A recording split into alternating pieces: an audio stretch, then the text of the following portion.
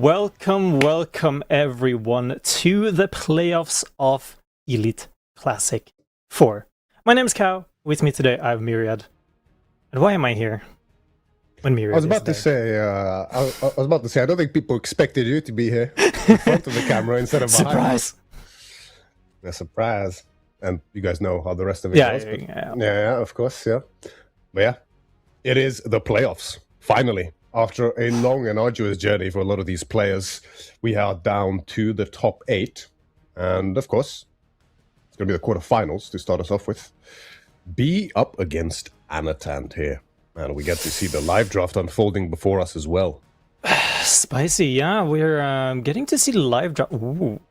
Live draft here starting off. You know, not as live as we had at Homestead Cup. Wink, wink. But we do have a lot of fun stuff here. So I do want to bring up a little bit of statistics when we are later into the draft here. But yeah, it's going to be pretty fun. We do see some very standard bans, but also the possibility for B to pick up Ottomans straight away. Yeah, exactly. Anatan opts to ban out Jushi and Marlins. Okay. That's crazy. Okay. Yeah. I mean, I guess it's because he banned Ottomans from Anatan, right? You don't want to pick up initially one of the cities you banned. Again, you lose draft tempo, right? I guess, yeah. But other than that, I mean, very standard bans. I mean, 2 Forward Lakes and Lakeside, right? So Forward Lakeside, I guess. KT being banned, natural. Kavasan as well, pretty natural to ban away the KT here. But China and Byzantine being the first picks here, that's very strange. It is a little bit. I mean, Byzantines, I know both players do love the Byzantines, especially Anatan, big Hippodrome enjoyer as well. It's not, I mean, I guess it's pretty flexible nowadays, especially because you have an easier time playing Hippodrome than before. You're not as vulnerable in the Dark Age. China, on the other hand, I mean, of course, it's always really, really solid. Not kind of just as flexible. You can play it on water maps. Ideally, you don't want to, but it is a possibility. Afterwards, I mean, China at the start, right? It was like, okay, yeah, we're picking that on water. Like China, Holy Island, like peak gameplay right there. But now we kind of have a little bit of a different story, right? With KT, could have been a thing. The French change, French and JD on 4 Lakes, personal favorites. You know that some people might disagree a little bit with that, but Macedonia and Lancaster being picked up, as well as Iobid and Rus. Yeah, B prioritizing Lancaster pretty high yet again.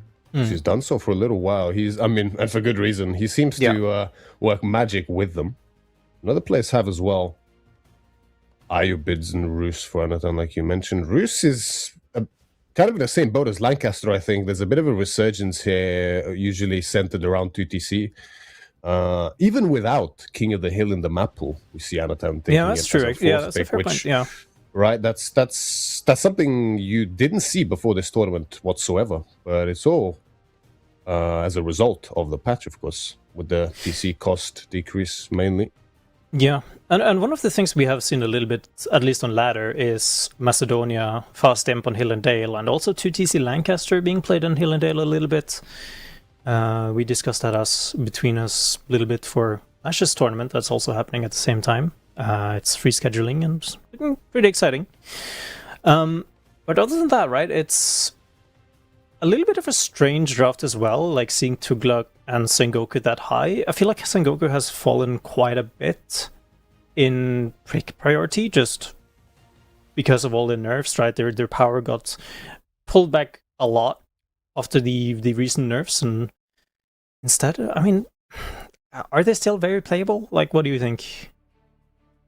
Well, drafting is always interesting because you have to consider to what extent are some of these picks just picks outright no matter what the opponent picks, right? So something like Byzantine's first pick, obviously without seeing anything from Anatan because he's guessed, so China was picked afterwards. And what picks are counter picks, right? And I think, we've seen Sengoku has a 100% win rate up against Iobids in this tournament so far. In over 10 games, I think which is pretty damning evidence, right? So the statistics on that is actually they're 8-0. Sengoku versus Arbids. So yeah, it's pretty okay. So, and at the same time, right, they've had good success against China as well. A bit reminiscent of Japanese in the past, where they don't get too much about the day. And I mean, Sengoku has a better shot than Japanese in sort of pressuring that day anyway, with a stronger feudal army than Japanese. So I think it can be a pretty decent pick in that matchup as well. Probably even against Rus, honestly. I think Rus, that is one where they might struggle, right?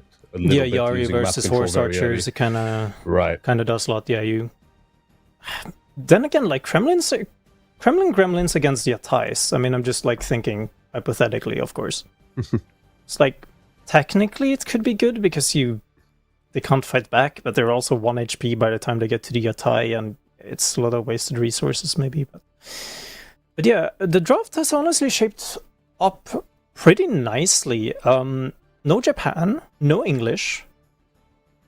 That should be about it. And whoa, that's interesting.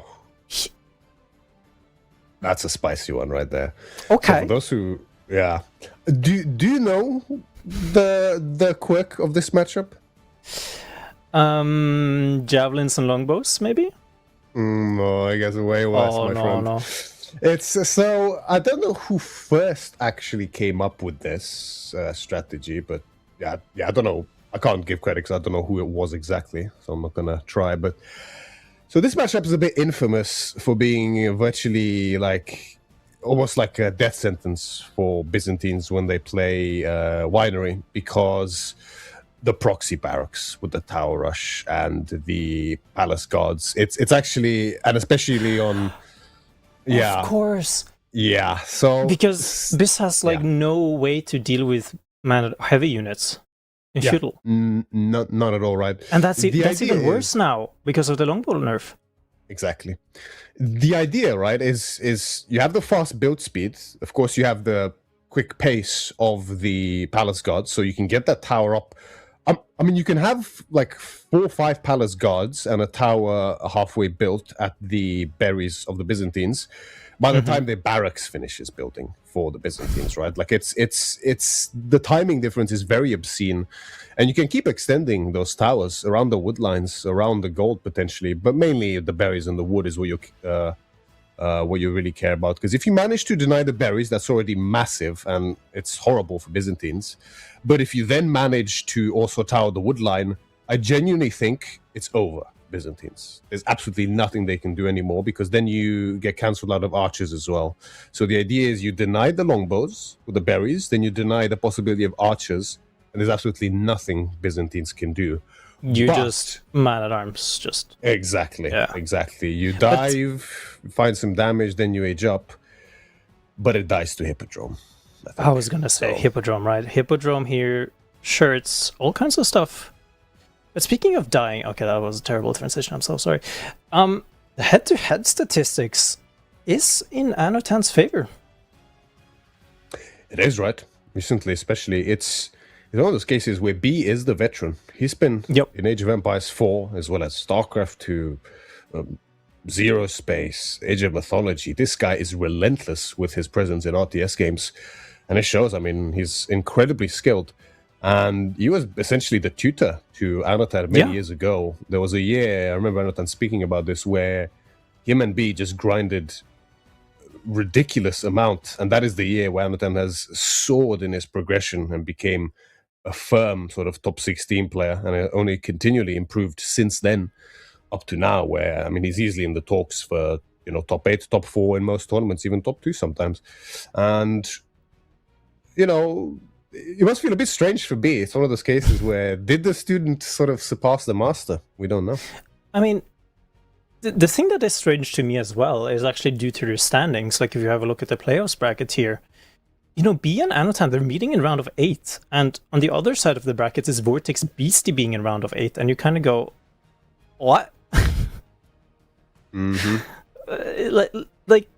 mean, it's the old Drongo joke of, my top 10 has like 20 people in it. Yeah. Yeah, it still stands true. Honestly, if you just keep Marine Lord where he is right now on the bracket, and then you just click the shuffle button like you're doing a shuffle playlist on Spotify, the rest of them could be completely feasible. To me, at 100%. least. No, I agree completely. It is so strange, right? As you said, B and Annotant. You know, looking at Annotant, like he was babysitting a lot during Homestead Cup, so there for sure is a lot of, you know, a camaraderie, pun intended, between these two players. They're good friends. They talk a lot. They practice together a lot. The question then is, as well, like this matchup, and also going into this. It's water heavy. We have seen some funky stuff going on Lakeside and Four Lakes, and we also have seen a couple of philosophies, I want to say, on Hill and Dale. I'm very excited for what B is going to be pulling out, because we have seen a couple of, meta shifts throughout the years on Hill and Dale, especially in terms of like booming. Like first it was, China going 5TC, I remember that Viper game. And then into the trade, and now we kind of went into this, it's all in, and now we're kind of back into the 2TC. I'm kind of excited to see what B is going to be pulling out there as well. Yeah, it's a dynamic map, surprisingly so, because of its design. It's hard to gauge because it seems like by design, it seems like a very defensive map, right? You have the hills with safe resources. But at the same time, the design, in a way, forces some kind of aggression and leverage because, I mean, you have the one single 4K gold in your base, and then you have no choice but to expand out into the wide open Dale, as you would say, to get further gold. And that leads to very weird dynamics where, just like you mentioned, you have some camps going for the 2TC and doing sort of a infantry push out slowly. English is a great example of this, Lancaster, right? To securing that second gold. And normally if the 2TC player secures that second gold, it's over for the other player if they're 1TC. But then the 1TC player has such a easy sort of containment protocol, you could say, towards the 2TC player. I mean, it's just they're on the hill, and you want to keep them on that hill and keep careful watch over the golds on the map. And how those styles fare just depends on the civs, right? And the players. Yeah. But we'll have to see. You have put in your predictions for how this matchup is going to be played. Let's figure it out. Indeed. Quarterfinals here. BS Anatan in the color yellow, playing as the Jushi's Legacy up against 3DB. The color green here. The Elite Classic 4 quarterfinals underway. This very moment, the playoffs have finally begun. And as we mentioned before the game, a very exciting matchup to start off with a ridiculous amount of possibilities, really. I mean, I hope we see the Palace God shenanigans. That's something Anatan has to be aware of. I mean, we spoke about this in VS before, and there's a certain young player who is notorious for doing this. But B, on the other hand, this might be something he wants to expect, but already there's a few warning signs going on here, Cal. I don't think this is going to be a Hippodrome play. I don't think so either. I mean, so we're starting off strong already by not going for the berries immediately, which is kind of the indication that, hey, okay, we're going Hippodrome. Could be a fake out, could be a double fake out. Who knows? It's hard to say. But speak to me a little bit about the Byzantine opening and how it has changed with this season effectively, because Byzantine, they used to be 125 stone, or 120, I believe, for the Cistern. But now it has been changed down to all the way down to 100. So in the past, if I remember correctly, you saw a lot of 3 on stone openings, but now this has been kind of changed down to 2. Is that like... Am I correct? Yeah, you are. I mean, I think there's still some cases where you can go 3 on stone very rarely if you're absolutely certain your opponent will do something like like 2TC, right? Abbas is a great example, or English potentially. Also, very slow startup civs. You can kind of get away with 3 on stone there, so something like Golden Horde takes a very long time to age up, potentially Iron-Bids, these kind of civs. But the issue nowadays with the 3 stone start, the reason it's not being done as much anymore, even though technically you can get away with it better because of the cheap assistance, ends up in a case where your villager actually that's tasked with building the cisterns, after a certain point, he can't actually build the cisterns and aqueducts fast enough to spend the stone on time. So you end up floating a bit of stone, right? Which, I mean, we won't see this game because Bees only went down from 2 to 1 now. Oh, yeah, but if you keep the 3 on stone, you'll end up like you're halfway building your. I don't know the timing exactly, but I think it's around the 2nd to 3rd cistern or the 3rd to 4th. You end up, when the distance increases as to how far you need to build it, you end up in a case where you're building the aqueduct for the 3rd or 4th connection, and you're already able to build the next cistern. So, there's a bit of opportunity cost wasted there. Right. I'm nodding, you just can't see it. But we do have the Grand Winery, actually, surprisingly. No proxy barracks just yet. It is a fair reminder, though. Sushi has been changed quite significantly. I guess since you kind of saw this play out last time, if that makes sense. Alright, we have the Jingnan Tower now being kind of the main meta. To be fair, they do actually get Palace Guards out of Jingnan now. So it could potentially still be a different kind of play, just the timing is a little bit delayed. But the issue with delaying that timing, however, is maybe the first mercs is able to come out of Byzantines, and at that point, they're kind of already going. Exactly. For the Palace Guard cheese especially, it's incredibly strict on the timing. You have to prevent the berry gathering. I mean, with the cheaper longbows nowadays, you can probably allow like the lateness of one batch coming out, but okay, so it's not going to be the case. I'm very surprised, honestly, by this play. I was holding my breath there for a second for Pro Scouts, just like looking at the gold for a little bit here. I mean, I feel like it still sort of has to be, right? Maybe he's doing a bit of a slow one with the horseman first, sort of China-esque, right? You begin with the horseman, put on just a little bit of pressure. Right? With the tax changes, you are slower on actually getting Pro Scouts as well, right? Because you can't tax abuse as much. Exactly. So a barracks being rushed, actually. Yeah. 3 villages here by B. Yeah, there it is. Yeah, it makes sense, right? I mean, like, what are you gonna do otherwise with Yushi? Yep. I mean, there's no sort of Zuganu aggression timing here as there is against other civs. The issue being, of course, longbows is the answer to Zuganus in terms of range units. No better unit against them that is ranged. And yeah, so you kind of won the day, and naturally Byzantines with a very slow startup means that you will be able to get the day without too many issues as Yushi. Should be able to hold the berries for a little bit of time now with a couple of Limitane, right? Just sit on it, just camp. But the second that this Shugnu is actually able to make it across the map, I feel like you need to drop a tower to actually just protect it at that point, and you kind of want that tower regardless. It's not the best tower, but I feel like you're kind of forced into it now. Yeah, I mean, if it's a Zuganu beginning instead of the stable, and they are rallied across the map immediately, or 100%, you will need that tower. But in this case, I think B can probably get away with it, right? I mean, it's Horseman first into Pro Scouts, and only now is the first Zuganu out on the field, so there's no real danger here, right? By the time the Zuganu crosses the map, the longbow's already almost finished, and there's no real timing any longer. It was a really good timing here for Manatan, though, being able to kind of perfectly get that, get the horseman across the field and then start doing the Pro Scout. So very nicely done, and he is actually kind of forced into moving out of his base here. I don't think he can do a whole lot. I feel like he hasn't scouted the archer ranges yet.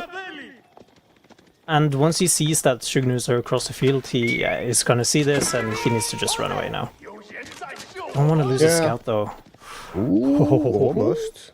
If the horseman was a bit quicker on the turnaround, I mean, he might actually still be able to catch it unless he weaves the scout up around the tree line towards the Limitane.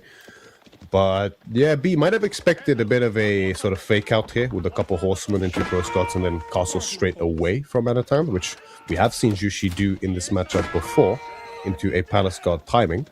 So B wants to move out to confirm that, and he does confirm that that is not the case. There are in fact Shuganu. Yeah. Okay. Trivia time. Just because I can at this point, it's always funny to me. Why does Sushi have 2 scout icons? Oh my god. Why does Sushi have 2 scout icons? Let me try to figure this out. Is this... No, I have no idea. Tell me. So, while the walls are going up, Sushi spawns with the China scout, but they produce Sushi scouts. So... Anyway... Why? Why is this even a thing? I don't know. That's incredible, actually. See, that's the great thing about having you on cast as well. Just the absolute breadth of weirdly specific knowledge is astounding. I love it, actually. Anyways, the 5th Cistern here should be going up soon. So far, actually, the wood line hasn't been upgraded or hasn't been under influence at all, actually, which is kind of bad. This gold should be for a bit, and as Vodka is pointing out, the first bear pack has run out now. But the timing here from B is actually really, really good. He has managed to get up those walls, which actually is a crazy wall when you think about it. Look at those 2 very short walls. Double deer pack. I mean, we haven't mentioned this at the beginning. It's other guys spotted, but we didn't talk about it. This board is absolutely insane. Yeah, it actually is. It's absolutely ridiculous. The back berries, back gold, and then, as you mentioned, the double deer packs here with additional berries, and the natural wall of the front wood lines against the Civ that can pressure wood lines, but not in this matchup. Yeah. I mean, this is just a jackpot here for B, right? I'm going to go with the Crimea River approach. B doesn't have a back gold. Oh, yeah, well. And his, one of his berries is forward. Oh, yeah. No. Yeah, rough one, eh? Rough one. Anyways, Palace Guards has come in now. I do wonder if those shouldn't have been produced, I think. Those should have been gotten free from the Jingnan Tower. And we do have the 3rd pack of longbows coming in as well now for B, so we should actually be able to hold this quite well. The issue for me is kind of if we're going to have a fight very shortly. I'm a little bit scared of the Shuganu numbers not being just there yet to properly one-shot, but we do have the Mount Blue Academy already going up at 10 minutes with a military lead. Average Jushi gameplay, right? With the new Jungnan. You know, the military they can output while staying economical is pretty scary indeed. One of the reasons they've become one of the best civs in the game currently. Yeah, I'm exhaling a little bit here because this horseman play from B, I feel like the horsemen here that aren't accomplishing a whole lot. I think it might actually cost him this game. No. I can very critical to say like, okay, this is a mistake, but this should be a mistake. This food would have honestly just been better served as tank and going to castle. I feel like one of the win conditions here for Byzantine is actually being able to go up into the castle age, get that cataphract mass and upgraded longbows. 100%. The issue here, right, is I guess just lack of information for B. Just a difficulty in being able to scout because of Anatan's map presence is just tough to have. And losing his scout, right? To get in that position. Exactly, right? He lost the scout, which, I mean, he might have remade the stable just for the scout, potentially, which is, I mean, a good thing. Yeah, but he never to do, made another generally. scout. Really? Yeah. That's crazy. That is actually pretty crazy. But yeah, like, as you mentioned, here's the issue. It's just such a delay because of the horseman. They're so expensive on food, and he might have thought he's getting all in which case, yeah, the horseman would be the right choice, but and he is getting all in, but he's getting all in Castle Age, not in Feudal Age, so it's a tough one. Yeah, I can see here the Palace Guards, right? You can see how well they're doing. It could have almost been doing this in Feudal as well. Yeah. But now you kind of run into this issue of, okay, it's a little bit of a hard thing, like it's a little bit of a hard base to dive, right? Cisterns there, you can change a couple of them perhaps to the, oh gosh, what are they called? Whatever the one that makes buildings harder to take down. Residium. Thank you. Very cool. Yeah, I can see that as well.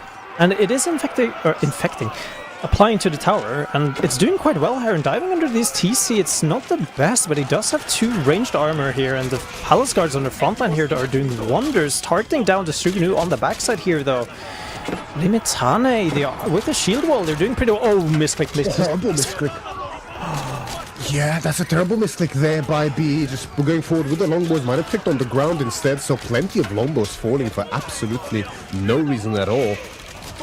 Although the defense is looking pretty steady nonetheless. Of course, the palace guards have less ranged armor, so they're going to take plenty of damage from this tower, TC, as well as especially the longbows.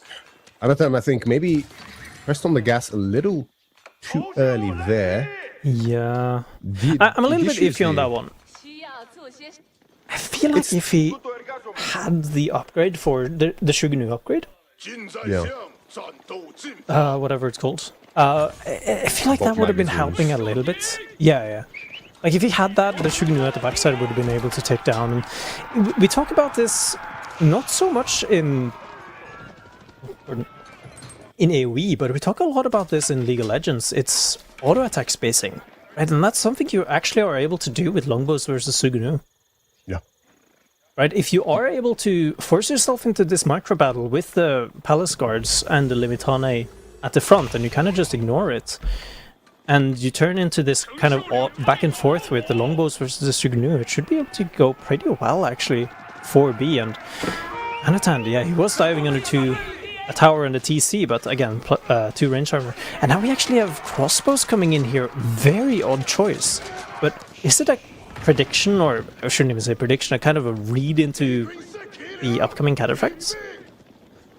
I mean, it has to be right, but then I also see a grenadier, so I know there is a batch that has a grenadier, but I think it gives more than just 1 crossbow as well, so I'm not exactly sure. Maybe we can check the Jungnam to be certain. It might be just a free crossbow, just like it is a free grenadier. It will be the 3rd one, which is 4 crossbow and 1 grenadier. So yeah, these must have been manually produced. Yeah, but now he's queuing it again. Yeah, it is definitely an expectation of cataphracts on the way, which just makes perfect sense here for the Byzantines. Cataphracts, I mean, they're going to mow down palace guards without many issues at all. So you will need crossbows here. But whatever they're doing. Yeah. And we did meme about it a little bit, but it's actually coming back a little bit to bite us behind here. The gold axis here means that B is not able to get a substantial amount of cataphract. He has 2 in queue so far. That's just not going to be enough against these palace guards. He needs to make literally anything else, and he's mining stone, and I'm assuming selling it for gold. Like, that's his only access. Yeah, he is. We spoke about the limitations of such a good spawn, and it is, in fact, that gold there on the flank, and that's the only gold accessible to be at the moment. And Anatan is fully aware of this. He understands that controlling this gold is really all he needs to do in this game, because without the cataphracts, B cannot possibly answer this armored mass. You can't make crossbows without gold. You can't make cataphracts without gold. And longbows, sure, they have high base damage. They do decent against palace guards, but there is a limit as to exactly what they can achieve. And we are seeing that limit being heavily tested at this very moment. Yeah, Limitane is actually doing surprisingly well as just being a meat shield and just blocking as a wall. And villagers even pulling out their shivs now. I shouldn't even say shivs, actually spears. I mean, should have been popped. The accuratory defense here, and should actually be able to hold this quite well, all things considered, actually. Impressive hold by B indeed. Against so many palace guards, you can see how much that lack of ranged armor actually hurts in these situations. Considering B also has his additional range damage now, so his longbows do as much damage as they possibly can against these palace guards in the castle age, the current state. And now, I mean, I think B has gotten over the biggest hurdle, honestly. At this point, it should honestly be going up for B. It should be... Now it's... The comeback climb is... it's real. It is real. We've got to keep in mind, right? Anatan has been collecting relics behind this. The third one is now on the way back. There are still 2 left on the field. Slightly surprised he hasn't taken B's relic when he did have the chance. Of course, being able to be so aggressive, he had the space to take it. But at the same time, right, one thing with the Byzantines change, with the longbows and the stone, and also the Golden Horn Tower, actually, is their power curve has been flattened a little bit, right? So previously, Byzantines was extremely weak early on, in the start of the Feudal Age especially, but then they snowballed out of control, really, in the Castle Age, courtesy of the Golden Horn Tower, mainly. Now, it's a little bit offset, so they're not as vulnerable early on, but... I love this tower. Yeah. Like, look at the left side of the left gold as well. There's a dot there. Oh, this guy, man. There's another dot. And it's an upgraded tower. This reminds me of how you deal with English 2TC, right? Like that's sort of why, exactly. Like that is why for the longest time English have struggled at the top level, because yeah, you can't kill them in Feudal Age, and with the White Tower you can't really kill them in Castle Age outright, but you just stop their second gold, and they cannot play the game. And it seems like Anatan's going to adapt that again to Byzantines here, and it's a very similar situation. It's gonna work, I think. Mangonel and placement, though, doing wonders right now. Needs to be careful here. Tower needs to get that upgrade finished. I mean, the guy needs to pop out and repair it. I don't think he has the correct setting on the cistern. I have no idea what you actually want to call that. I think he just has the wrong thing, but this fight still, though, a lot of damage being done here by that Mangonel Tower and longbows. Again, untouched with that auto attack spacing, just the attack range being a huge factor in these fights, not being able to get onto those longbows. If you can keep that longbow number alive and growing, then B is fine. Exactly. Yeah, it really does come down to those longbows, because Yushi only has the Zuganu as an option in terms of anti-light units, no archers, so really the longbows are the answer to them, so keeping them alive is critical, especially because now, as I was saying before, the Golden Horn Tower just isn't as suppressive as it was before. Byzantine is no longer, well, they're still incredible in the Castle Age, of course, but they don't snowball out of control as hard as before because of their slightly better early game than beforehand.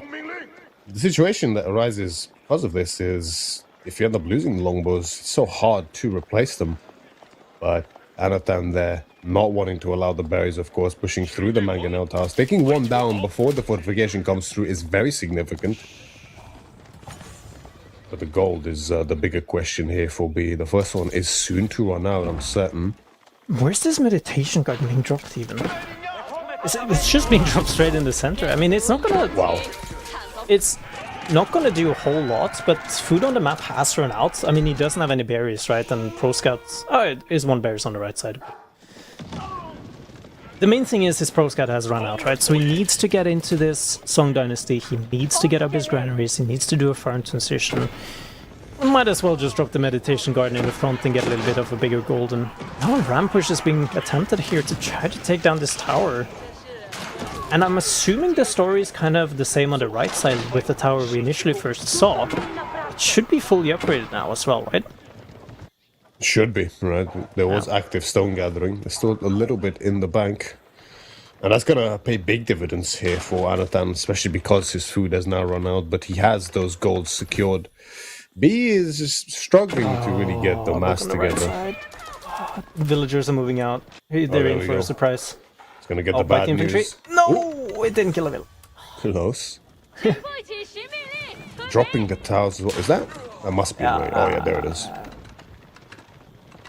That's the, like this is so great. I mean, this is a really, really heads-up play from Anatan, being able to put down those towers, upgrading them. And usually you have a bit of time when these towers go up. You have, you know, depending on which upgrade you take first, it's either a weak tower that does some damage, or it's a strong tower that does no damage. So you always have a little bit of time. But when both of the upgrades have come through, it's really, really rough. And now we have 2 towers going up here. Both of them are being upgraded with the Mangonel upgrade. They have that one, but can they stay underneath this tower for a while, though? The upgrades are coming through, but the issue is the military count is just not there for B. Yeah, and Anatan is also brute forcing, torching that tower to the extent where he actually did take a lot of free damage from these cataphracts. And The issue manifests here, yeah. With the Manganellan placements, the free damage, and not being able to get that tower up, that's actually as good of an exchange as B could have possibly hoped for, outside of the many village deaths, of course. Now we're in a great position. Because we spent all of these resources, we spent all of this time, and we can't gather from. Yeah.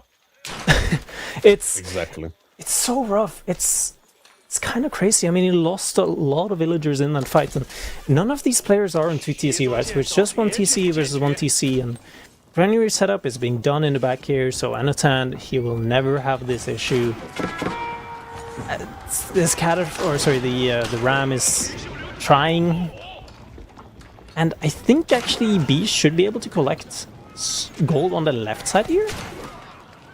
He can with a bit. I think just the upper edge of that gold mine should be out of range. Of course, it's not ideal. Like, you can't actually gather enough gold safely. Oh, yeah. It's a rough one. Yeah. You can fit, like, maybe 6 villages there safely, and that's obviously not enough. Look at the fact reduction.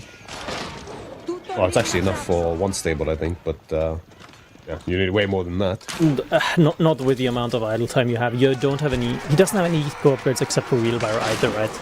His gold has been limited the entire time, so he never has gotten room to get those upgrades either. And the thing that's actually kind of crazy about B's resource gathering, if you can change to 1 page on the bottom left, Vodka. Look at the amount of stone that he's gathered. And he doesn't have a keep. Massive. Like, all of the stone that he has gathered has gone straight into the market as being sold or into tower upgrades. Yep, exactly. As well as the systems, right? Which, yeah, I mean, initially you can kind of get away with selling the stone for gold, but the rate gets bad very quickly, the result of which you can see here. Another desperate push on this tower by B, but yeah, the writing's on the wall. All the longbows are going down, barely any left, and GG is called. Very proactive game here by Anatan, just completely subverting expectations, for me at least, not going for what we would expect with the infamous Palace God cheese that does so well against Byzantines. But to be fair, the spawn there was pretty good for B against it, right? The berries were at the back, the woodline is still exposed, but Anatan just playing a very clean game here, not willing to risk it on a cheese and just relying on his decision-making and spotting those golds. Just very smart gameplay, for sure, with the golds. Yes, again, it just comes back to this gold. It's kind of crazy, and I don't want to harp on it too much, but that horseman, those 6 horsemen from B, it just is that annoyed, right? It's... I understand why he goes for it, right? You want to do something, you want to actually punish the pro scout a little bit. You know that there is some palace guards potentially coming up, right? And horseman does better, question mark, than Limitane against palace guards? I'm not so sure.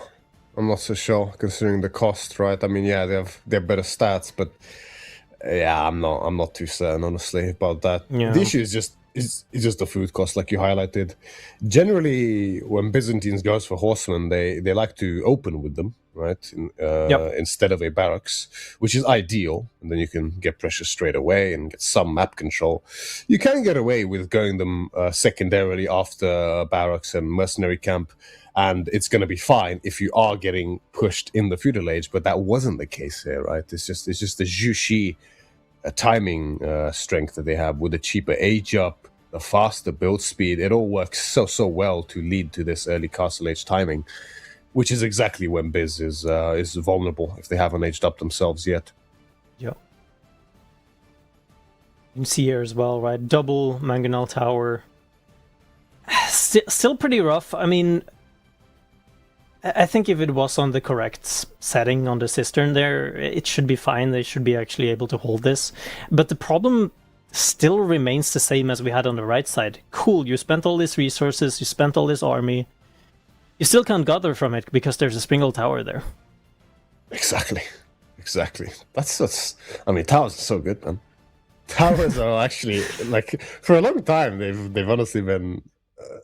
such a strong tool in Age of Empires 4. I feel like it's something that doesn't get talked about enough, but towers are just incredible.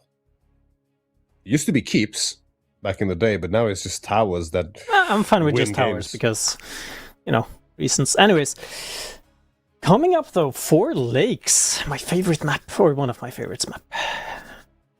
You're gonna say that about every water map?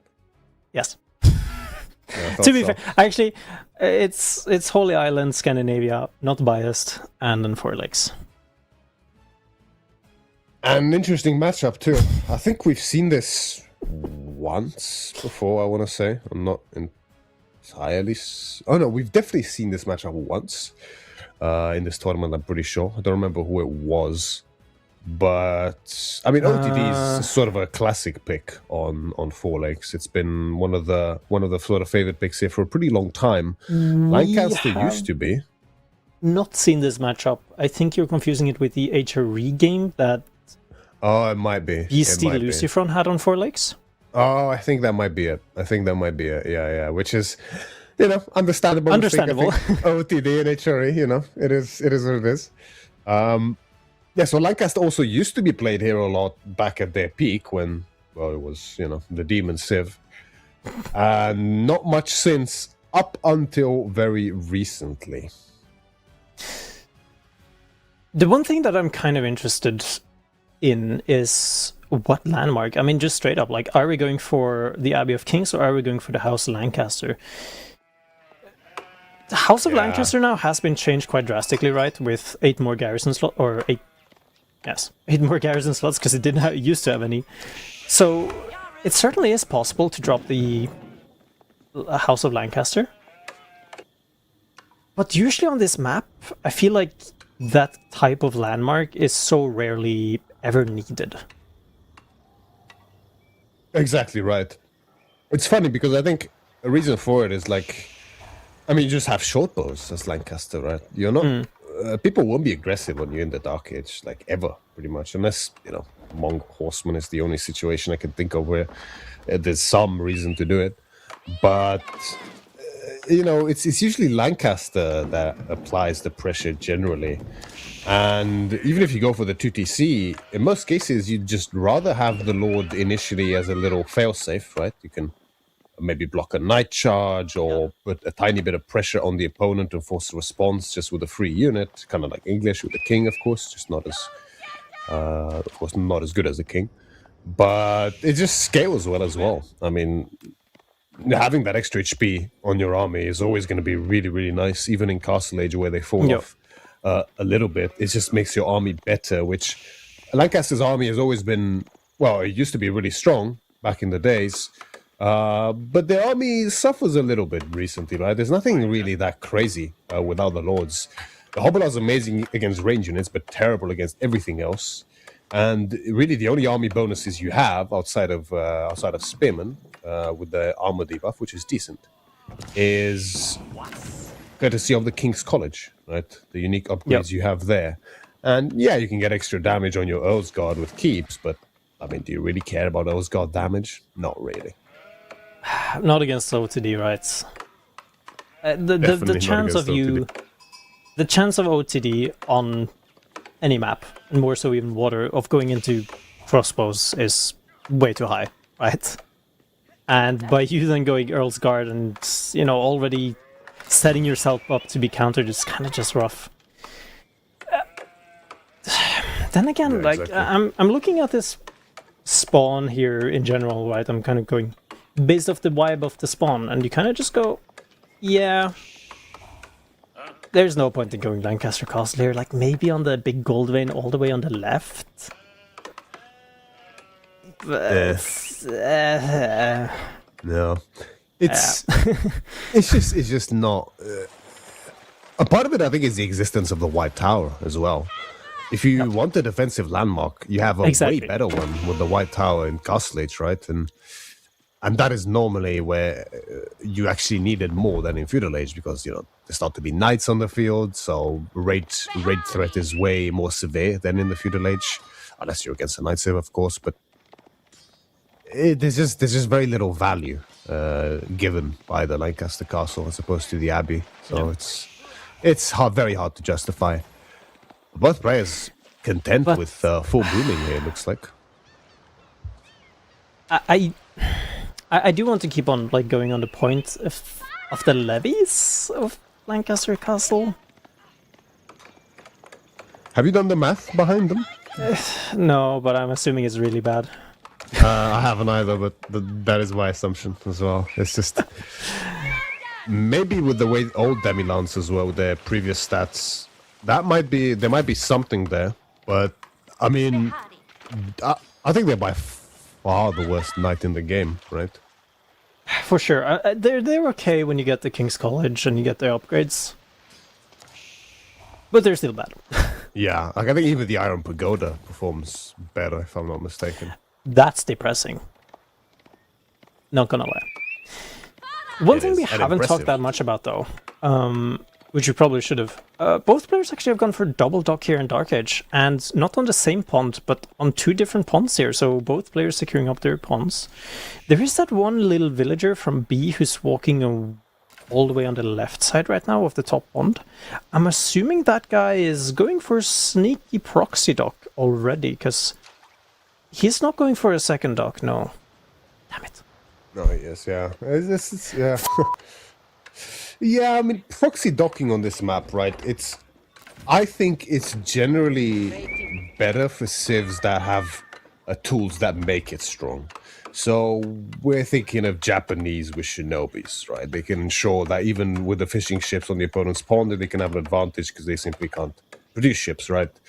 We're talking stuff like Iobids with a timing advantage, or a Basset with military wing, stuff like this, which... Wait, right side as well. I think Nathan's going for sneaky jock. Yeah. He's going for one, yeah. That's so funny. Both of them with the same plan. Unless the one from B's plan was actually to drop a dock here on this side as well, which with the way he's heading kind of looks to be the case, unless he's going for an L path to avoid it. 4 docks in Dark Age?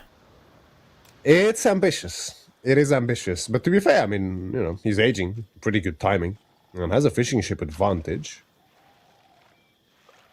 Oh, yeah. Yeah, one thing we haven't talked about, right? We did talk about the short bows. But we do need to also remember that House of Lancaster has cheaper fishing ships. Exactly. The English bonus carries over. I think it's 10%, right? Something along those lines, yes. Yeah, it's 10%, yeah. All I know is that fishing ships cost 6-7. Oh no. Yep. And actually, the discount applies to all ships, right? Yeah, it does. So that's going to be pretty nice here for B, especially when it comes to dock warfare. Even the issue, of course, is Aratad probably has... I was about to say he has the Aachen, but based on the positioning, I don't think that's an Aachen. It's a minework, good friend. Yeah. Which, I mean, I don't know. I always prefer Aachen, to be honest. There is situations as Order where, yeah, minework, Aachen, like you can go both. You can kind of have like a discussion around it, but on maps like this where you have hybrid, it's just go Aachen, dude. Just go Aachen. But I think one thing that sort of makes Aachen lose a tiny bit of value, especially after this Dark Age, is just the sheer investment into fishing ships, right? Yeah. Like you've saturated most of your fishing in the Dark Age without the Aachen boost. So then you get Aachen for your wood line when you probably need, kind of less wood than you did in the Dark Age. And at the same time, you will not be on food, so you don't... At least you won't be heavily on food on land, so you won't get the inspiration that way. So it makes a bit of sense in this case. Are we just going to have this one ship? I mean, so far it's been just this one ship, and Anathan has done nothing else. Yeah, and I quite like this. This reminds me a bit of what you would do with like Iobids or a Basset because of the cheaper docks. The amount of times Abbasid Iobid does nothing but just drop a dock and make nothing. And that's often enough to force a springboard ship, a galley, and maybe even a demo from the opponent. And suddenly you paid 75 wood to force your opponent to invest over 500 resources, which is, I mean, it's crazy value. Yeah. But now, you have an interesting change up here. Horsemen coming in as well as Gilded Man at Arms. Horsemen has been spotted, so barracks has been dropped, and spearmen are in queue. But how does Lancaster reasonably deal with man-at-arms right now? Just Yeoman, I think, honestly. The Yeoman with the move speed shouldn't have too big of an issue dealing with them. Combine that with Lords, of course. They're going to hold a pretty nice front line. You can, of course, peel them back and heal them. They are the same speed as the Men-at-Arms after all, so there's no HRE move speed here, making it even easier for the Lords and Yeoman. That's very true, yeah. The problem is the Gilded Horsemen, they need to be respected, so you're going to be forced to go into some spears, which ideally you don't want to do. Like, no Civ really wants to go spears. He gets away with it. Barely. Oh, he actually sees it though. Yeah, but does it see it? Yeah, exactly. It's on his screen, doesn't mean he sees it. So, both players now going up to castle. Anotan reasonably should be going for Burger here.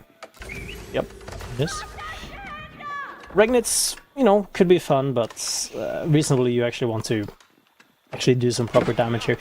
B should be able to pretty easily get up the White Tower. The question is kind of just where and how much delay will he be put on. He needs to secure the gold, that's kind of his main thing, as his main woodline here is running out.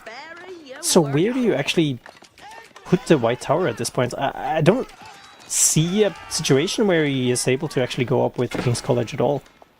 Nah, I don't. I mean, you could make an argument that it could be quite nice in this matchup, especially. The bonus damage against OTD could be great. But yeah, it's... especially when you're doing it with a timing disadvantage, it's definitely risky. And, I mean, the obvious spot for the White Tower for me is just there towards the west. We have the gold, as well as the secondary large wood line. I think that's exactly where he wants it, I'm pretty sure. Yeah, but... Or not, apparently. I mean, he needs to put this here, because where else can he put it without being idled to death, effectively? Like, the Man-at-Arms, they're coming. He knows he's on a timer. He knows that, hey, this is coming, and now we have upgraded the Man-at-Arms even. Horsemen just running rampant around, just the spears needs to follow it. And just look at the Man-at-Arms now. Imagine if this was outside of TC range. He would have no chance for this. He definitely wouldn't. I mean, I feel like there was maybe potential for some walling around that wood line in gold to make it easier and prevent this, prevent being forced into this position. But of course, hindsight is 20/20. Easy when you have God vision. But White Tower is up. It is going to secure the goal, but it's, it's about the worst position that you can have for it, and you're forced into it naturally. You don't secure anything besides your half-finished gold mine and the day pack, which you don't really care about at this stage yet. Anotan, I mean, he's going to be pretty happy, I think, with the damage he found, the delay he caused. Now has significant map control too. Might even... no, not quite, killing the scout. Yeah, and at this point, like, exactly just this point, I feel like there's going to be coming a moment maybe later where it's like, yeah, Burger was the right choice. But with this White Tower now going up and the Burger kind of being stopped effectively by the White Tower, you could have been like, okay, I could have been getting relics behind this, I could have gotten that eco advantage, I maybe could have had more numbers in a bit, but this Burger will probably end up being the right choice regardless, right? One of the more important things that often goes unnoted for the Burger is that they're actually cheaper when they're produced. So technically, Burger is a economic landmark if you think about it that way. What is it? 1 in 4 Man-at-Arms are free? I don't know exactly. I think you might be right potentially. I haven't done the maths, but maybe. What I do know though is I think it comes down to a case of it's actually on the same level as a 3-relic Regnitz, if I'm not mistaken, in terms of cost saving, compared to the amount of resources you get, which, I mean, it's hard to complain about, right? It definitely is. It's really, really good. And yeah, you could argue that you can maybe get 4 relics in most games, but it's just the military tempo that Burgrave allows you, considering you very often want to go infantry as OTD anyway. It's very hard to say no to. Yeah. One of the things, right, is if B was a little bit greedier with his White Tower placement, placed it on a wood line, placed it a little bit outside of TC range, the upgraded Man-at-Arms that he would have had, because he got it quicker because of the Burger, should have been doing a great lot of damage in that scenario. So, could have been. It was a tempo play by all means, and still continues to be a tempo play. But Anotan should be on 4 relics now, I believe. And that is... It's going to be an uphill battle once again from B. He almost did it last game. Could do it again. Exactly. 4 relics is massive here for Anatant, combined with having the Berg Raven.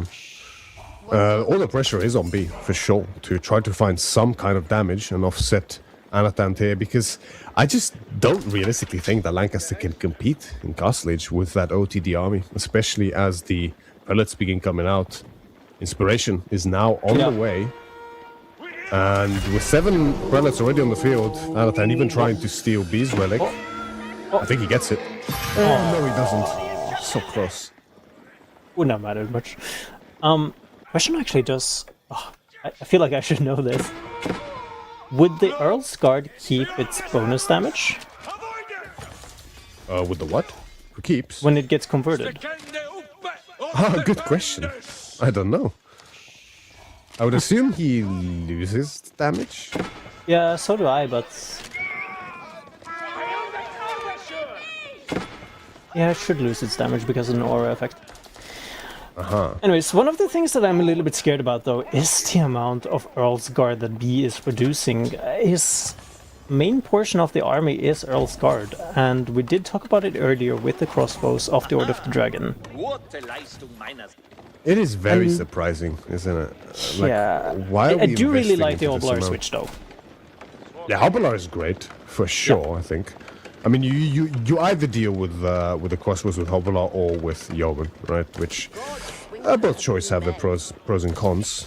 But the Osgard, like you just have to sort of question it a little bit. Which, I mean, it never feels great to question such a world-class player as B, but it just doesn't seem to make too much logical sense up against OTD, right? With their incredible crossbows that they love making. I mean, it's probably the best unit, honestly.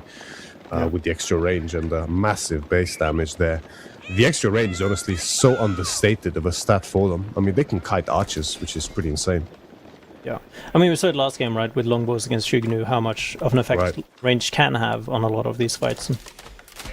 We're kind of in this weird, very weird lull state where it's a macro game that's on a razor-thin line to turn into a micro game.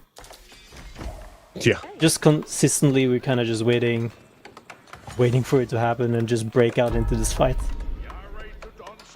I guess B's idea here is, and I wish that's kind of maybe the idea as well, is Oblars to surround and try to deal with the crossbows, and then everything else to deal with the man-at-arms. We do have Yeoman being in queue as well and even upgraded, so that is... I don't think that's a good way of dealing with crossbows, with the Yeoman. Not on this kind of a delay, at least, right? The issue being, it's going to take so long to get the human mass together to deal with the amount of crossbows Anatant has. It's also the fact that, I mean, it's interesting with OTD because something like Sync Shot... It has to be, right? It has to be. It's got to place it on the big gold. Yep. And that spells pretty big problems for B, who's so far away from Imp himself and in no real position to go for it yet. And as we were saying, right, OTD is one of the interesting saves because something like Sync Shot, I think, loses value because of just simply less amount of units here for OTD, but also Siege loses value against OTD. Something like Mangonel just doesn't have nearly as much space to connect against OTD. But something like Bombard does even better, right? Or Culverin in Lancaster's case. So, we have God Vision here. And this right here is technically a very good outcome for B, because now Anatant doesn't have any spears left to deal with the Oblars. I don't think it matters. No spears. I don't think it does. Well, yeah, I mean, I don't really think it matters either. The issue is that, I mean, in a choke point, which is probably where the fight's going to happen, considering B is just pushing in at this very moment, it's going to be very hard for the Hobbler to find that wraparound. Exactly, the elite upgrade coming through. There's no way to cancel this. It should be coming out pretty strong. I'm kind of questioning, like, okay, how long does it take for these crossbows to target one man-at-arms? For how long does it take to die? Has lost one relic though and one tower, which could be a big factor here. And look at this, the man-at-arms. Now we're having to deal with all of this. Wololo's could be coming in at any moment now, and it's just there to fall back, buying time for that elite upgrade to coming through. All the while, could be another Wololo. Yeah, all the while the crossbows as well, when these army retreats are constantly dealing damage, and you can see just the mess in this fight for B. It's so difficult to micro this massive composition effectively up against Anatan's army. He's doing a great job of taking down the crossbows, but the problem is he doesn't have enough of his own crossbows, and the reality is his men-at-arms are just gonna butcher everything he has here. You can see barely any of them are even dying. Golden Kuras with the Holy Inspiration. These guys are monsters. Yeah, and the fight was looking good, and then you heard like shh, shh. It's like, oh, okay, never mind. These units are just dying.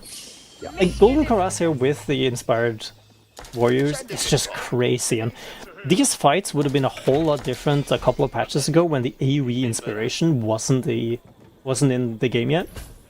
But now that it is, like these extended fights can be really good, because one of the issues inspired warriors used to have actually was prelates would prioritize healing units instead of inspiring non-damaged units or full HP units.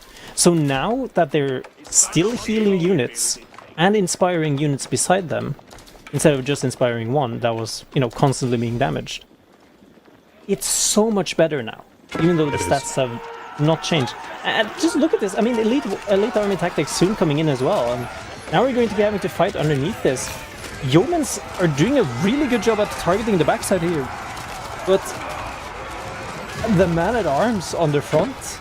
The man-at-arms is the bigger problem here. Yeah. Like, you just need an obscene amount of crossbows. Like, you need at least 50, I think, to even begin dealing with this wave. You're struggling to take down prelates.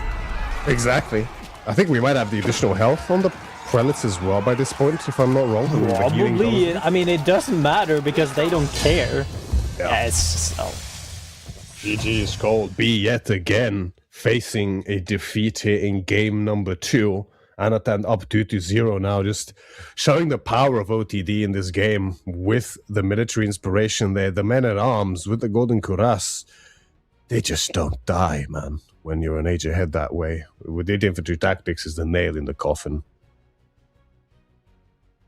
It is so rough, and I don't want to be that guy, but the relic spread for the second time in this series. Tough one, right? Tough one. It's slightly rough.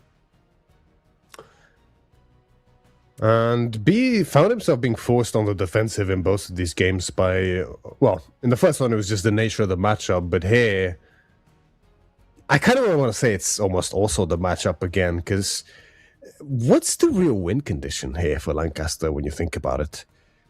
It's hard enough to push OTD on a land map, right? As Lancaster, just emergency repairs, amazing archers, even in the feudal age without scale armor. But on a water map, generally it's harder to push in feudal age anyway because of the safe food. But then, how about Castle Age? I think your army is just weaker as Lancaster, and it doesn't get better in Imp either. Arguably, your economy is also worse in a way because of the Aachen. Well, no Aachen in this case, but just baseline the villages for OTD. Maybe Lancaster economy is a bit better if you're good with your manners, but is it enough to offset such a military deficit, which is often a debate that comes up in a lot of matchups? In this case, I don't think so. No. I'm trying to think, right? King's College with the advanced army tactics, which increases your bonus damage. Okay, cool. Like you have to, right? Okay, cool. How do you get to King's College? Right. Yeah. It's just not an option. And then I'm trying to think, okay, cool. Can you Hobblar spam while just playing defensive? No. No, you cannot.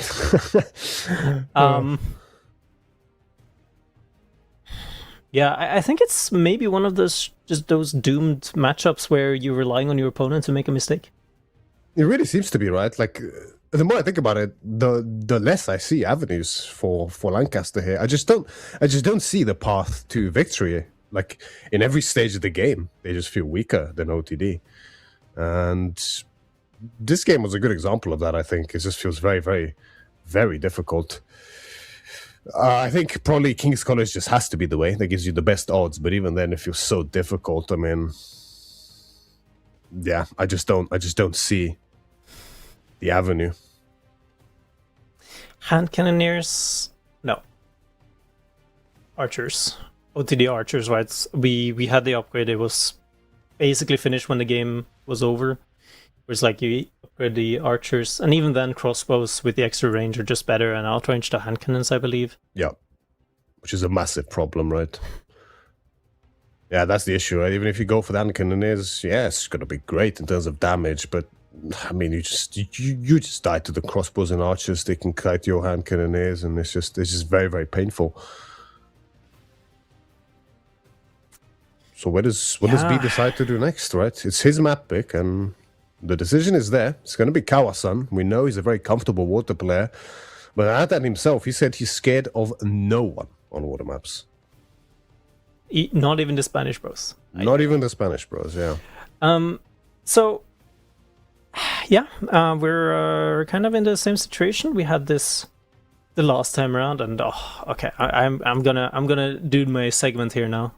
I can actually properly do, but that was the wrong thing. Whoopsie doopsie. That's pretty good. There we go. That's better. Even more statistics. Hooray. Talk us through this. Yeah, I'll talk you through this. This is so much statistics, and it's kind of crazy. Just having a look at this, in my opinion, is a little bit wild. And okay, hello, fantastic, perfect.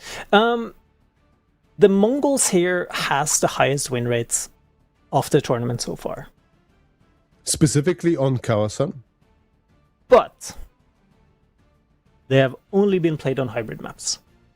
Yeah, and it makes sense, right? Mongols just is a hybrid civ nowadays. It feels like to me. It's a very niche counter to some land maps, to some land civs on land maps. So I think a good example is probably Byzantines, right? As well as probably Sengoku. I think they do really well against even Mongol Japanese. Japan as well, yeah. Right, yeah, that's a classic as well. But other than that, they just have amazing tools for these hybrid maps, so it doesn't surprise me at all. Of course, the economical spear production, courtesy of the Uvu in Dark Age, given emplacements from that passive stone, double production for fast military presence early in the feudal age. It's all sort of a perfect cocktail to make a really strong hybrid civ. I mean, in the past, they used to be the hybrid civ, virtually unbeatable, right? Before a lot of the newer DLCs came up.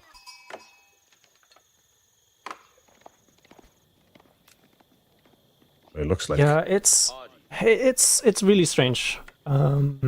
Because back in the day, we didn't see a lot of Mongols on hybrid, and that was still in the trade meta, though. To be fair, and now we're kind of gone around into Mongol being on water again. Yes, Kawasan is the map of choice here for B in game number 3, fighting himself 2 love down now, so the pressure is starting to mount pretty rapidly on him, and he relies on the Mongols here, spawning in the north side of Kawasan.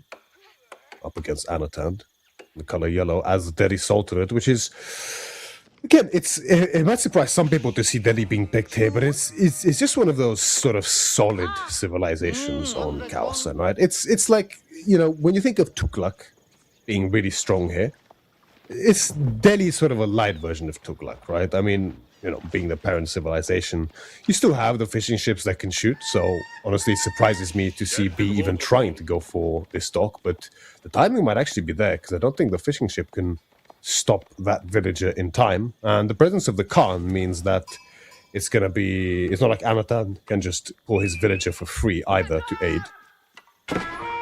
So we're about to find out.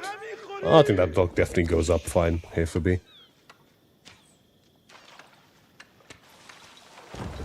And there it goes. The ship is gonna get a couple of other shots, like get off my lawn, get off my pond in this case. B, though, is there gonna be an investment into space? Sometimes we see the barracks follow up after the dock. Some cases it can be good. Against Delhi, probably not. Okay, well, that I didn't expect. Wrong, sir. That was the wrong barracks from the wrong player.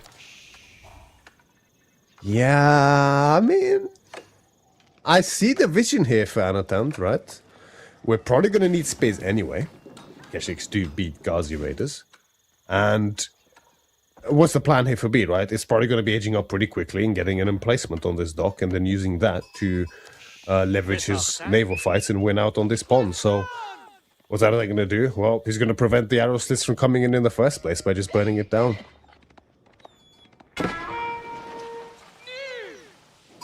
Yeah, I mean, Scout is starting to torch already, and barracks will do the same. And Anatan still hasn't collected any gold, even though could potentially do so, and probably should. As B has already collected all the gold he has. I mean, the TC position here is one of the better ones, I would say. That's what you want to do, right? Have at least 2 of your main resources on it. Ideally, the wood line will be one of them. Yeah, the only exception to that, I guess, is Frisian Marshes, where sometimes you have some wild TC placements of in the middle of nowhere next to stone and gold, and then your wood is kind of just... Yeah, Frisian is very funky when it comes to that, for sure.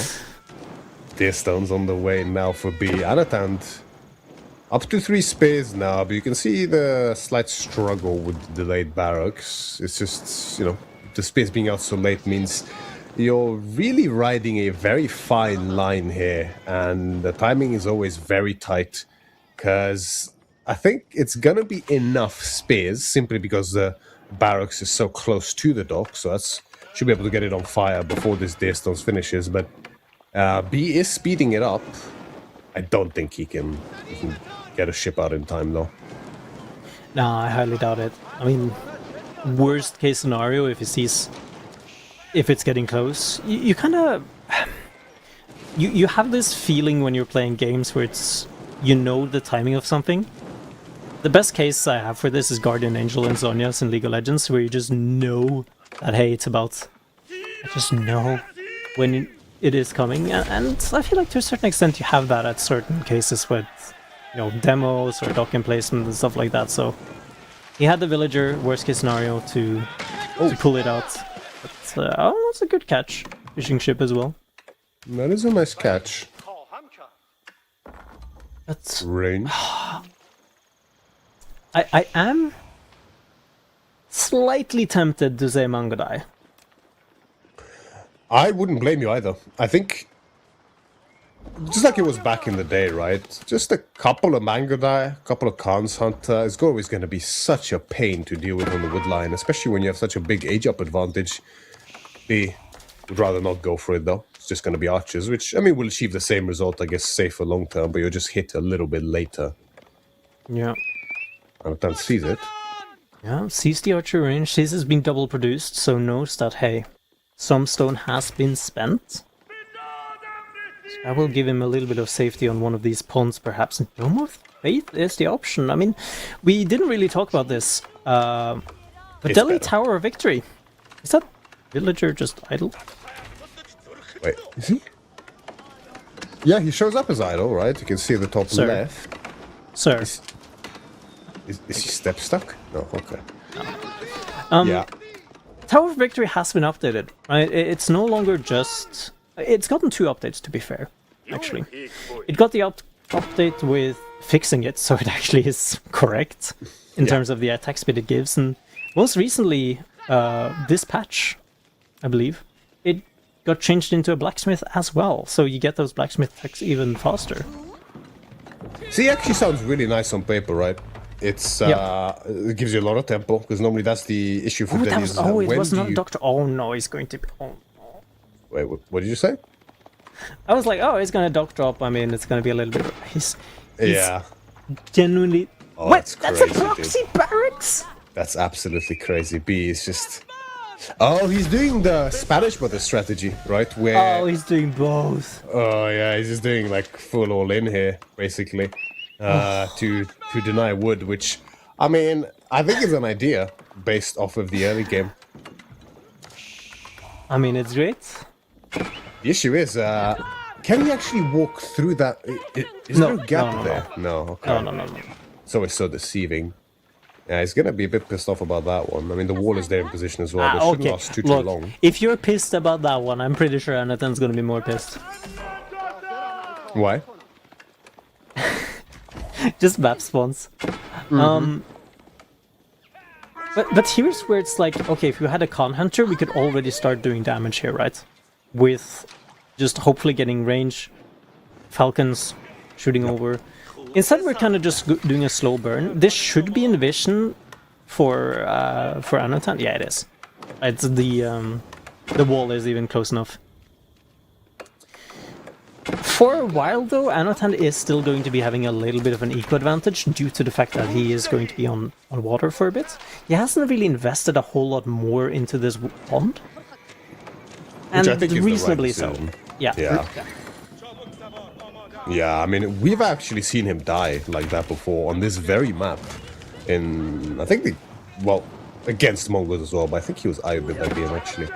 Where, seems like you went out on water very easily, and you're like, well, I mean, more fishing ships for me, but that's where you get very severely punished by this kind of a play that B is doing. Catching up this Khan Hunter is very important actually for Anathan. Yeah, that's huge pickup. Will prevent. No, go into it. Oh no. I guess he has bigger fish to fry. Oh, that's a villager loss. Both villagers are dead actually. Wait, where did they try to path? What happened? Wait, did they? No, I think it's one's a fishing ship for sure. Okay, yeah, one's a fishing ship. Yeah, okay, so it's just that villager. Okay. Yeah. All right. Well, it's a little bit better. Still bad, but. Yes. Going back to the Dome versus Tower talk briefly. I think Dome is just way better still, to be honest. Yeah, I've played a couple of games. To be fair, mainly on Hill and Dale, where it's a little bit more memery. But this right now is really, really rough. I mean, the third tower going up. This is giving me flashbacks a bit to the good old times of Mongol tower rushes. Oh yeah, back to the classics. Where it was it was towers rush, I guess. Tower defense. Towers there.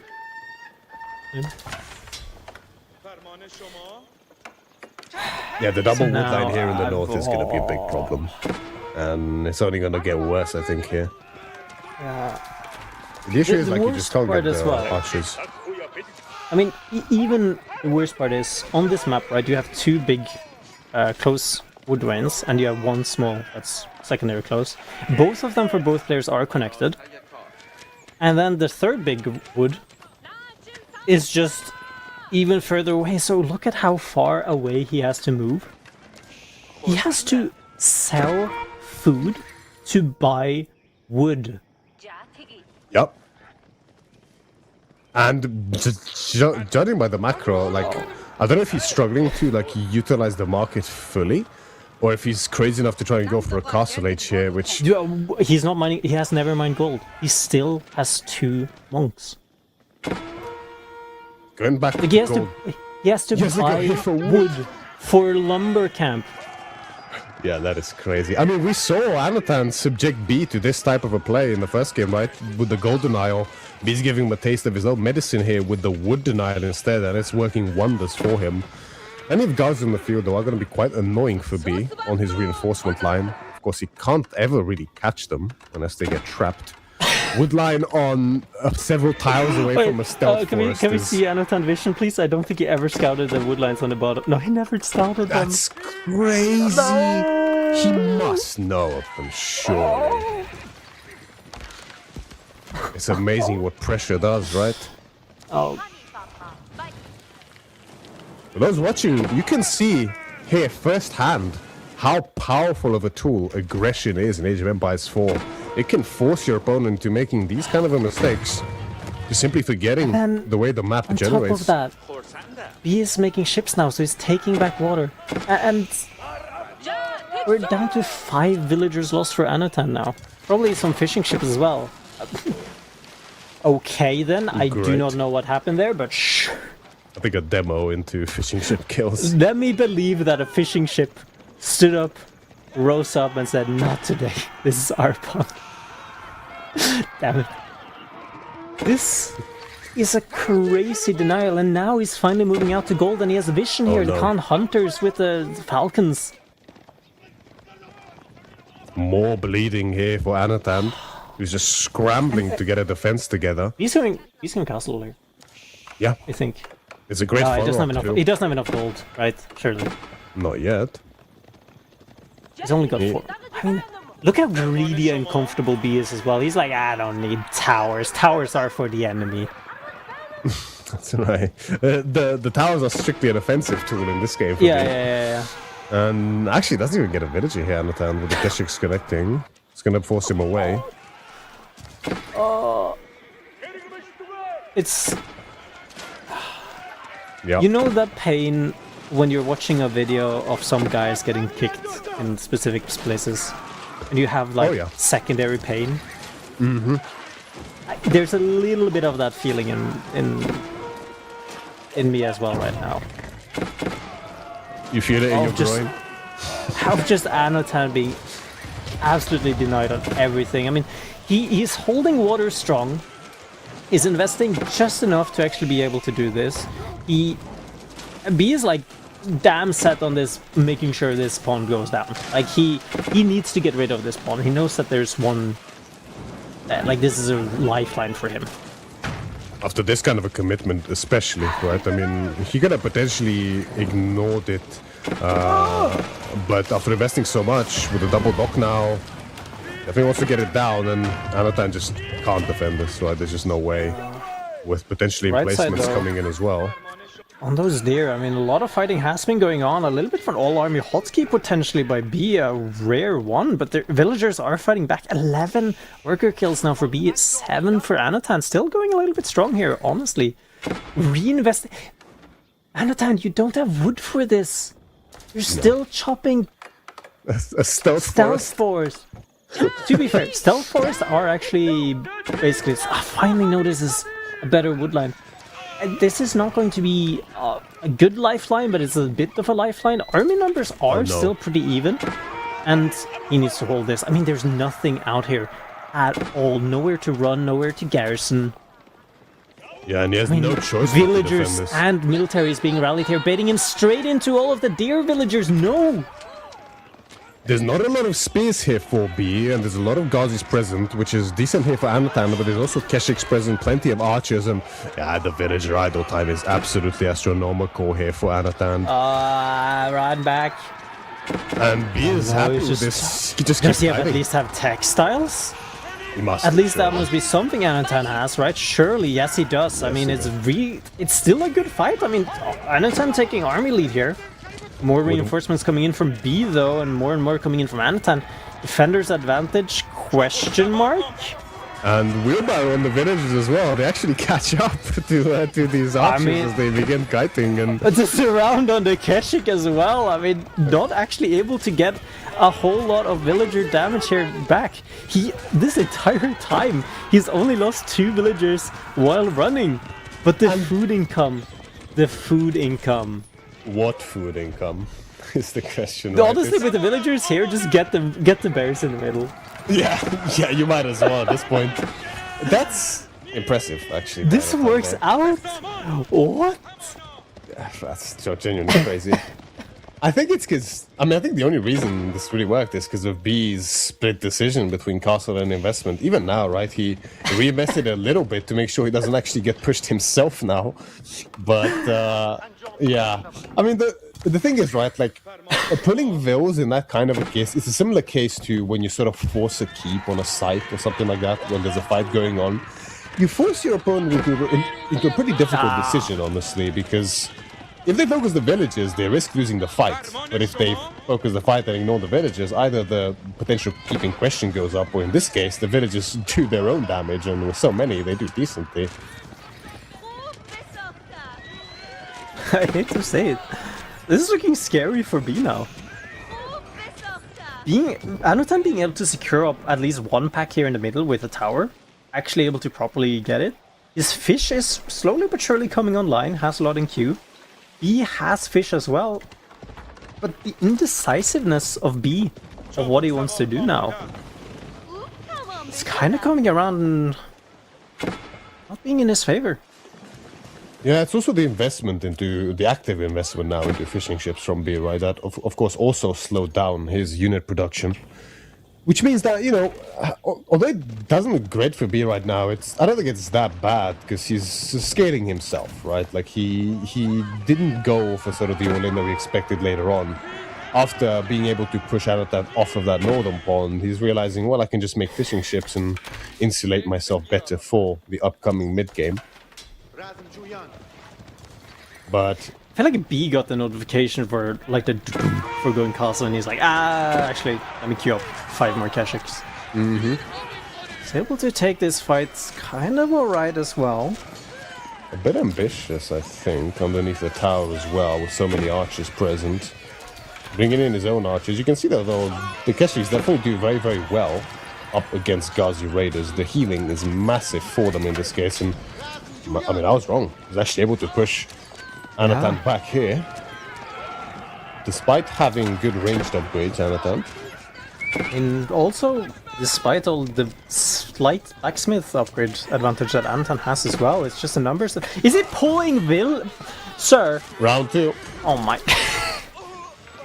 Here we go, boys. No. It... Fool me once, shame on me. Or shame on you. What is it saying? Fool me once, shame on me. Fool me twice, shame on you. Something like that. Something like this. Surely, this. No. I mean, thank you. I was... GG is cold in, well, the villager poll. Worked initially, but yeah, wasn't much left there for Anatan. Too much bleeding, unable to remass. And honestly... That one better than you thought. The economy counts? There's no indication that there was a fight like that. No, there isn't, right? There actually isn't. Because that's the thing, like, you don't actually really want to focus the villagers, because then you just lose in the army trades. And with textiles, they're so tanky as well. So yeah, it is a difficult decision that you always force your opponent into when you do that. Less so in this case, because, you know, I mean, there's no keep being built that secures a huge portion of the map or something like that, or an age up for that matter. But close enough. Yeah, to be fair, honestly, like, looking back at the highlights here and kind of rethinking a little bit, the fact that he put down that dock as early as it did, which made Anutan not invest more into fish and more into barracks, because it's 150 wood plus however many resources was for those 5 spears. It delayed him for so long that those towers were able to go up with effectively 0 resistance. All because of that delay in the Dark Age, right? The dock securing cost Anatan dearly in terms of his timing, so as a result of that, he just wasn't able to get the units out or secure the wood line. Sorry. You don't see this every time, do you? It's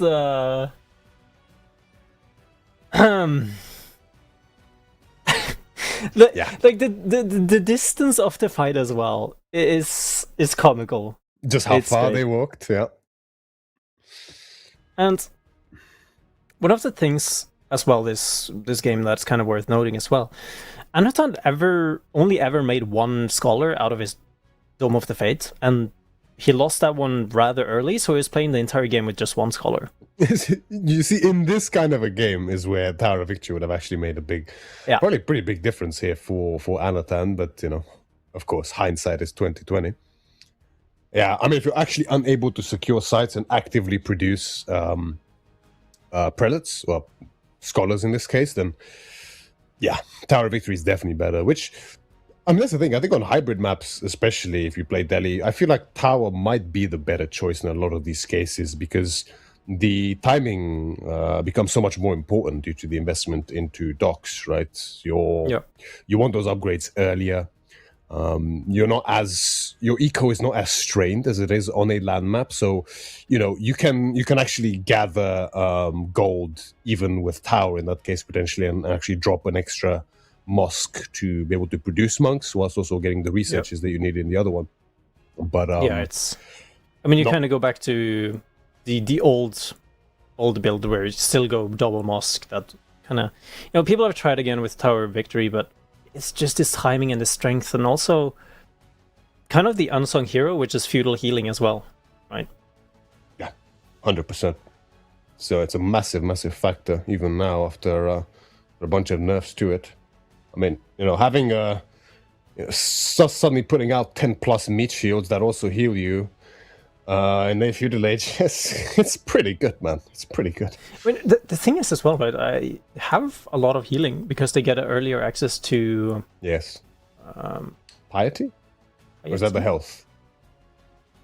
No, piety is the health. Like one's health, one's healing rate, right? Yeah.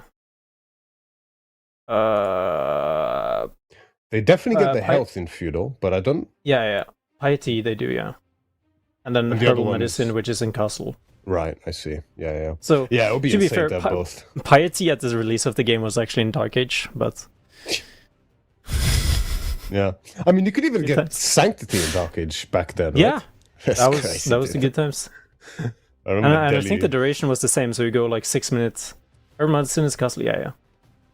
I remember a B game on King of the Hill very long ago where he played Delhi and he went Dark Age Spears to mass wall in the opponent and actually capture the site in Dark Age, and it almost worked. I think that was against Beastie many years ago. Crazy. Back in my day.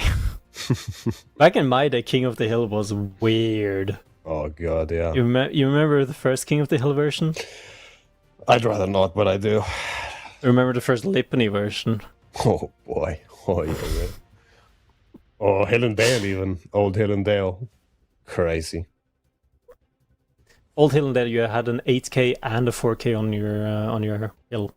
And an 8K stone, right? And a 4K and a... Well, not 8K stone, like a big stone and a small stone, I think, right? Yeah. It was... ridiculous. Huh. We've come a long way, folks. Anyways... Old Hill and Dale, you were in the corner. True. Yeah, actually, yeah. True, actually. Oh my god. You still kind of see that in team games, actually. You have like you're still... like the L, basically. Yeah. I know what you mean. And today it's like you're still kind of slightly shifted towards a corner, because you always have like the narrow corner with the wood line, right? Yep. And then the other corner normally where like you have easy access to the golds and such. Oh my. Anyways, Golden Horde versus Sengoku. I don't know. I feel like this is a kind of a Yari opening. Just, do you go Spear opening, Tower, or Yari to deal with the total good and con? Good luck, whatever you go for, I think, as Sengoku, to be honest. I don't know. I mean, back at Sengoku's peak, this matchup was actually impossible for Golden Horde, pretty much. Yeah. Now it's just completely flipped the other way around. I think it's just, I don't want to call the game prematurely, of course, but it's so. I think it's brutal. Yeah, like I think it's pretty brutal for Sengoku here. It's just like if it feels like no decision you make here in terms of strategy actually gets you in a good position at all. In fact, it feels like no matter what you do, you end up falling behind. You can start spears whilst you're edging up if you want, let's say, and yeah, you can kind of secure your yatai a little bit, but guess what? Your yatai are at least in 2 spaces out on the map, so you got to spread your spears between them, whilst also defending your base, your gold, maybe your woodline, depending where your Matsuri is. And, there's going to be archers coming out very quickly from the Golden Horde. if you open Yari, that's going to be fine against the Khan and Torguds initially, but, the spear's going to be on the way, and you can't go fast castle either. Like, you will just die very quickly, because you have to defend your Yatai, but your feudal is weaker. I think it's so tough. I'm trying to think a little bit outside of the box and put myself into B's head, which is impossible. Do you Spearman Rush as Sengoku here? See, and that's something. And then you go ninjas. Coastal. Yeah. Maybe if you tower rush with the spearman and you can call the ninjas in the base. Okay. Like I'm trying to think of anything, Maybe right? it's Because too much. the Torgud is effectively guaranteed. Like, unless, I don't know, you villager pull to torch down the Uvu or something, it's always going up effectively. Yeah. I'm just trying to think of a way for this matchup to be playable for Sengoku. I want to be proven wrong. I mean, we've seen MSN go pretty close in this matchup as Sengoku against Louis, but it just felt like he was always fighting uphill. That's very illegal because MSN just plays Horseman regardless. Well, yeah, that's true. I mean, if anyone can do it in this matchup, it might be B. And, I mean, he kind of has to be B, because if he loses this, then he has no more room for mistakes. Game number 3 here, on Coastal Cliffs, in the first quarterfinal. B in the color green as Sengoku Daimyo, up against VS Anatand, the color yellow, as the Golden Horde.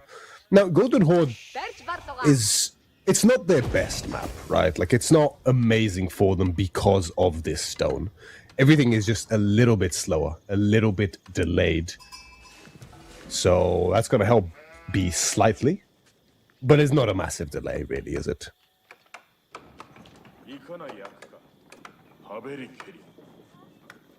It is. It could have been this one time where Spearman Rush would actually be enough time for you to torch down the Uvu before you got enough stone. Maybe. I am grasping at straws here. I am well aware. I think you might be able to. I'm passing you the copium bottle. Yeah, I think, well, if you skip Matsuri to start with space straight away, maybe. But the thing is, like, does Sengoku start with 150 or 200 wood? I don't remember. Because if it's 150, then it's brutal, to be honest. But if it's 200... It's 200, because market plus 30 gives you... Wait, no. Yeah, you buy wood once, so you start with 150? Yes, you're right. It is 150. So just think of how horrible that is for a spear opening, right? Because Sengoku does not have the Japanese barracks discount, so already you pay full now 150. Yeah, already now you have enough stone for a Torgud. The Khan does cost stone as well, so... Yeah. No, I mean, I'm talking about the... the Khan, yeah. I'm thinking strictly of the Khan here, right? You would have 140 stone for it, and then Torguds are 100? 160, no? I think no, they were 100, I believe. Vodka, golden tent, please. 175, 100. 150, 200. Yeah. I think it goes down to 160 with the Khan Torguds. Yeah. Yep. Yeah, okay. I mean, that adds a little bit more oomph to the spear rush, maybe. You are guaranteed that it's in a bad position effectively for TC though, and Anotan already kind of laming a little bit of there, but yeah. I mean, the space is so brutal, man, because it's a bit of a Macedonia spear. Hey, I was right on one thing, right? You were right. It is the Kuka Township, which I do like. Like, I think it is the right choice in this matchup because like, even if you don't want to fight, you will get pushed. And when you get pushed, you really want to have this available, right? Yeah, like 150 wood for the barracks, and then you need to gather with 5 villages to get another 50 for the house, and then you need another 20 for your very first spear. It's horrible for them, just like it is for Macedonia. It's very similar. One thing I am a little bit surprised about is B's Yatai positions. One on deer, one on boar, and one on his berries. I'm very surprised he doesn't go out on the map. I'm guessing he just don't want to have the idle time because he knows he has to pull back regardless. So I guess it's just like this long-term, just let him sit in my base, let him cook up the hot dogs, you know, let the business run its course with the hot dog stands. True that. Still, it's weird. I'm thinking, yeah, there's the barracks play. I'm also thinking a little bit the wrong way of what Join the club. of what mess ups can Anatan do to let B win here this matchup. He could be too passive. That is one possibility. He could also be over-aggressive. That's the other alternative. There's a balance to be struck here, right? Especially when you face the Koka Township, where, you know, you don't want to get caught in a bad fight still, where you get slowed down by Shinobi and then you lose your military tempo and suddenly Sengoku has a window.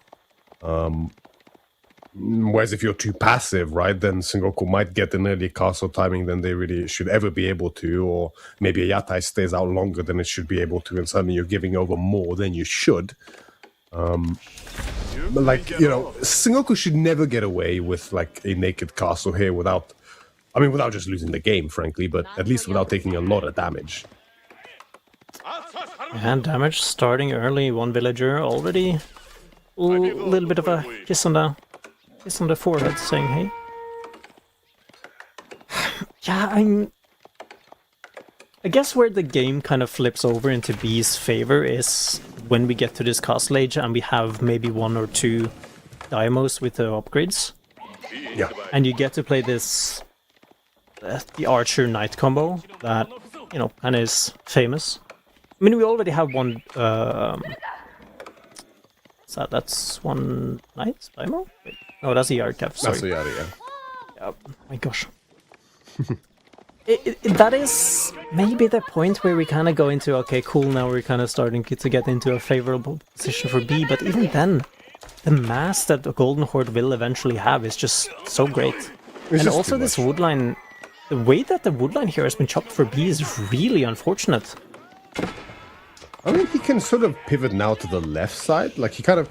I wonder if this was intentional. Like, he takes from the right side as much as he can, and then he goes to the left side. I don't think you can intentionally chop the woodline here, but first Trader, though, is going to be able to go into the... At a big price, though, right? Like, he sacrifices the Yari. And looks like he'll lose a Spearman as well. And that's like the second or third Spearman. I mean, just look at the destroyed value already, right?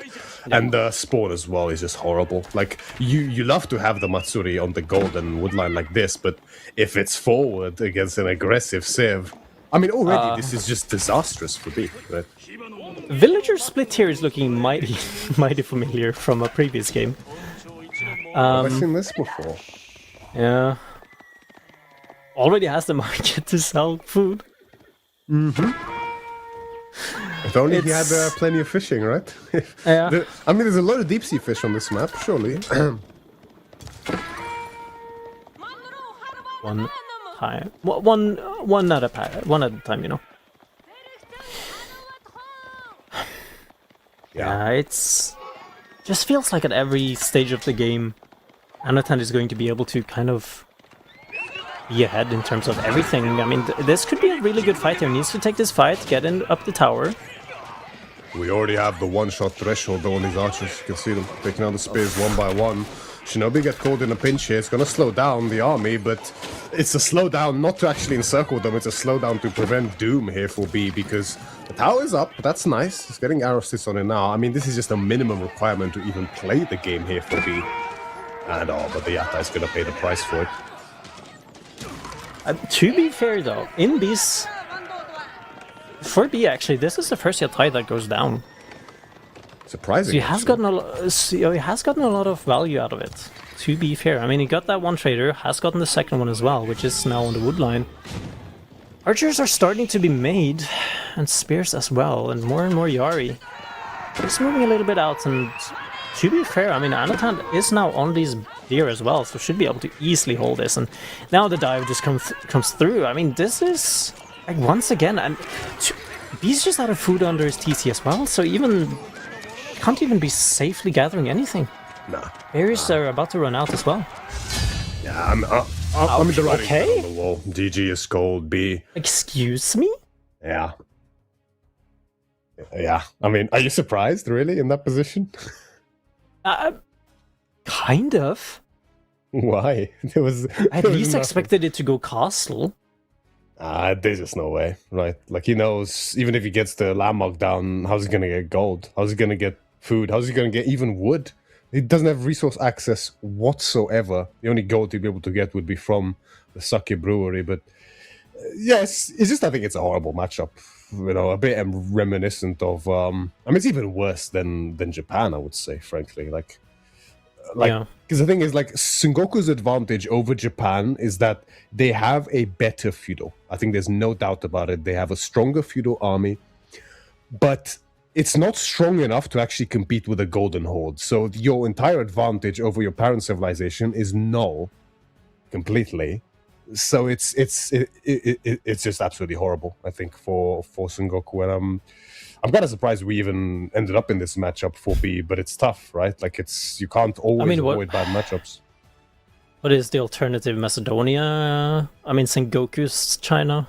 I mean, he banned out, he sniped out China instead of Golden Horde. Thing is, like, if I was in his shoes, right, I would expect, okay, well, I want to avoid this matchup at all costs, so I'd rather just snipe out Golden Horde. I mean, you don't really want to face China, I guess, even with Sengoku maybe, especially on this map, I guess. But I don't know. I'd pick that matchup any day, to be honest, instead of Golden Horde. On to the next game, though. I mean, this was the game that put Anatan on match point. I mean, it was a little bit of a...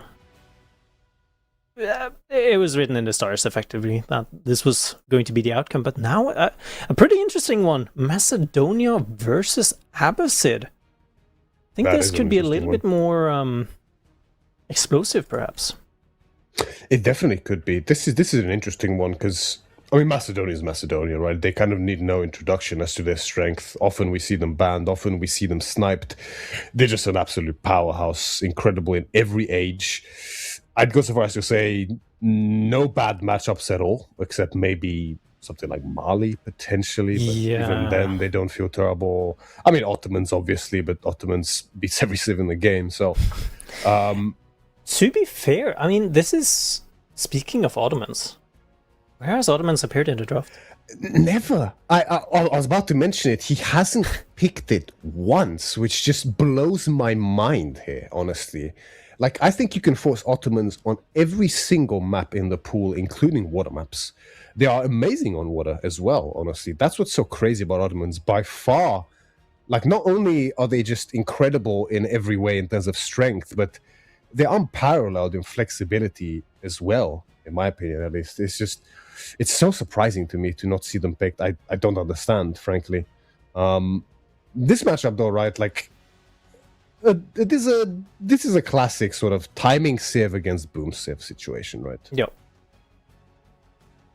Like, it's yeah. Trying to think quickly. I think it's more just Abbasid actually being picked. I mean, Macedonia and Hillendale we've seen quite a lot of times throughout the tournament, mainly because we were kind of forced into this weird situation where it's either like Macedonia or another civ that gets sniped. But Abbasid on Hillendale as well, we've seen it a couple of times. So I'm like trying to think, have we seen this matchup before in the tournament? We definitely didn't cover it on EGC. I'm not sure. I'm trying to think, but regardless, I mean, the game plan for Abbasid here... I think we have. I don't know if it was this tournament, though, to be honest. Yeah, I'm not sure. We've definitely seen this matchup. I think even twice though, but I'm not sure it was this tournament. I think it's 1-1 if I'm not mistaken. Maybe. No, we have definitely seen it in this tournament. Actually, I remember casting it. Actually, Corvinus Puppy. Okay, that one I haven't seen. I didn't cast that one, but there was one I casted as well. Yeah, I don't remember who it was. Okay. Yeah. Yeah, but okay. So yeah, I'm 99% sure that was this tournament where we saw Corvinus Puppy play it on Hillendale actually as well. Mm. So, but regardless. Yes, you're right. Yes. I remember. Someone clip that. Oh no. You said it. Yes. Game plan for Abbasid. Military wing, 2TC. That should be kind of it. Just boom up. You do have the eco. You do have very good spears with the phalanxes. You have camel archers to deal with the Ridari. Should be pretty much it. I mean, then kind of the... Go ahead. Yeah, go ahead. I was just gonna say, like, if this was a campaign mission, Abbasid's mission is like just survive. Survive the onslaught. It's something like that, right? Like it's that kind of a case. It's like a survival mission, kind of like yeah. It's like a 2TC millwing. I think is the safe approach. That's probably what I would go for. You'd love to go ecoing 3TC, but I think you're pushing it a little bit, right? Like it's tough. At what point, if you do go 3TC ecoing, at what point are you able to defend against the Redari? Well, I think this is the only map where there's a chance that might work purely because you're able to buy yourself a lot of time with some walls, right? Okay. So, you just go barracks, push away the initial horseman champions and get yourself walled up. And that buys you some time, but it's still a gold issue at the end of the day. Like, can you get out enough crossbows, spearmen, ghulams, maybe horsemen? You can maybe play horseman spear, I guess. Might be okay, actually. Can you get out enough of them in time for you to actually secure your gold vein, your second one, and be able to then secure it? That's basically all this comes down to if he does go for 3TC. But the situation is pretty much identical if it is 2TC, right? Yeah. Like that's the issue for me as well is if you do turtle up, like literally turtle up by building a shell around you and going 3TC. Great. Now the Golden Horn Tower is going to be in the most, like, you can cherry pick your Golden Horn Tower placements to exactly what you want, right? Good luck. Is all I'm going to say to the Abbasid then. It's going to be really rough. So I think it all comes back around to you need the military wing to delay the Macedonians as much as possible.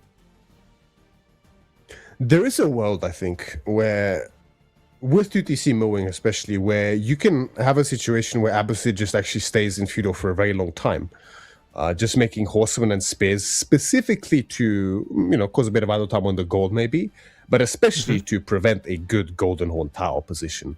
Because if you manage that, at least force it defensively, then there's always the threat of you being able to raid out on the map with a horseman or come back to the base to raid. So I think we're going to have to come and see.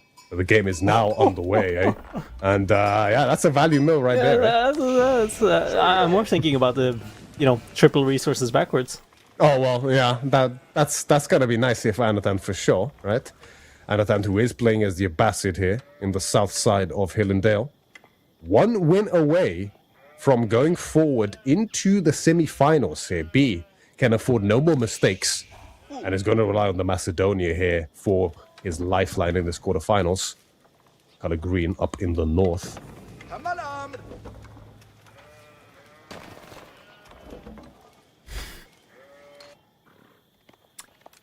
This is... Yeah. I'm trying to think, in ye olden past, Trade Wing? Oh, God. Here we are. Oh, boy. No is the answer, but... Well, Here we are. See, that's the thing. We're never gonna get to answer that question because it no longer exists. I mean, that's the thing. Administration wing, right? What are your thoughts?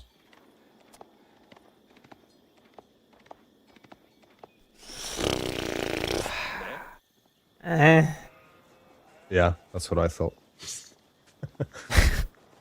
See, the way I see it is, I think it might have a place maybe further down the line once it's a bit more explored. I think it's sort of the in-between between military wing 2TC and eco wing 3TC. I think if you go administrative wing 2TC, that's sort of an in-between, you know? You get some of the good eco from eco wing because of the golden age bonus, but you still miss out on, you know, boot camp and the tempo of military units. Like, that's sort of what I see administration wing existing for, outside of, you know, it being an imp age up, because you either go it in feudal age or in imp. I don't think you ever go it in castle age, personally. I have to be honest. I'm kind of reading the text right now. Administration wing. I mean, honestly, the only good thing about the wing is the golden age double bonus, which is mainly for, you know, you go from, well, we're not double, 50%. So you go from 15% extra gathering rate for tier 1 up to 22.5. Honestly, that's it. That's the only good thing about this wing.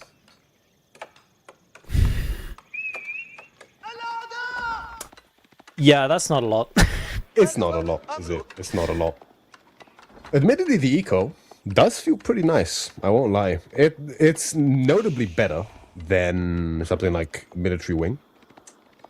But obviously, it's not as good as eco wing, right? When it comes to booming. Yep. So that's why I think it's like it's definitely an in-between when you want to go 2TC without the greed of 3TC, but also without losing as much economic prowess as a military wing, which is so specific, right? Like, Yeah, I mean, it's a lot of butt sniffs. Mm-hmm. Now, speaking of that, and speaking of booming, sir, where is your second TC? Yeah, I think Anatan has a different idea entirely, it looks like. This is Surprise me, entice me. This is what happens when you practice too much with MSN. Horseman. What TC have aggression? Yeah, it's I mean, I don't know why, to be honest. I don't see ABBA ever beating Macedonian feudal, first and foremost. And you're also not scaling effectively here, right? So what is the idea?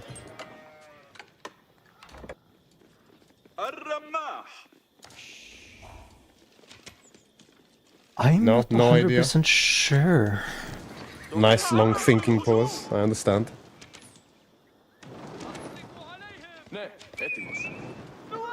Like, this is very strange. I mean, I expected there to be a tower here and not a play. I mean, B is opting into playing this feudal age quite a bit. I mean, again, you do need some units to actually defend against the military wing, right? You do.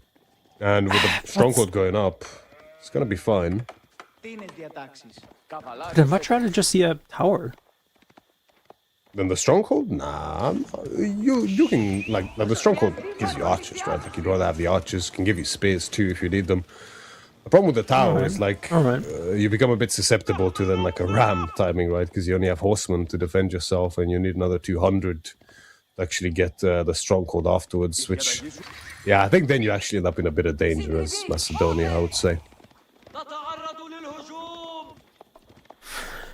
I'm also trying to think, like, what is the better option for B here? Horseman archer or horseman spear or tricomp, effectively? Well, I think you want to give yourself a safety net first. So I think there's almost no choice but to go archers initially. And then once you actually have plenty of gold access, there's only one answer, of course, and it's men-at-arms afterwards. I think it's... Yeah. Oh, yeah. Oh my gosh. The Varangians. Yeah. Initially, you can probably just get away with Archer Horseman. If you're able to buy a bit of time until you get to the champion Horseman, then your Horseman just will be better, no doubt about it, as B.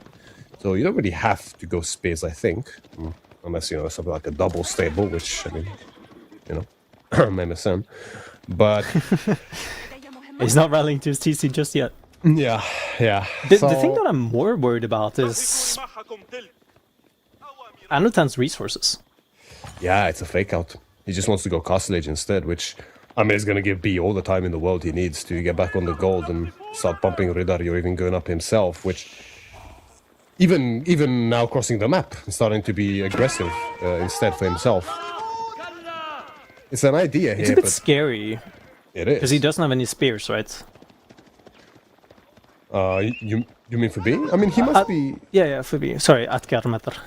I think he scouted the gold, right? So, if I'm not mistaken, I saw the scout coming from the left side, so I assume he saw the gold for Anatan. Yeah, so he should know. Yeah, he does know. Yeah, like there's no way he's gonna have that many horsemen. And the woodline's under threat. There's no wall on the right side, which is a pretty significant detail here. Yeah, if he's able to wall this, you can actually safely do a whole lot more here. The question for me is echoing. Well, it has to be. I think we talked about culture, or sorry, admin wing as not being a very good. Well, there we go.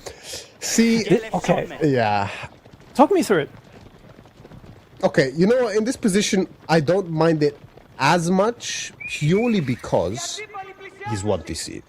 So, if you do something like a military wing 2 TC, then I think you just need the eco wing for your farm transition, and there's no ifs and buts. I think if you don't have it, you're in a horrible spot as a Bassid.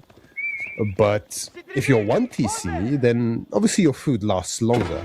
So you can delay that farm transition, which means that the extra Golden Age bonuses here from Administrative Wing might actually pay better fruits than ecoing, just purely because it's a 1 TC play, right? So he has more food to work with, and now with the Golden Age bonus, he's going to have good production speed on his military buildings, but also obviously the extra gather rate, which is going to be quite nice in a defensive pinch. But it's still 35 seconds out. It's a big military lead for B.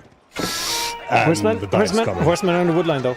Yeah. If this gets idled out, it's a bit of a problem. But also, what does Anatad make after this? Does he go Knights? Hammer Riders? Knights would be the right choice, I think, right? B still not up to the castle age. He's getting close to dropping the landmark. He's definitely gonna... I bet he wants to drop it right smack bang in the center there, between the site and the gold at the front. That'll be a great spot. Yeah. Do we see those moving yet? We don't actually... Oh no, I think he's putting them now. Yeah, there it is. Yeah. I mean, with the night timing from Anatan, there's no wheelbarrow for B. This could maybe be dangerous. I mean, the Hippodrome Redari should be coming up pretty soon, right? Any moment now. Yeah, seconds away, actually. Or so. This is a bit scary. I mean, we do have a lot of knights in queue, but I just fear that they won't be able to do a whole lot on the map. I want to use... Like, if I was playing in this position, which I probably wouldn't be able to get to this position to begin with, I want to be using these knights to actually do something. Yes, I can hit the opponent's base, but the amount of villagers that has moved out to get this Golden Horn Tower, right? It's 17 of them. They're going to be pretty damn defensive. And so should just be completely fine. Now the Atgermetra in queue as well. Yeah. Look at this. I mean... A lot of damage already. Yeah, it didn't last long, did it? Yeah, no. Yeah, I mean, the base is going to be the primary target here for Anatan. It's the only place he can realistically hit. Food is going to be minimal for B eventually. And Yeah, I mean the extra villages. Okay, he's on the berries there. That makes sense. Yeah, he brought extra to make sure that it does in fact go up.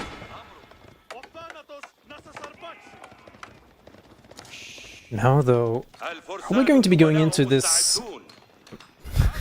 Oh, actually, there are bills on gold. I suspected there wouldn't be.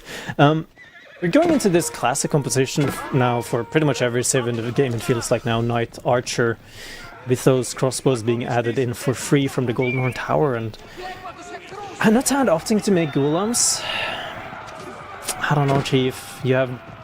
Could potentially be pretty alright, all things considered, but I think B here has a pretty strong upper hand just with every single thing on the map just being under control, and Anatan has locked himself in his own base, even though the door is unlocked, it feels like. Yeah, that's a good way to put it. I mean, the Knight is going to give him plenty of leverage on the map initially. He's going to be able to mass him faster than the Ridari because of his earlier timing. The damage is the question, though. He has to find plenty of it, which is going to have an easier time doing with 1 TC instead of 2, of course. Less food being expended. The fresh food stuff is still going to give plenty of value, of course, even on 1 TC. But a rally gathering is commencing for Anatan first here. I'm surprised there's not Germathar in production even, for me, honestly. But I guess he just wants to make sure he's safe. One thing I'm also a little bit surprised about is the lack of move out onto outside resources for B as well, except for the Golden Horn Tower. It makes sense, but for a lot of this game, it feels like he would have been able to go for a second deer pack, for the boar potentially, if you're ballsy enough the opponent's boar, because no one would ever check that.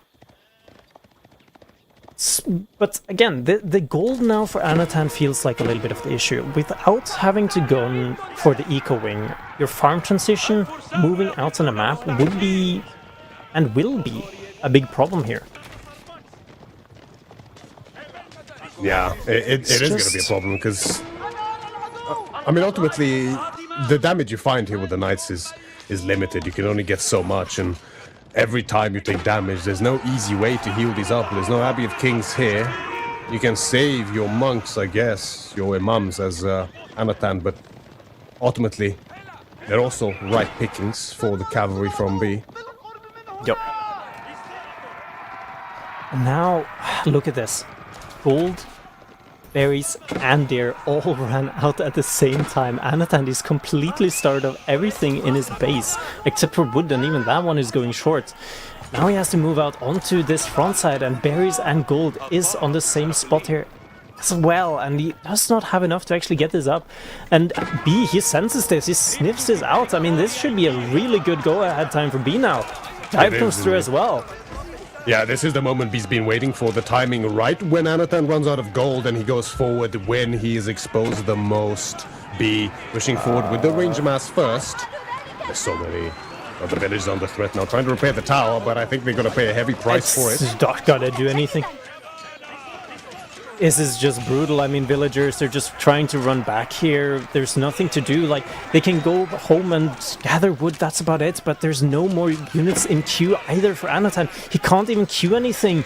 There's nothing here. Targeting on the backside here as well. Archers, Ridare, all the upgrades are just making sure that Anatan, he just does not have anything to defend anymore, and this should be a solid game for B here. The Bogmathar as well, activating the arrows, doing immense damage even to these armored units, completely ignoring armor for a momentary period of time, and GG is called. B picks up another victory here, much needed one, to take him up to 2 wins up against Anatan's 3. Still not out of the danger zone yet, as we mentioned. No mistakes can be made any further for B here if he wants a shot at the semi-finals today. Round of 6. Well, round of 6, yeah. Reminder, it's a bit of a different bracket. I don't know exactly what it's called, which is kind of a list like ladder style playoffs brackets. And it is a fun format, mostly I think for the people who is higher seeded, because they get to play lesser games and kind of just look and see what their opponents are doing, and they have to play, and I guess you could call it a bit of a gauntlet bracket. But already here, at this point in the game where B was seeing the edge of coming through, and it could kind of just go, yeah, that's fine. I'm just gonna move Ilse out and kind of just vibe. And we talked about this a little bit before the game started as well, where it's if you put yourself in this turtle shell, your opponent is going to be using the space that they have to take what they need. Exactly right. The lack of map control, and I think it's 1TC as well, right? Like if you have similar map control with 1TC as you would with 2, then I mean it begs the question, what's sort of the point, right? But it's difficult either way, I think. Yeah, go ahead. Yeah, if it's kind of the thing when you go ecoing, you're going 2, might as well just go 3. Yeah. The issue, I think, is I don't think Anatan's too displeased with this, though, right? I mean, this is a trade, isn't it? It's Macedonia is gone. There's no more threat of them ever showing up in this draft again. But trade was removed and replaced with admin, so it's an admin win. Wait, no, that's a very different thing. Okay, he's being cut off, guys. He's being cut off. This is why they don't let me on the microphone. That's crazy. It's absolutely crazy. Okay. Gorge, however, V finally has decided to pick that Ottoman's pick.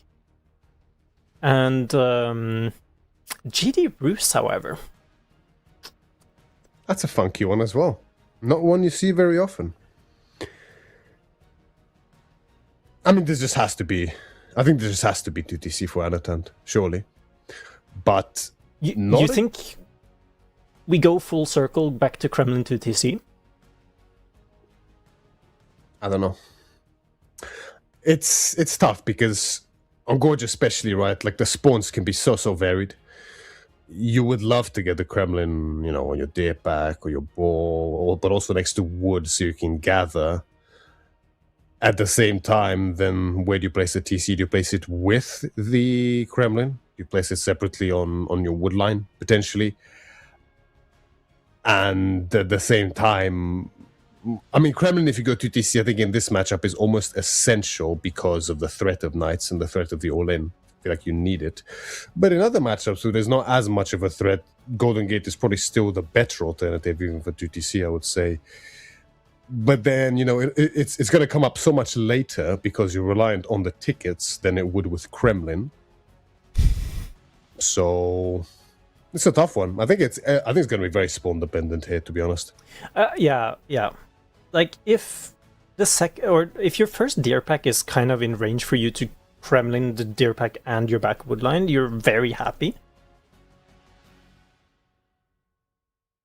If not, then Golden Gate is potentially a good solution, but it's still a bad solution into Jean, I feel, because you will potentially have this timing where the Kremlins are just better. And remember, when you are in Castle now, hand cannons in Castle against Jean?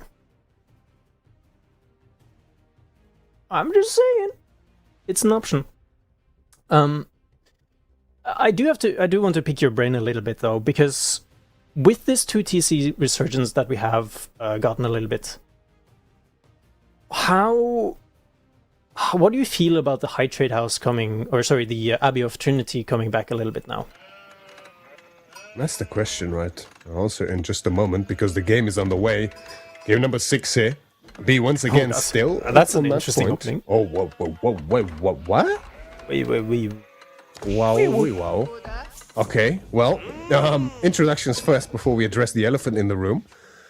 Adaband in the color yellow as Rus, facing B in the color green as JD here, Jeanne d'Arc. On Gorge, you see Gorge, of course. North and south for them. Every time the spawn is identical on Gorge. One of the few maps where the spawn never varies, like there's no diagonal spawn here like on most maps, which is an important detail. But yeah, what is this? What is Anatan doing? Why? He brought 3 sheep there as well, by the way. Gold quicker? It's the only thing I can think of. I guess? So...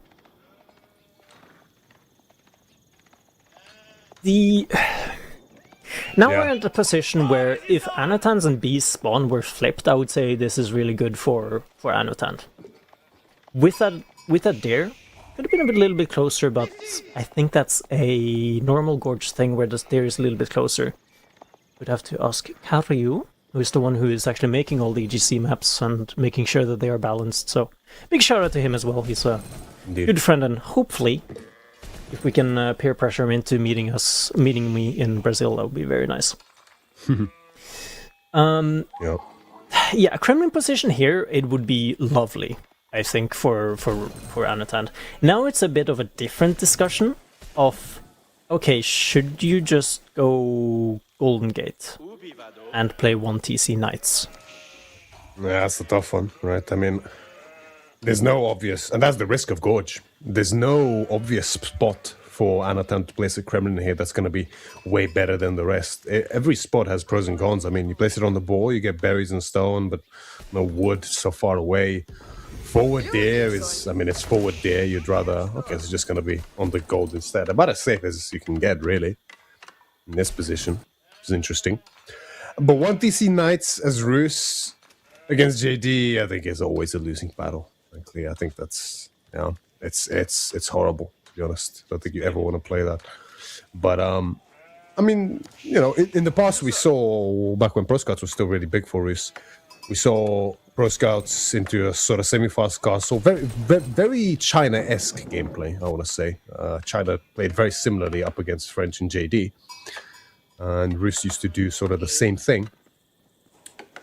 Which, considering this Kremlin position, and no move out onto the stone, oh god. Oh god. That's... on match point, by the way. Alright. I mean, he's 100% expecting PPC. Oh, why he just... What am I seeing, man? That's crazy, dude. I think he realized, oh wait, this is match point. Let's not, maybe. So, okay, so... I want to be that guy, but technically in the rulebook,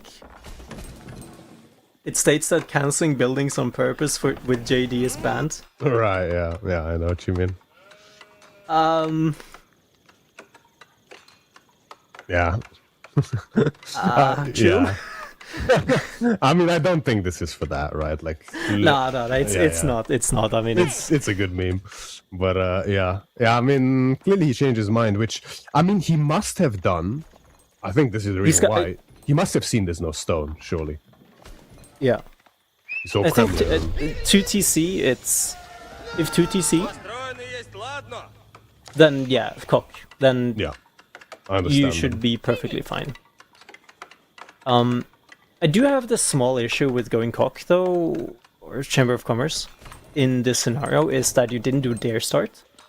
I feel like if you are planning to go in Chamber of Commerce and you're planning to go trade, if you do not start with at least 2 the Dark Age upgrades, so that would be Survival Techniques and Wheelbarrow, because you can do that. You can have it timed so effectively your Wheelbarrow is... you know, pinpoint accuracy on your age up timing. He's going. He's doing 2TC. This is getting more and more confusing by the minute, and yeah. So he's flipping the script completely here, and here's the thing, right? Like back in the day, 2TC JD used to be incredibly strong, just by design, right? Because it's, you know, going to TC sort of forces your opponent to come to you, but you have JD, so you don't really want to go fight JD. You had Archer JD as well. Okay, no, that one actually makes sense, I think. Yeah, it makes a little bit of sense against 1 TC, right? Won't be able to snipe out these knights. JD... Okay, so let's break this one down, because this is fun. So JD, 1 villager age up, 2 barracks into 2 TC. That's a first for me, man. French, by the way. Yeah. I mean, I've never seen this done like this before. That's for sure. But B is B, right? So Anatan, for Anatan, he should probably be looking at this and go, "Oh yeah, this is perfectly fine." He should just be able to go up with Abbey of Trinity now and secure 4 or 5 relics. Yeah, that's definitely the idea. And I think that was the idea originally, right? And the problem is, with the space present on the map from B, it's going to be difficult to pick up the relics for free here for Anatan.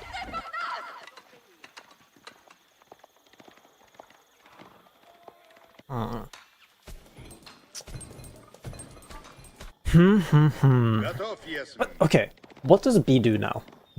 He needs to play Cos or Feudal. He does, yeah. Okay, high trade house. It's a good high trade house too. But he changes it. Okay, thank you. Oh. Thank you.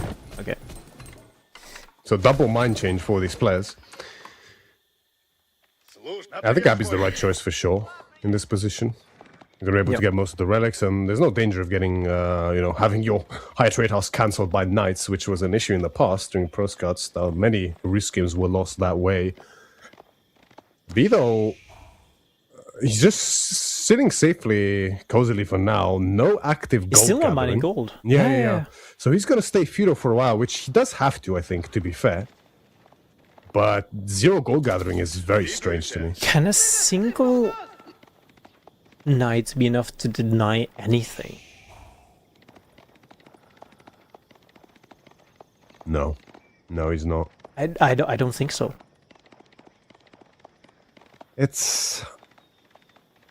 I mean,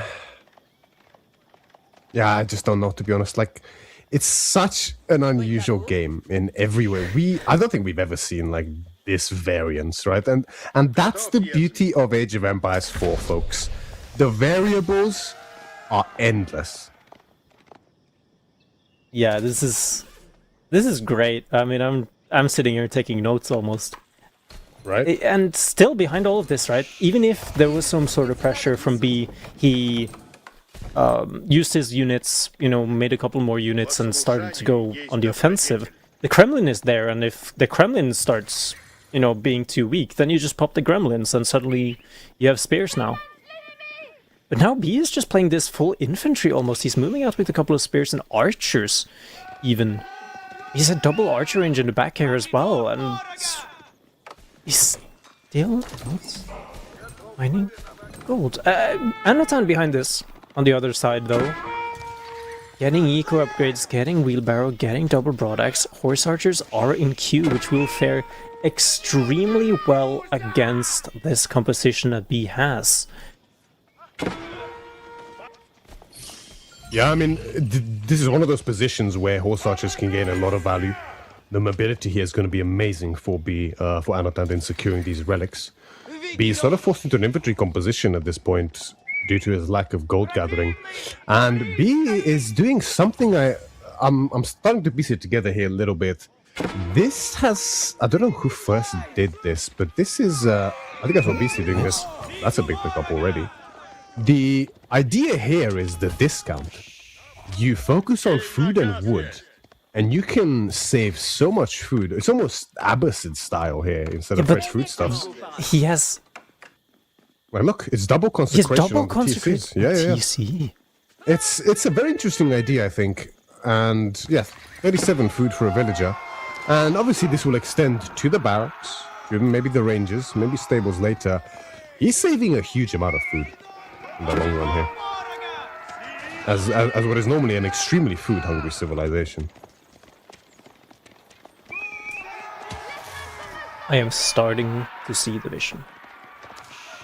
The issue for me, I think, is the blind spot of that vision is the relics. He has been denying them very, very effectively, to be fair. He's only gotten 1 relic, is on the second one now. Yeah. So he is playing that very, very... methodically, carefully. Yeah. These kind of words. Yeah, that's... Yeah. Bingo. Not that this was on my bingo card, but... Yeah, I'd be very impressed if this was. You'd be a rich man, man. It's Yeah, the transition point is what I'm more interested in here for Anatan specifically, because what's the end game here, right? I mean, we're gonna get most of the relics for sure. That's nice for us, and that's great. But there's only really two options to follow up from this. Either you drop the TC yourself pretty quickly and play a standard macro game from then out, and sort of withstand the timing of you being a bit behind, maybe in farms, a bit behind in villages, but having relics and play for the late game, where I think Rus is definitely favored, I would say, when it comes to the late game. Or do you just all in? You just keep massing units, take the ball, take maybe even both balls if you can, and actually try to end B before he can really make this TC give big value for him and get farms going. Because sure, he's saving a lot of food with the consecration, but at the end of the day, it's still 2 TC, and the food will run out quicker than for Anatan without a doubt. And farms will have to come quicker. And there's no guild hall yet either, because of the 2TC, of course, that will be delayed as well. So potentially Imp is even delayed. I don't think you want to take this to Imp, though. I think that's... as B, like, not at all, right? If you start going into this Streltsy composition, where Streltsy Horseman, you're cooked. So a couple of Gremlins has been popped, though. I think this is just a move out because he knows the timing is there to potentially punish the age up and get some relics. He should be able to get some relics behind this, though. Yeah, I think you can see him splitting off. Yeah, for sure. Like, this must be for the relics. He definitely does really need them. Like, you ideally want at the minimum 4 relics if you're in this kind of a position with 1 TC against 2 as Castle Rush, but ideally 5, honestly. Which I think he might be able to get, because of the age up, right? Which still hasn't been started, by the way. This feels... There's that slight inkling in my mind that's like... Royal Institute? Royal Institute. It's a terrible idea. With 5 horsemen. Yeah. It's... Yeah, but Kremlin... Arboletria. Yeah, that's true. That's true. They do still have the massive attack speed upgrade, which is going to be always nice to have in the castle age. But do you really go Institute for crossbow stirrups? Absolutely not. Yeah, it's a brave one. Now, the dive is coming through here, though. B is going to be in a very rough position, needs to be holding this pretty damn well. Can afford to lose a couple of villagers here due to that second TC, but needs to get that age up going. Woodline is under attack as well as the front line here. Villagers are standing idle, needs to move out now a little bit, needs to get though back into the TC, and now that age up has come through. Boy's Fortitude coming in as well behind this, and more units just streaming across the map from Anatan. 5 relics has indeed been picked up, which means that he is in an excellent position behind this, despite the 2 TC from B. Still though, right? Sneaking around here. And Guildhall. Not a single villager has fallen in that push from Anatan. Plenty of idle time. But yeah, not one villager has fallen, which, I mean, I don't think you have to do too significant damage if you do go into your own TC here as Anatan, which he has now done. So that is his choice. He is going to look to scale this long term, which I think is definitely the right decision, considering Rus, as you mentioned yourself, I definitely think they're better in the late game in this matchup. Very hard for a French or JD to deal with Streltsy. Typically French scales better as well than JD. There you go. Gold access though for B, it's a big problem. I honestly want to go as far as to say put the guild hall on gold right now and cash it out when it's lower, because you have plenty of food. I mean, look at the right side, right? Berries and ore. Should be plenty of happy with that. But the fight now right now is taking pretty okay. I mean, upgraded archers have come through, able to get onto the horse archers. Not being micro back here might be a pivotal thing for Anatan here. Not in a good way. I mean, having to run back a little bit. I am just curious, what is the long-term plan of B here? What is his composition going to be looking like? Because right now, there is not a single gold unit even on the field. I mean, that's the thing. Like, we're just playing JD? Yeah, like so far, we're just playing budget ABBA here, SB, aren't we? That's all it is. Like, we're spamming trash units at a discount. And 2TC. Not the wrong one. Oh yeah, unlucky. But yeah, there's no long. How does this look long term? It seems to be anti-synergistic, in my opinion, with your win condition here as JD, because, like as we mentioned, I don't think you want to take this late game at all. But that's exactly what UTC is. You're playing to scale for the late game normally, which you typically don't want to do in this matchup, I would say. And now you're in a bit of a struggling castle age, in a position where you should actually be pretty decent here as JD, or French for that matter. Anathan is pretty relentless. The dives continue. He's scaling behind this himself. He's trying to cancel out some of that village. A lot of villagers idle. They're just standing there, sitting ducks, nothing in the TC. In the back as well, there's raids happening there. JD has leveled up successfully though, which is a bit of a helping lifeline here, and he did opt going for... Oh my gosh, that's so many gremlins. He did end up going for the champions here, which should be able to hold pretty damn well against these horse archers. Oh, look at how panicked B is for gold now. He has everything in the bank. He just keeps on making. It's just a matter of actually getting enough. I mean, nothing in the TC as well, so this dive is practically for free for B here. Or for Anatan, sorry. Now the woodline under pressure as well. JD just sitting in the back, just shooting. These Kremlins, the hand cannons, they're doing so darn well as the front line.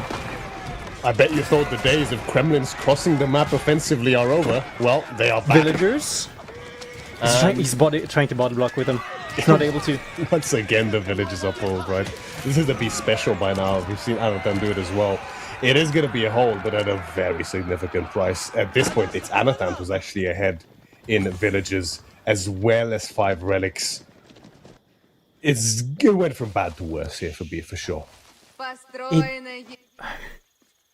It did, but it's not the worst. I think it's bad, worst, worst, and then we're currently at the worst. Yeah, I agree. Second TC has been dropped, thank you, Vodka. And the good thing about this as well, right, is there was a lot of villager kills, yes, but the upside as well. Kremlin was used, right? There is no tickets left. I would assume maybe 1 or 2 now that has come back, but it's still in this very strange position where... Oh, the relics wasn't probably sent back. Oh. Right. Yeah, we're still just in this position of what is B making. He's budget Abbasid with JD? I mean, I feel like... yeah, I feel like... Well, it's a bit late now because of the amount of damage he took. I think it's tough to go into it at this point, but the best choice probably would have been Arbalitria Horseman, sort of the classic, right? Maybe with the riders that JD can produce, well, can choose instead of the companions alongside them too. Oh, she's taking a lot of damage. She actually might die here. Yeah, she's gone. Oh, it's gone. That's a big loss. That's 2 minutes without JD. Actually pays for her back. That's so much of B's gold actually spent on that. Well, good thing we don't need knights. Yeah. Well, do we not need knights, or, you know... Do we not need villagers? Question mark? I mean, this is really rough. I mean, it is a good attempt at a dive here. I mean, if we can get this wraparound, B does have horsemen in the back here to actually do a wraparound here. They are being chased. Never mind. Anathan's pressure is not subsiding.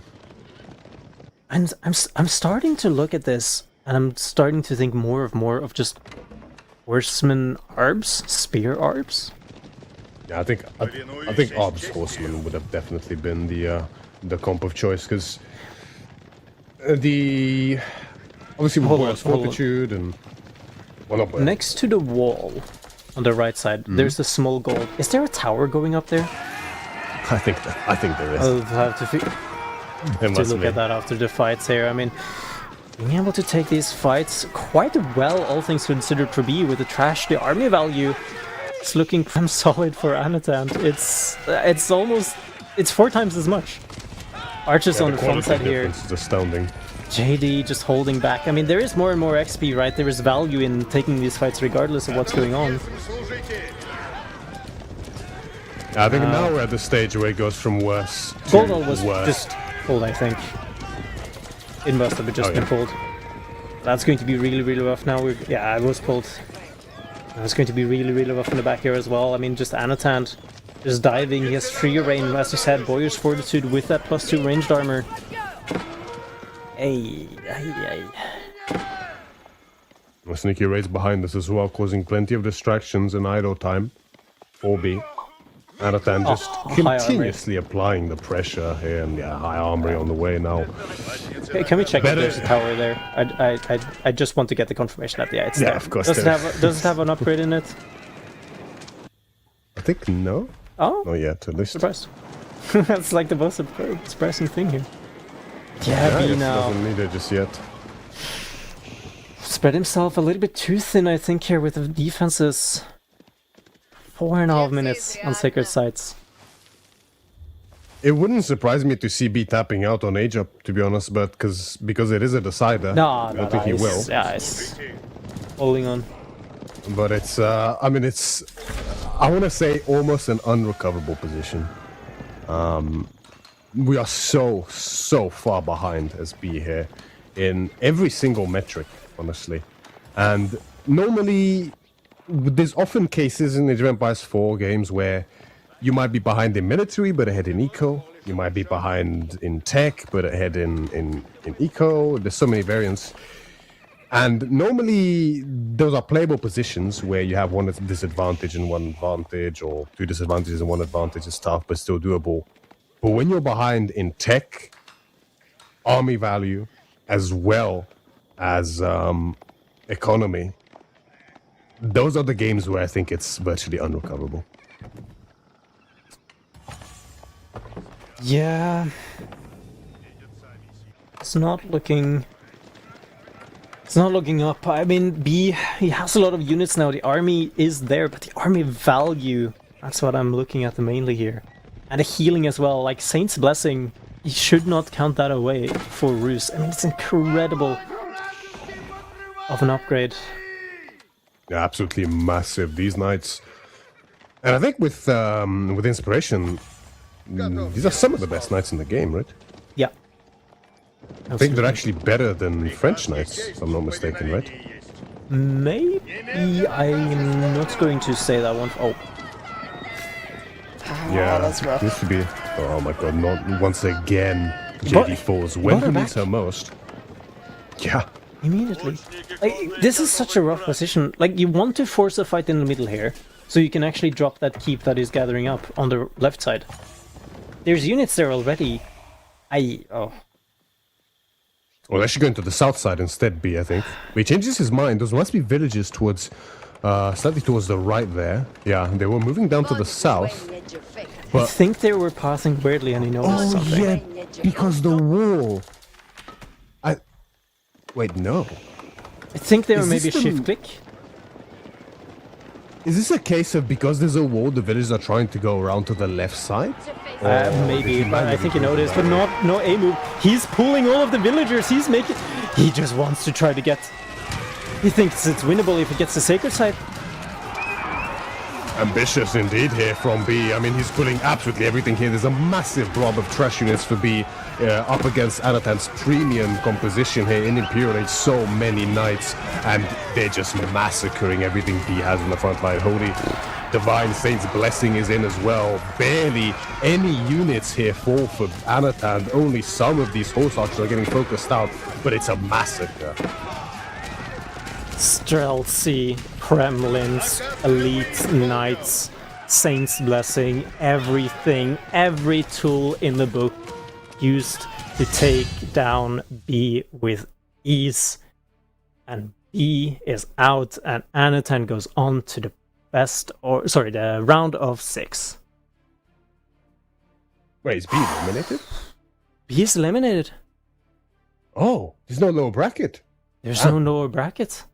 That is crazy. So that is massive here. B, the student, or old student, I should say, eliminates the master here. And that's a big, big win here for Anatan.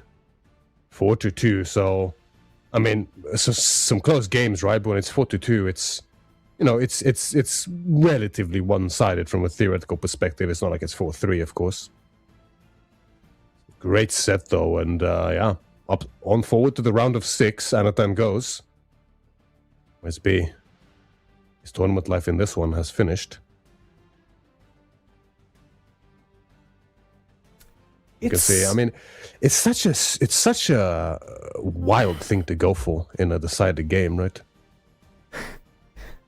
Yeah, I'm mostly like, I understand the 2TC. I understand the play of, concentrating both of your town centers. You're safe, but knights is your bread and butter, and you're just completely opting out of them. It's not a forced opt out either, right? That's the main thing, I think. Yeah, it's not a forced thing to do. You're opting out of the knights themselves. And I'm trying to understand why. I mean, the double consecration went on the TCs, right? So, in that regard, I understand not wanting to make knights because you don't get the discount.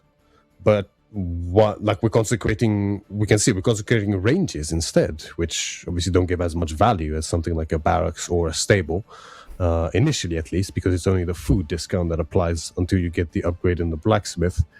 That also applies to wood. In the castle. Wait, is it in the castle? Not the blacksmith? Yeah. It is in the blacksmith. No, it's in the castle age. Oh, yeah, I know, but I mean, you get it in the blacksmith, and that also then discounts wood and gold. But, it's... it's just quite... I mean, subverting expectations can be a great way to win sometimes, but it's tough on this map generally to pull off 2TC because of the way it spawns. You have to spread yourself out so widely by design of the map, which is normally the opposite of what you want to do with 2TC. You want to be as snug and take up as little space as you can to limit the amount of exposed areas in your base that you can be hit. And it's also just strange from a long-term perspective because, we spoke about, Roost just scales better in the late game. So if you play for 2TC, you're naturally aiming towards a late game by sort of virtue of the play's purpose. So it's a wild idea. It kind of looked like it was working initially, but it's tough, man. Yeah, I also just wonder how differently the game would have gone instead of moving out to the right side where the stone, and obviously there's more food there, but if instead went to the left side, so we actually would have access to the big gold vein. I feel like at that point it would have been much more closer and you actually would have had gold access, because the entire game, right? The entire game, gold access was the problem. It was. And it's crazy. I'm gonna, we are going to have an interview that is worth mentioning. I think so, at least. It says interview is about to begin. And that's going to be, of course, with the winner, Anno Chad. And maybe, I think they still practice together sometimes, so maybe Anatan can actually shed some light on the purpose behind the play. Yeah, I think, I'm trying to... Stalling for time here while Anatan's getting ready. Mm-hmm. It seems to be a very it's the same story in a lot of the matches where it's starving. It's starvation that is the most effective tactic. It's not a micro battle, it's not out macro, although you had some of those games as well. It's just starvation of resources and hitting those very razor thin timings that is needed. That basically sums up exactly what the way to play at the top level, right? It's all about punishment. It's all about forcing your opponent into a position where they cannot avoid making mistakes. That is exactly how you separate yourself from the rest of the top level Age of Empires 4. And Anatan has done so in exemplary fashion in this set. So big congratulations to him. And I'm going to be able to quiz him about it very, very soon here as he looks to get set up. Of course, he might need just a few minutes, restroom, get some water after a best of sevens are draining sets for sure. So. Yeah. It's here. There's some tech difficulties that I have to fix, so you can be sure to spam those commands, I guess. It's Yeah, maybe sad we didn't get to see Lakeside because that's always a funky map, and it would have been pretty cool to see how these two play it. Because I mean, you guys have seen just how much wacky stuff has gone on in this set, and it's exactly what you can expect from these two entertaining players. B especially just completely has a mind of his own when it comes to the game, which is always so exciting to see, and he makes it work in stunning fashion in so many sets. So it's very impressive. Anatan has a little bit of that. I remember, I don't remember who I spoke with.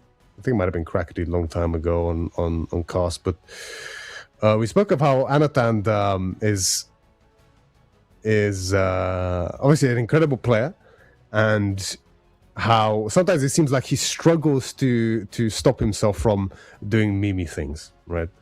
And how that costs him sets sometimes. So instead of playing standard, he does some pretty wacky stuff, which can sometimes work, but often also backfire. And it's almost like an urge that he's trying to control. Which, yeah, it's tough, man. Yeah, we are having some couple of tech difficulties here behind, so give me just 1 second, please. Mm-hmm. I'm going to get those fixed up, and then hopefully get you an interview quite soon. Yeah, we're gonna be asking plenty of questions, I think, about these games because there is a lot to dissect here. So that's gonna take up quite a bit, I would say. Yeah. Which is good.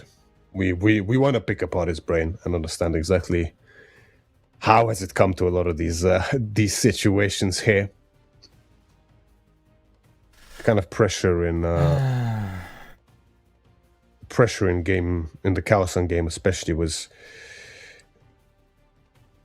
pretty tough to overcome, and he almost did at one point, but didn't quite manage it in the end. But still, though, like, Ottomans only being picked once just blows my mind, man. Yeah, I mean, again, like, bringing it back to the statistics a little bit, right? Ottoman, the single highest by far in terms of the statistics on the bans. Yeah, it's not even close, actually. Been banned 95 times, and the next one is Mali at 78, and then Byzantines at 57. It's pretty alright. That's pretty good. Nice. And there he is, the man himself and my teammate, Volda Esports represent. Anatan, massive congratulations, mate. How are you feeling? Nope. Mixed feelings. Oh, there we Hello? go. Now we can hear you. Hello. Okay. Yeah, hello. Nice to see you, my friend. Yeah, I mean, it's a bit mixed feelings because I would have preferred any opponent in round 8, but B. So, yeah. Yeah, we were speaking about that before, right? Of how B has sort of been, a while ago especially, sort of your tutor, right? In a way, helping you really improve. I remember you mentioning a long time ago how there was 1 year in particular where you and B played just an enormous amount, and he really helped you out and got you to sort of initially that top 16 threshold, and obviously now you've improved way beyond that as well. So yeah, it must be a bit bittersweet taking him down, right? Yeah, and still, like, he's my main practice partner, so we were a bit... yeah, it was hard, like, to play or not to play this week. So, yeah. Yeah. Just gonna look to pick apart your brain a little bit on these games. So, Jushi's legacy up against Byzantines. Now, I was certain, and I know you're aware of this, I was certain that upon seeing that he's going for Hippodrome, you would go for the sort of Palace God Tower cheese with a proxy barracks potentially. How come you didn't? I actually never tried it. I see. Yeah, I mean, I played few times in new patch with Jushi against Bis, and I just made more units. So I was like, okay, maybe I will make more units again. Was that the plan all along then? Because, like, I think historically, this matchup, well, before people started doing that with the proxy barracks, this matchup felt pretty tough in the past for Jushi with the way they were beforehand. But now with the new Jiangnan Tao, you made it look pretty one-sided, honestly. But obviously, you placed your aggression really well, and the towers, I think, were a stroke of genius, to be honest, to deny the gold. Was that the plan all along? Yeah, I mean, his gold spawn were kind of unfortunate, right? So I was really lucky to cut it off. Yeah, I feel like if he got gold in his back, it might have been a different game, because Byzantine with the Golden Horn Tower in Castle Age, right? Yeah, for sure. In this game here, OTD against Lancaster, a bit of an interesting matchup. I don't think I've seen this much before, if at all, honestly, on Four Legs. But it felt like you had control, like pretty firm control of this game all the way throughout. And I was discussing this with Cow as well, but I struggle to see a win condition for Lancaster in this matchup, because it feels like they're weaker than OTD in sort of every age. Is that your opinion as well? Is that how you felt? I was actually surprised how much I had. Like, it was really insane, right? Because of Burgrave. When I like hover all my army and it was like 40 man-at-arms, I was like, okay, looks pretty good. But I feel like my proxy dog and paid off, right? He made a bit more than he needed to defend it. Plus, I idled his gold, even it was at the back for quite a period, right? Yeah, exactly. That definitely hurt quite a lot. And there's a good spot there in the north with the gold and the woodline, and I'm sure he would have loved to get it up there, but obviously with pressure from the horsemen and then the men-at-arms coming in, it's a big risk and the long walking time, so he wasn't able to. But yeah, like, it feels so difficult for him to find any sort of damage done, and I felt like you played this pretty much to perfection, not giving him any sort of windows to find damage, and yeah, it just sort of went very well for you. And up to Delhi against Mongols here on Kawasan, and I feel like it's almost a bit of deja vu here, because you've been in this exact situation before. I don't know if you remember. I think you were Ayubid up against Lucifron's Mongols. And it was the exact same, right? Like, you secure the pond and then maybe you make too many fishing ships a little bit, and then, suddenly there's Khan's hunters, archers on your wood line, and you just can't get any wood. Yeah, I feel like my reaction every time is just really bad. Like, I fell apart a bit. I feel like if I just put one my tower like aggressively, or like I will not with my gold, but wall to my pond, right? So he can't. It's available for 30 wood, right? So he can't really pressure my wood. I mean, yeah, this was really on me. I feel like maybe like sometime I will win against this strat, but not today.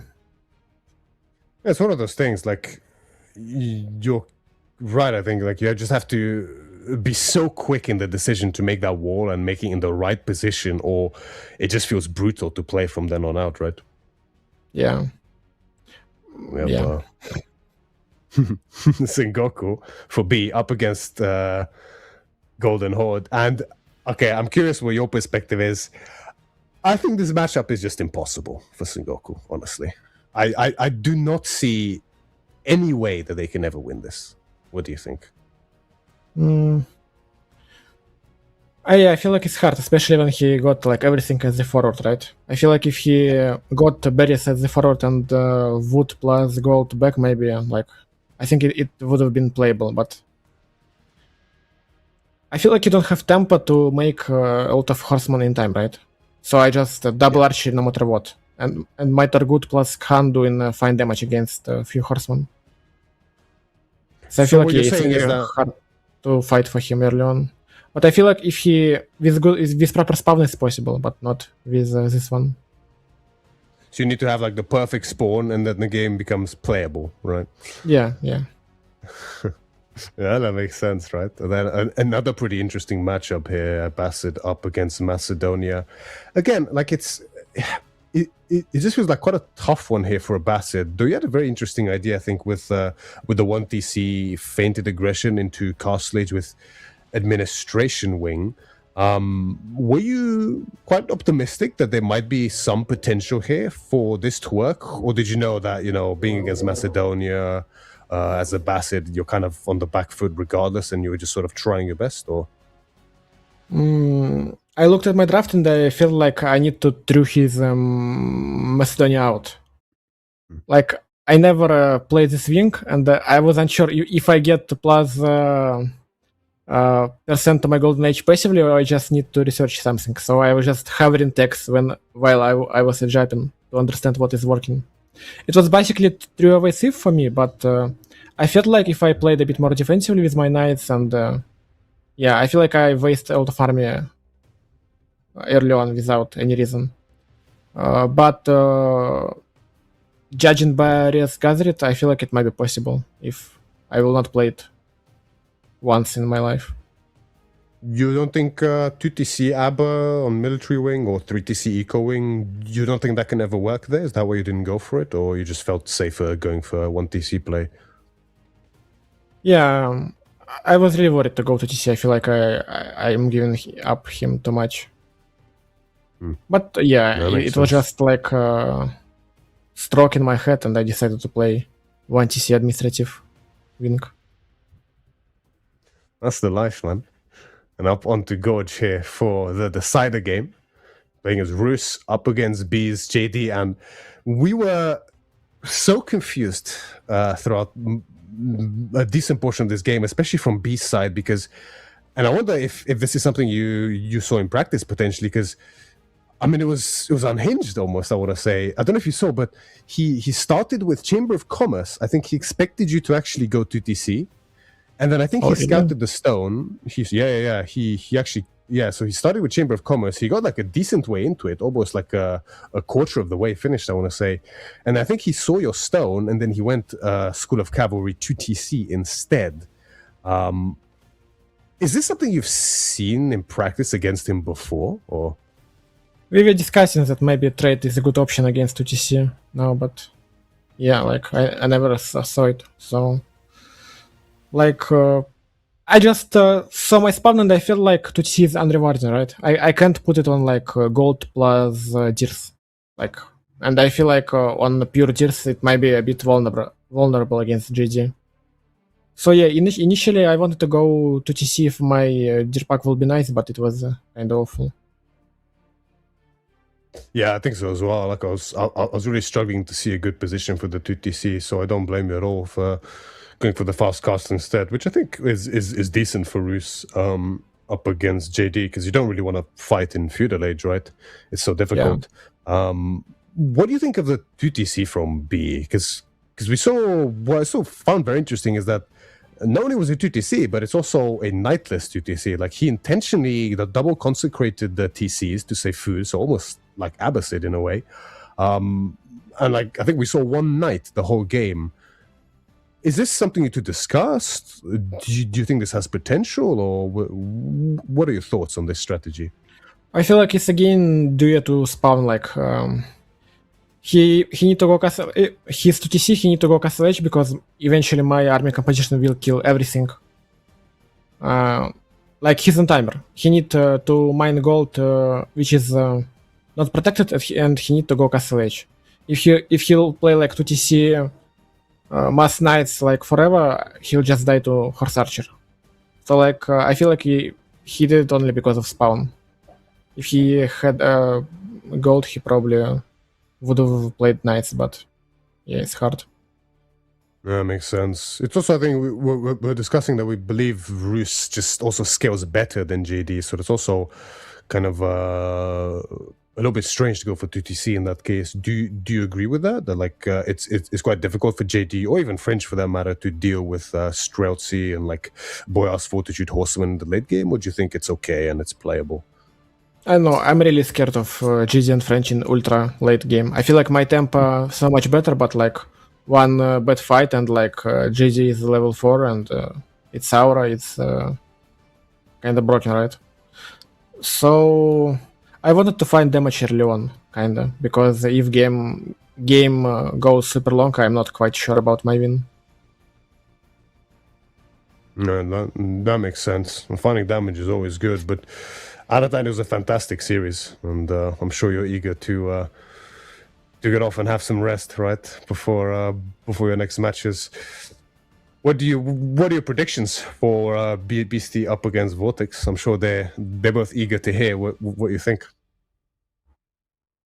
I think they're both quite good. I really don't know. I feel like I'm not in my best shape.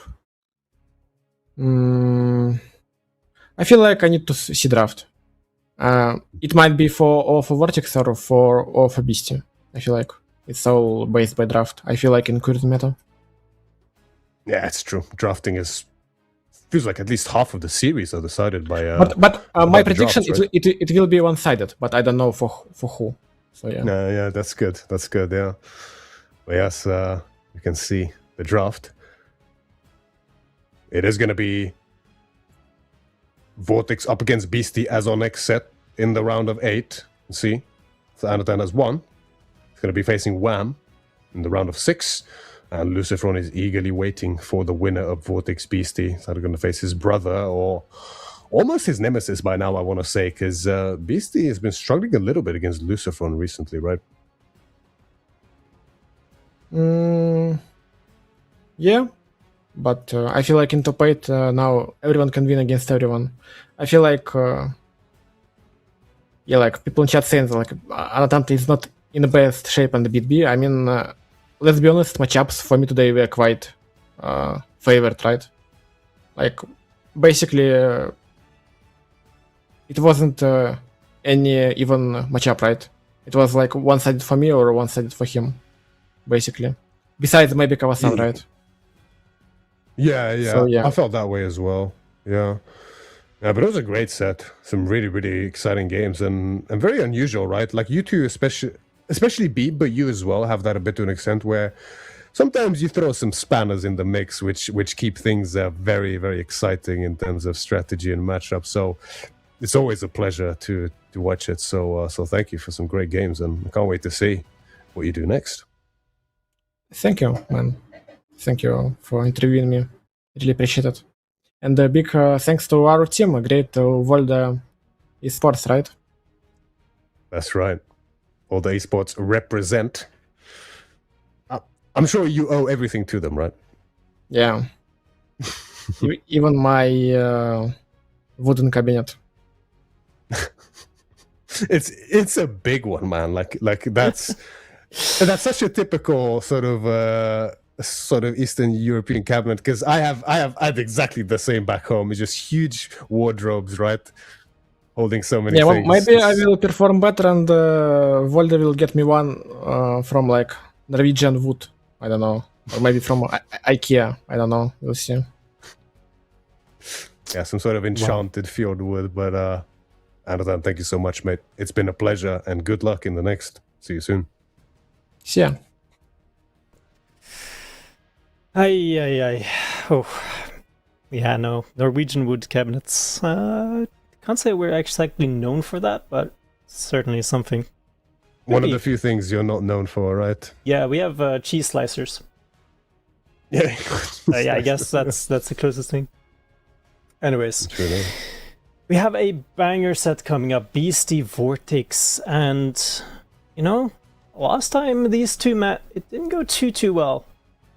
It was at Homestead Cup, and honestly, I don't know. A little bit scared, I feel at times about how that one could potentially go for this one. It feels like it definitely could be a bit of about the day, should maybe say. Because historically, True. Honestly, Vortex, he is sitting at a pretty damn good win record, and that win record got thrown out the window at Homestead Cup. Yeah, it's.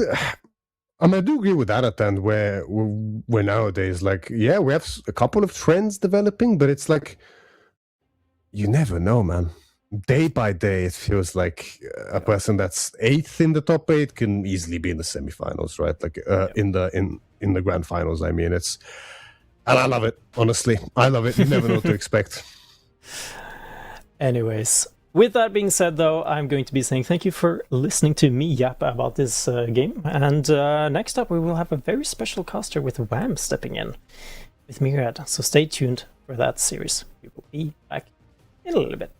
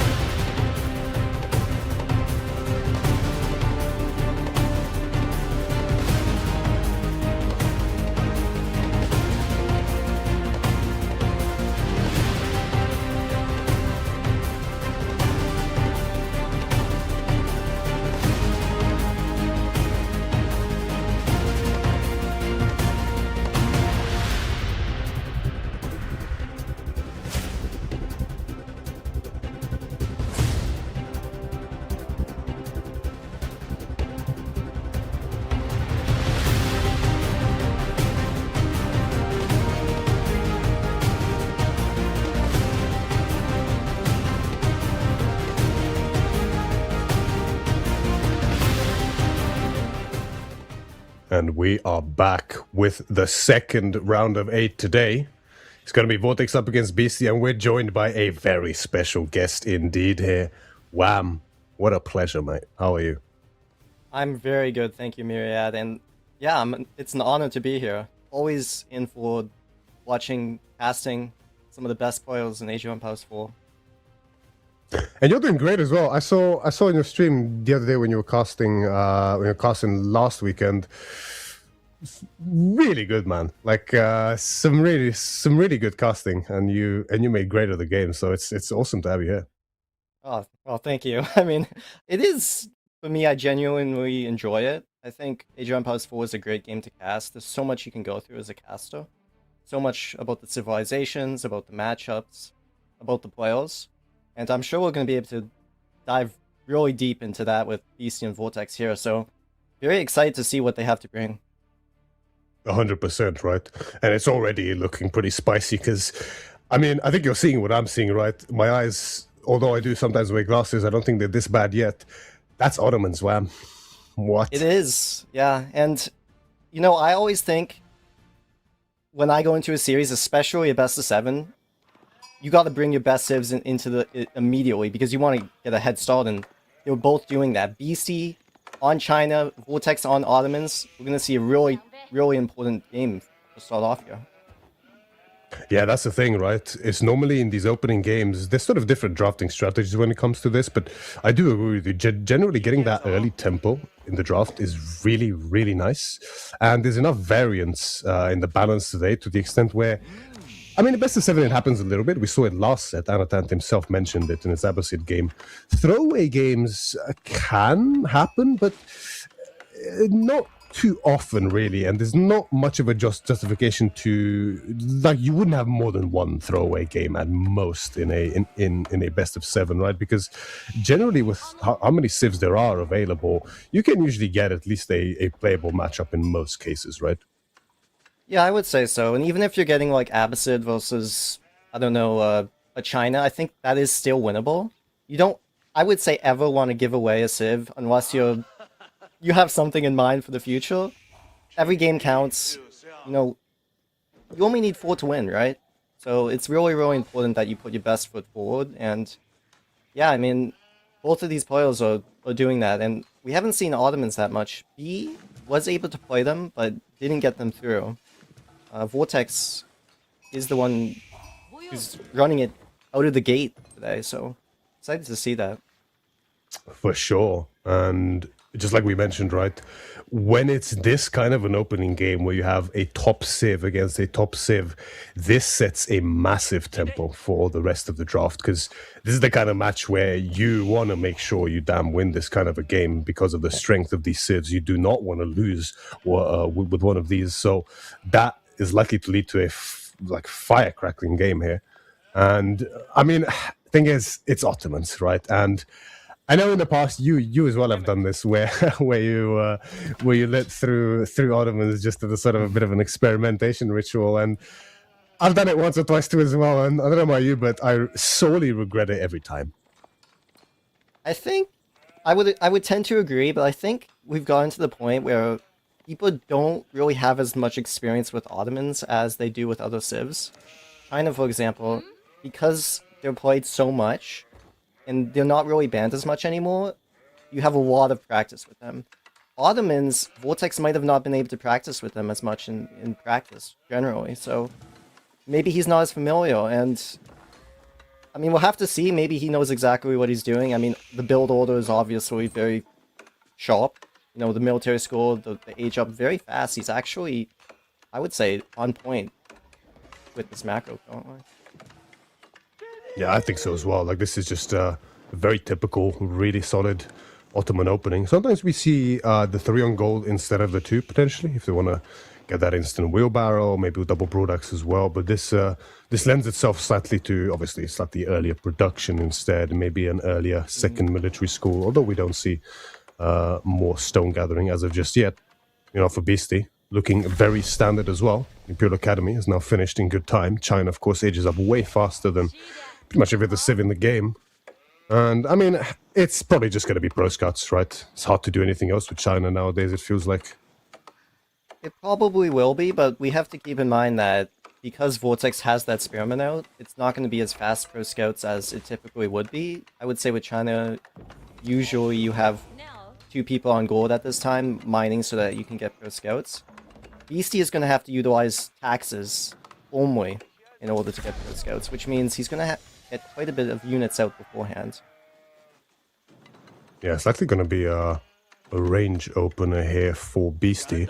Although that makes me wonder though, right? Like, in this situation, especially with the space from Ottomans, knowing that there's going to be some space, but not too many, it's not like you're being tower rush or anything crazy like that with like 5 spares, would you just open barracks here instead as Beastie, supervise out like 4 or 5 spearmen, and then you're also covered against the Sipahi instead of the archers?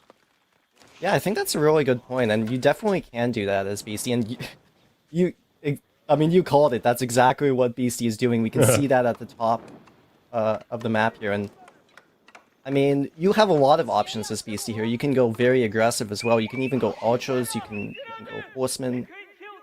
China has a lot of options, good options, I think. Dale aiming is starting early here for Vortex. Just going to make it a little bit more annoying for Beastie. He didn't start earlier on, so wasn't able to spread them out as much as you would most likely want to. Stone gathering behind us as well, so it's going to be a bit of a sort of the greedier Ottoman approach, I want to say, or semi-greedy at least. I mean, sometimes we see mill school into mill school with the stone opening in the Dark Age, but I'm not a massive fan of it personally. I think it's a bit too slow. So we see an in-between here from Vortex. Yeah, and I think we saw Vortex going for that stable, and BC with already has that bar axe means he's going to be able to counter those immediately. He is dropping the stable behind that, which means we're going to see pro scouts very soon. But, you know, I don't think Beastie should be too worried about what Vortex is bringing here. The stable, the double military school, it's going to give Beastie a lot of time to defend his deer packs, and possibly even pressure a little bit as well, although there's not too much, because Ottomans is so condensed immediately. The game plan here for Beastie, right? The way I see it, I mean, I think it's a tough matchup as it is for any civ against Ottomans, I would say, but the game plan for me, I imagine, is just get those deer back in as quickly as possible, making as few units as possible, and then probably just race the castle as fast as you can and not stick around in feudal more than you need to.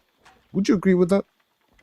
Yeah, I think I would, and the reason being is just you see the imams from Ottomans as well as the Sipahi. You don't really want to stay in feudal against Sipahi plus imams because you're just getting a lot of value where you have standard horsemen, right? So you want to get Castle Age as fast as possible, ideally. Yeah, in the past, maybe Beastie as China, you would have been able, of course, at the peak of Pro Scouts. There was a lot of China gameplay where you would invest a lot into feudal and even try to take the opponents there, but obviously now Scouts are slower, Pro Scout is more expensive, and most importantly, I think the decay makes that lose a lot of value now. Yeah, and one thing to note with China in particular is because you get passive gold from your taxes, you don't really need to keep anybody on gold past getting pro scouts, which means all of that resources that you would typically be on gold is going into other resources, which means you can just pump out units continuously. Which means I think Beastie does want to get Castle Age, but he definitely has the room to stay in Feudal Age for quite a while. Pressure's going to mount up here from Vortex already, with plenty of Sipahi on the field. Beastie did go into that archery range now. He's going to have some military mass here to push away. Yeah, but I would be cautious if I was Beastie here, because the early fights is where the imams are the strongest. You don't have the archers to one-tap the imams. I think Beastie recognizes that. He just wants to defend, just wants to get his deer packs. Wait until he gets a bigger mass, possibly blacksmith upgrades. Utilizing that gold, that passive gold that he has before he takes a fight. And we're kind of in a situation now where I think both players don't really know what to do here. Vortex wants to be aggressive, BC wants to be defensive, but neither wants to really commit to a fight. Yeah, it's a tough one, isn't it? Because The reasons for Beastie, just like you mentioned, are obvious, right? It's so dangerous against the Ottomans, and you'd rather just get the deer and go back. But even for Vortex, like, yeah, Ottomans is just an incredible civ, but they are just a little bit slow. Right? It takes a little while for those schools to really begin bumping. They're very expensive to set up, and China is still a very explosive civilization. I mean, they can go from feudal to castle age in such a fast turnaround time. It's almost disgusting, I want to say, even now after so many nerfs. But even Ottomans can be susceptible to a castle timing here if they're not careful, because at the end of the day, there's nothing impressive about the Ottoman eco if you don't count the military schools at all, right? Interesting, and we're seeing a Barbican on the gold from Beastie, so this does kind of signal he wants to go for that castle age maybe a little bit faster than we would suspect, just, because he wants to mine that gold without pressure, right? Although Vortex spots that, and he's possibly going for it here, although Beastie has quite a lot. I'm not sure if he's going to be able to take this. Vortex it is. Yeah, it's a tough position to fight as well. It's difficult for the Sipahi to find a solid wraparound. They're going to look to go to the north onto the villages, but plenty of spears are in position to prevent significant damage. And yeah, there's not much Vortex can do here, right? We're speaking about, it's all because of that slow startup. It takes a while for Ottomans to get out a significant number of military units in the feudal age. Once they do, it's amazing, but Beastie understanding this timing quite well.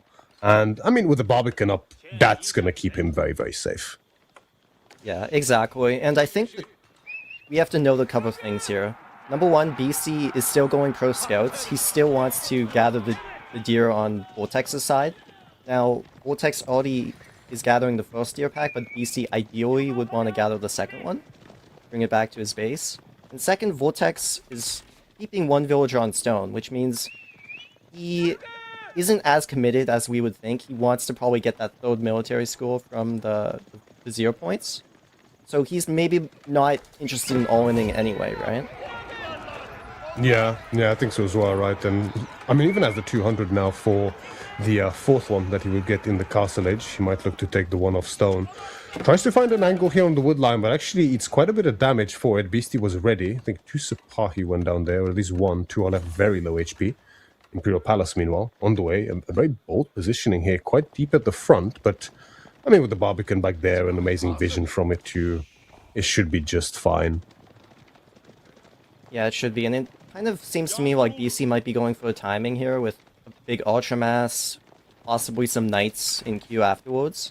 And Vortex, I mean, he's almost to Castle Age, but it's definitely going to be, there is going to be an opening, I would say, for BC to do some real damage. At the same timing, though, Vortex has gotten that third military school, and if he gets one more Vizier point, he can go for the Janissary Company, which would be a big benefit to any timing he has. Indeed, the Janissaries make it for Ottomans. It's such an incredible anti-cavalry civilization, but Vortex actually has different plans. He just wants to force some damage, whether Beastie likes it or not. Actually diving under a half-garrison TC here. He's taking a lot of arrow fire here. Veterancy is now officially in for Beastie, supervised by the Imperial official, and these archers now definitely slap. You can see massive damage. He's actually still focusing the archers here. I feel like focusing the Sipahi would probably be better. Yeah, and the issue is once these spearmen die from Beastie, there's nothing to kill the Sipahi, so you can activate your Fortitude and you can destroy all the ranged mass. Vortex has done that, but at the same time, not too much remaining, and behind it, he is going Castle Age. So, hard to see who got the better end of that fight, but both are going to be in Castle Age soon. I feel like it kind of has to be Vortex that got the better of it, in my opinion. Like, just completely resetting the archer mass there from Beastie, as well as the spears, feels massive, and Vortex lost a lot as well, but I mean, keeping in mind, he was diving a TC there, and he's actually ahead in destroyed value, which is generally somewhat rare, but obviously the food situation is way more important for Beastie than Vortex, who is always going to have a steady income. But Beastie is so reliant on those deer, right? Which, I mean, after losing so many units, there's not too many left. Yeah, and as we were talking about before, Beastie's now trying to get this second deer pack, but, you know, he doesn't really have the army to actually secure it, which means he's opting to just mess with Vortex's food, and that's nice and all, but what he really needs is the food in his own base, you know? which is going to start to run dry. Yeah. The first knight arrives to the gold. Idles out quite a few villages, but no pickups, though it was close. Good little deselect micro there from Vortex to save one villager. Meanwhile, Beastie just keeps rallying knights. He's rebuilding that archer mass, and I mean, it must be pretty terrible to go from, what is it, like 20 plus archers back to now reaching 7, soon to be 8 and 9. Relics on the way soon as well. And I think Vortex had one Imam that survived the fight, so I think he is bringing the first one back to his base, but BC does also have a monastery out, has one on the field, and the second one in production, so the thing is BC doesn't really have the army to secure these relics, so any relics that he does get is, I would say, maybe a tiny oversight from Vortex, but Vortex is very concerned about aggression. In typical Vortex fashion, round 2 about to commence soon here. He's rebuilt a considerable mass, plenty of Sipahi, archers as well. The veterancy though is only halfway complete for him, no second range damage either, so it might be a little premature, although with the trade that he got earlier, the mass is kind of on his side here. There's 4 knights, but so many additional Sipahi here for Vortex. They do have veterancy, but not the archers yet, and maybe biting off a little more than he can chew. Yeah, definitely. And the supply are just kind of base fighting the knights, which in this kind of mass you can do, but not, you know, the best engagement you want. Although Vortex just has so many at this point, he's willing to take the fight. We might even see that Janissary company come out. The visor point just came in. That would be a huge bonus to Vortex right now. I would love to see that. Yeah, especially I think the Mangonel is not far off. Yeah, exactly at this moment it popped out. And that's, I mean, back in the day, like, yeah, there it is. This is so nostalgic, man. Back in the day, right, the first Mangonel timing lined up so well with the Vizier points, and it was a horrible death push for so many civs to hold. We've gone full circle. And think about how many resources you're actually getting. He got 10 Janissaries. I don't know the cost of a Janissary, I should, but it's like 80, 100 or something. So Yeah, it's like, I think you're not far off. that's like 1,800 resources, which is just mind-blowing. You know, EC has to gather that.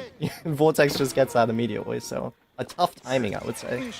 It is pretty insane, honestly. Like, I mean, there's a reason this civ has what, 85 or 95 bans so far. It's pretty special. And I just don't know how Beastie can possibly hold this, to be honest, without something like a Nesta B. Maybe if he didn't have that unfortunate fight earlier, but I mean, this mass is just so scary. Although, yeah, BC's trying to go for the Mangonel, but the Janissaries are wiping most of those knights out. Maybe an even trade, but I mean, Beastie needs something better than that. yeah, throws away a few knights to the Mangonel. It's always a nice pickup, but a bit of a price to pay for it. And I mean, this army is not slowing down. When it gets discovered as well, it's gonna fall before it reaches and gives that passive gold. Vortex wrapping around this eastern side to try and hit the wood line yet again. The boar is also on this side for Beastie, so he cancels out this entire eastern side of the map. Yeah, and you can see how desperate Beastie is for food. He has 300 food per minute consistently going down at this point. I think he has 0 people on food, so a very tough position for him to be in right now. It's like a panic heat, I would say. He has to hold this massive army at the front of his base, behind his base. Yeah, exactly, and the question is how, right? Like, it's pretty scary. He's re-pivoting, he's reshifting his economy and infrastructure up to the northern side here. Not that he has much of a choice about it, and I imagine Vortex is just gonna wrap around completely around the Barbican to the left side. It's gonna have some way to go. The Barbican sort of makes him have to take a steeper circular path around, and the Knight's getting intercepted. Ouch. Yeah, and I think the issue now is, I mean, there's many issues, but Beastie doesn't really have an army that can take care of 20 Janissaries. He's building Knights, which is not, I mean, it's almost the worst unit you can build against Vortex's army, but he doesn't really have a lot of options, right? Oh, not really. I feel like we desperately need the Nesta Beast here on the defense, but of course it's Imperial Palace instead. He finds a decent choke point to take the fight, but I'm not even sure the choke point favors him, honestly. Vortex just pushes deeper and deeper. Nectar is present, so additional attack speed on this entire army here. And the Sepahi march through with fortitude. There's no frontline for Beastie. These archers are getting vacuumed.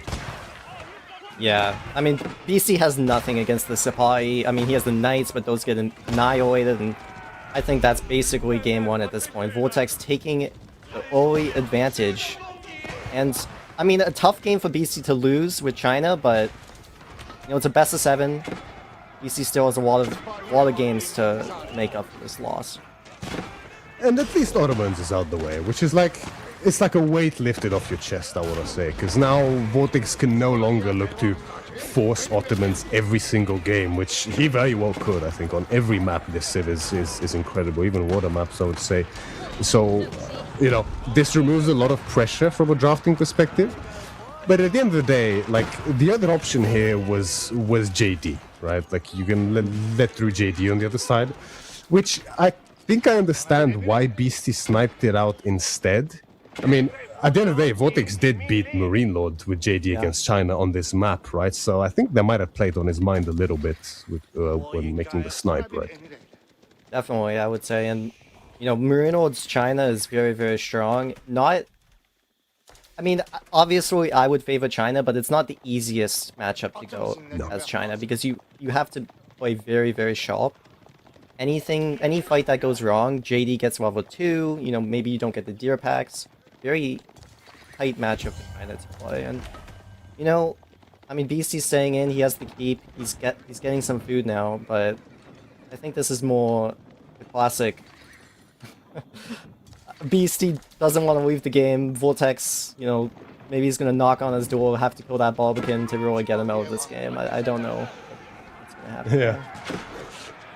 Yeah, Beastie's always been a fighter, and to be fair, in the past he's mounted some incredible comebacks in his career, but the thing is, like, we're facing an out-of-control, fully snowballed Ottoman here after taking a lot of unfortunate fights, and, I mean, the military mass tells a very clear story here. It is just... These kind of odds are just insurmountable. Yeah, they really are, and you are right, though. BC has overcame the worst of odds, and, you know, the best players... You know, you never give up, you never surrender until, you know, it's kind of over. I would say it's kind of over in this game, but Same. It's worth trying, possibly. Maybe, you know, Vortex disconnects or something, like... Yeah, I mean, it could also be a bit of psychological warfare here, right? Like, Yeah. I have seen Vortex getting slightly annoyed in the past by, you know, people maybe sticking a bit longer in games than really necessary. That might be playing a little bit on Beastie's mind here, right? Just sort of get him slightly riled up, like, oh, wow, why is he not GGing? And we know in the past, this has been confirmed by Beastie, that, you know, psychological warfare is part of his game strategy in a lot of tournaments. That's a fair point, and I guess, I mean, I've always felt when my opponents, you know, I'm just like, you know, just leave the game, man. The game is over, but maybe I shouldn't be thinking about that, and I should be thinking about the next game. Maybe that's what Beastie is doing, you know? You know, what map should I play? What civ should I pick? What strategy should I do? There's a lot you have to be thinking about in every single game. It's true. And the decision has already been made by Beastie. Of course, Loser does pick the next map game by game, and he opts to take us to the OG Dry Arabia. And a bit of a funky matchup, I want to say. Not sure we've seen this before. I think we've seen it once, but I don't remember the players or the day. I think it was in this tournament, though. Gonna be Roos for Beastie up against Vortex's Golden Horde. And again, we snipe out the JD from Vortex in favor of Golden Horde. That is interesting. I wonder if BC just feels like he needs to take a good civ from Vortex at this point. You know, I'm not sure, but to be fair, I think Roos does have a lot of options against Golden Horde in particular. We might even see a 2TC game from Beastie. And, I mean, JD... Maybe he's scared, like, again against the Zushi JD combo. Like, it could kind of be similar to China, I want to say. I'm not sure. Yeah, that might be it, right? And I mean, JD against Rus is. I mean, we've seen that today, but again, like there's so many possibilities. I mean, we saw 1TC from Anatan's Rus against 2TC JD today, so. I mean, that's just one example of how many wacky ways it can go, though typically it is Rus with the 2TC, like you mentioned. So, you mentioned Rus has options here, which I do agree with. Kremlin 2TC seems like the obvious choice to me here, because then you can't get pushed, which is something Golden Horde does so well. And it buys you so much time here as Rus. You think that's the best approach here for Beastie? I would probably 2TC, but you can fast castle as well. The issue is, I would say, is horse archers maybe don't do so good against Torgud. I think you could probably go Golden Gate as well. Gives a lot of utility at every stage in the game.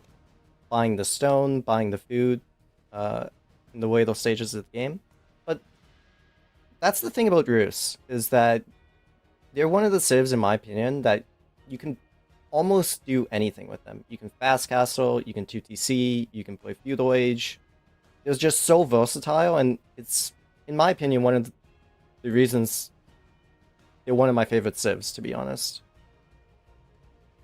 And that's been the case before as well, hasn't it? Even like during Pika Pro Scouts, although it was most often like Pro Scouts horse archers, we've seen some experimentation there as well. Rus has always been like jack of all trades, I want to say, right? Even back during 2TC meta, when they were like the boogeyman, right? Those were the days.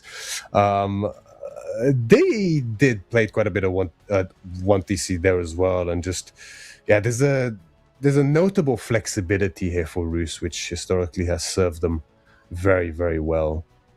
Just a very solid economy and a pretty respectable army as well. They do everything well, but they're not the best at anything, right? Yeah, I would say that's correct. And I would say Rus, in particular, is one of the civs where you have to kind of scout very well. Because they could go for Abbey, they could go for High Trade House, they could go for Kremlin, they could go for Golden Gate. It's one of the civs where they don't have anything the best, but they also make sure that you're keeping your opponent on your toes in that regard. Speaking of Abbey against High Trade House, I'll ask you about that in a second, because it looks like the game is now on the way. Game 2 of the round of 8 here, the second round of 8. It is Vortex in the color red, now leading by a game, just waiting for the score to be switched. He's playing as the Golden Horde in the south side of Dry Arabia, facing Beastie in the color yellow as the Rus spawning in the north side. And High Trade House Abbey of Trinity, right? When do you go one over the other and why? It's a tough question. I think both are viable. I would say typically, if it was me, I would go High Trade House on 2TC and Abbey Fast Castle. Just because I think Abbey is very, very strong with the Horse Archer combo right now. And High Trade House is typically a more defensive kind of, the relics are probably maybe possibly taken. You need the food because you're going to TC, you want to be defensive anyway. So I would say generally that's the case, but a lot of variation in that. Yeah, that makes a lot of sense to me. I think you're completely right. That's what I would think. Let's see if that's the plan here for Beastie. Looking at the spawns, honestly, it's a pretty rough one for Beastie if he wants to go for 2TC, isn't it? I mean, God, that's actually really bad, I want to say. We got the frontal first deer there alongside the berries. Being next to the berries is nice, but it sucks that it's forward for him. And I think even worse, the secondary deer is all the way beyond the third wood line for him on the right side there. So that's a rough one. I'm making a prediction. Beastie is going to go 2TC on the deer pack, on the berries, Kremlin beside it. What do you think? Yeah, actually, I think you're completely right. That makes so much sense, right? I mean, I think even it depends where he places the Kremlin, but it should be relatively comfortably. The aura should extend to that wood line. But yeah, that seems the most obvious to me, because you can't put a TC there naked. There's no way. Like, I think Golden Horde all ins it without any problems. But if there's a Kremlin next to it, well, I think it's way tougher. Yeah. Wow, BC has 6 scouts? Is that correct? That is right, yeah. Do you know what this reminds me of? This is like you must have seen this and you've probably done it yourself. This is like Rus against Mali, right? You go like so many Yeah. scouts in Dark Age to torch the mines. I But mean, we have seen that quite a bit in the past, but the thing is, I want to say that was almost during the animation cancel era. Maybe not, but I feel like Vortex is just going to repair that without any problem. But we'll see. is it in range though, right? Like that's what I'm wondering here. Because I mean, with this many scouts, you're if it's Kill that not in veil? range, yeah, exactly. You're able to trap the veil, and I mean that feels horrible, doesn't it? It does, but I think it would be pretty difficult to kill that villager, but I mean, we're going to see ourselves, right? What goes on here. And BC does have Oh. quite a bit of time. It does. The village is on the way. He's going to No go way. for it. No way. The 10th. Oh, Oh! it's done. It's trapped. It's done. It's trapped. He's done for. It's over. Wow. And he's gonna get that for sure. So that's, Yeah. I mean, one villager at the start of the game. Oh my god, what? What? Oh no! He cooked Oh. himself. Tragic. Oh no! He just shifted a little bit, and the villager ends up escaping. That's a tilter. It's a bit of a tilter, yeah, because that was kind of his game plan. I mean, we're gonna maybe see another option for it, but at this point, 36 seconds on the age up, I don't think he's gonna get that opportunity again.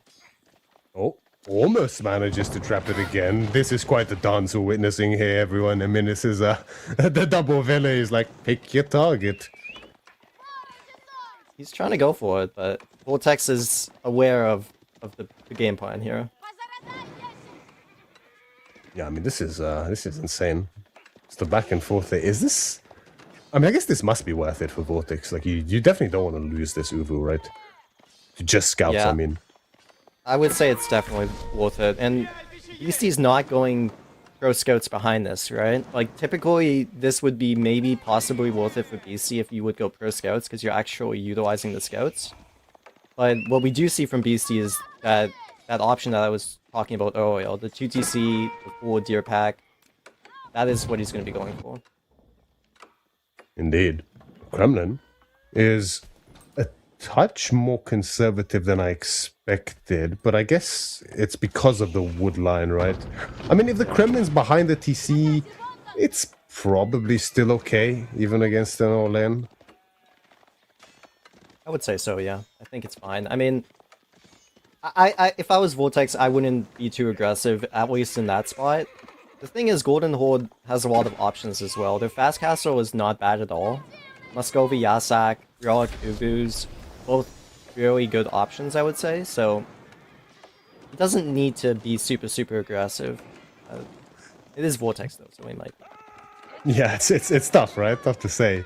Speaking of Relic Ubus, actually, I remember you're the only player I've seen it go recently, at least, and that was, I think, last weekend on King of the Hill, if I'm not mistaken.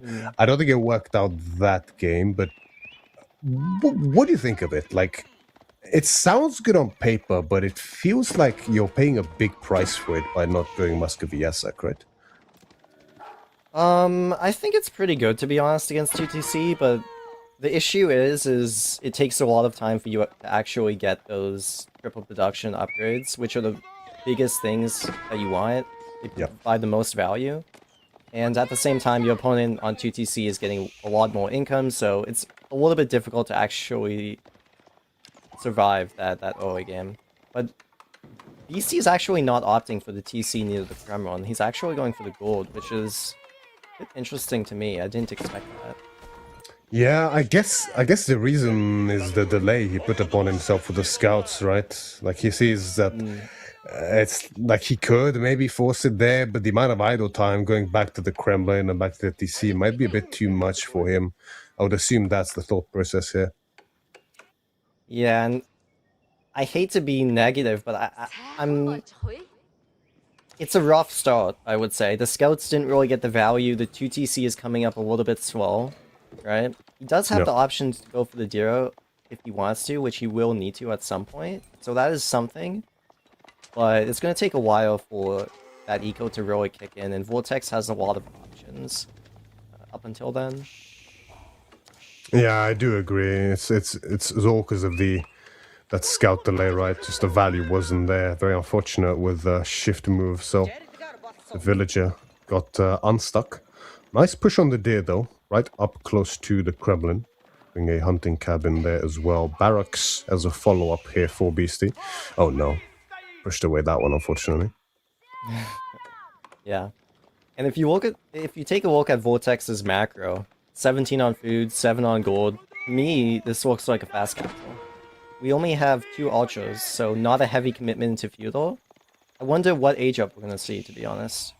I mean, I hope we see Radicubus just because it's so rare, and I do agree with you. Like the triple production upgrades are genuinely insanely strong, but also crazy expensive, especially nowadays compared to before. So it feels so difficult to get them, and I don't think you're ever really able to greed for them either, right? Like I think you always want at least one stockyard upgrade first to get decent income from them, and then obviously ideally you want to have a good amount of Tor goods present all the time, and then you have a bunch of important upgrades that also cost stone as well, right? Yeah. You can get the Karash Edict, I like to get as well. It gives you 3 Karash, and you can also get the Karash upgrade in the meantime, which does provide a decent bit of value, but it's only... The triple production is better, I would say. You're only getting that because you need to survive, for the time being, I would say. Yeah. Do you think the Karash Edict is worth it? Considering you can produce them. I mean, the alternatives are increased production and more health, right? Yep. I mean, the increased production is good, but at the same time, I would say you should just build more production buildings, right? Yeah, that's true. That makes sense. Yeah, there's actually even the military academy, the upgrade that boosts production speed. Gordon Horde has it as well, but it's named something else, and it actually costs stone as well, right? Or only stone, I think. Although Vortex is going for Muscovy Yasak, so we're not getting that today, unfortunately. But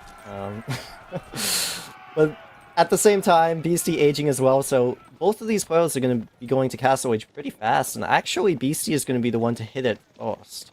And I wonder, are we going to see horse archers here? I don't know what it is with you guys and horse archers, honestly. I've seen, like, it seems like everyone's going horse archers, which I think there's a time and a place, but I feel like I see it fall flat more often than not. But I might be mistaken in that regard. The thing is, like, especially against Muscovy Yasak, as you mentioned at the start, right? It's a bit rough now. Yeah, I would tend to agree. So I would say probably Expo Spearman, Expo Men at Arms, Expo Knight. But Beastie did go Abbey, so he is going to try to get the Rogs, and it's going to be a little bit difficult. If you look at the army value, Vortex quite a bit ahead at this point. Yeah, for sure, right? Just the constant pressure here mounting up, idle time left and right on the deer, on the gold here. And Abbey, yeah, if we can get like 3 relics here, this could be pretty nice. But the question is, how are we going to get 3 relics, right? It's a rough one, because the military presence is significant. Vortex is just not using nearly as much food. I mean, he could even be on board if he wants, honestly, but hasn't opted for it yet. Beastie is trying to get that top rock. He's bringing that back now. He might be able to get that, although Vortex is heading there. He's got the bottom one with his army.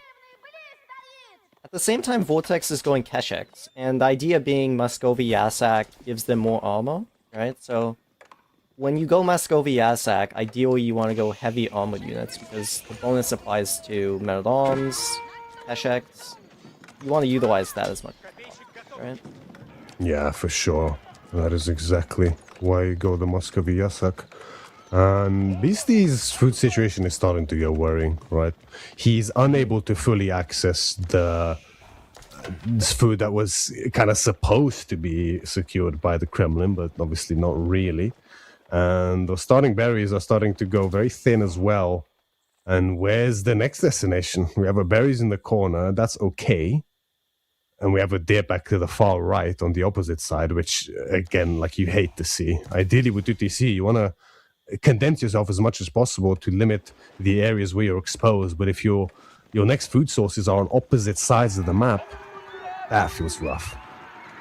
It does, and I mean, Beastie's getting 1-2 relics at this point, but I mean, you're right, the food situation is the pain point for him, and there's no easy solution for him. 16 on food at the moment, but that is going to come down very, very fast.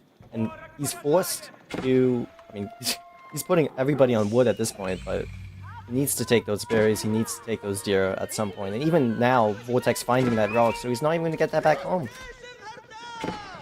Misty, so be careful here. He should be looking to drop the relic and escape, but I think he's distracted on the front side as well, so the warrior monk is going to fall. Distracted at the front here. Even the berries here are unsafe to be gathered. Plenty of spears on the field for Beastie. Good amount of warrior monks as well, but there's a very high archer count on the field for Vortex as well. Not all of them in one place. He has spread himself a bit thin around the map to ensure no too many relics go over to Beastie.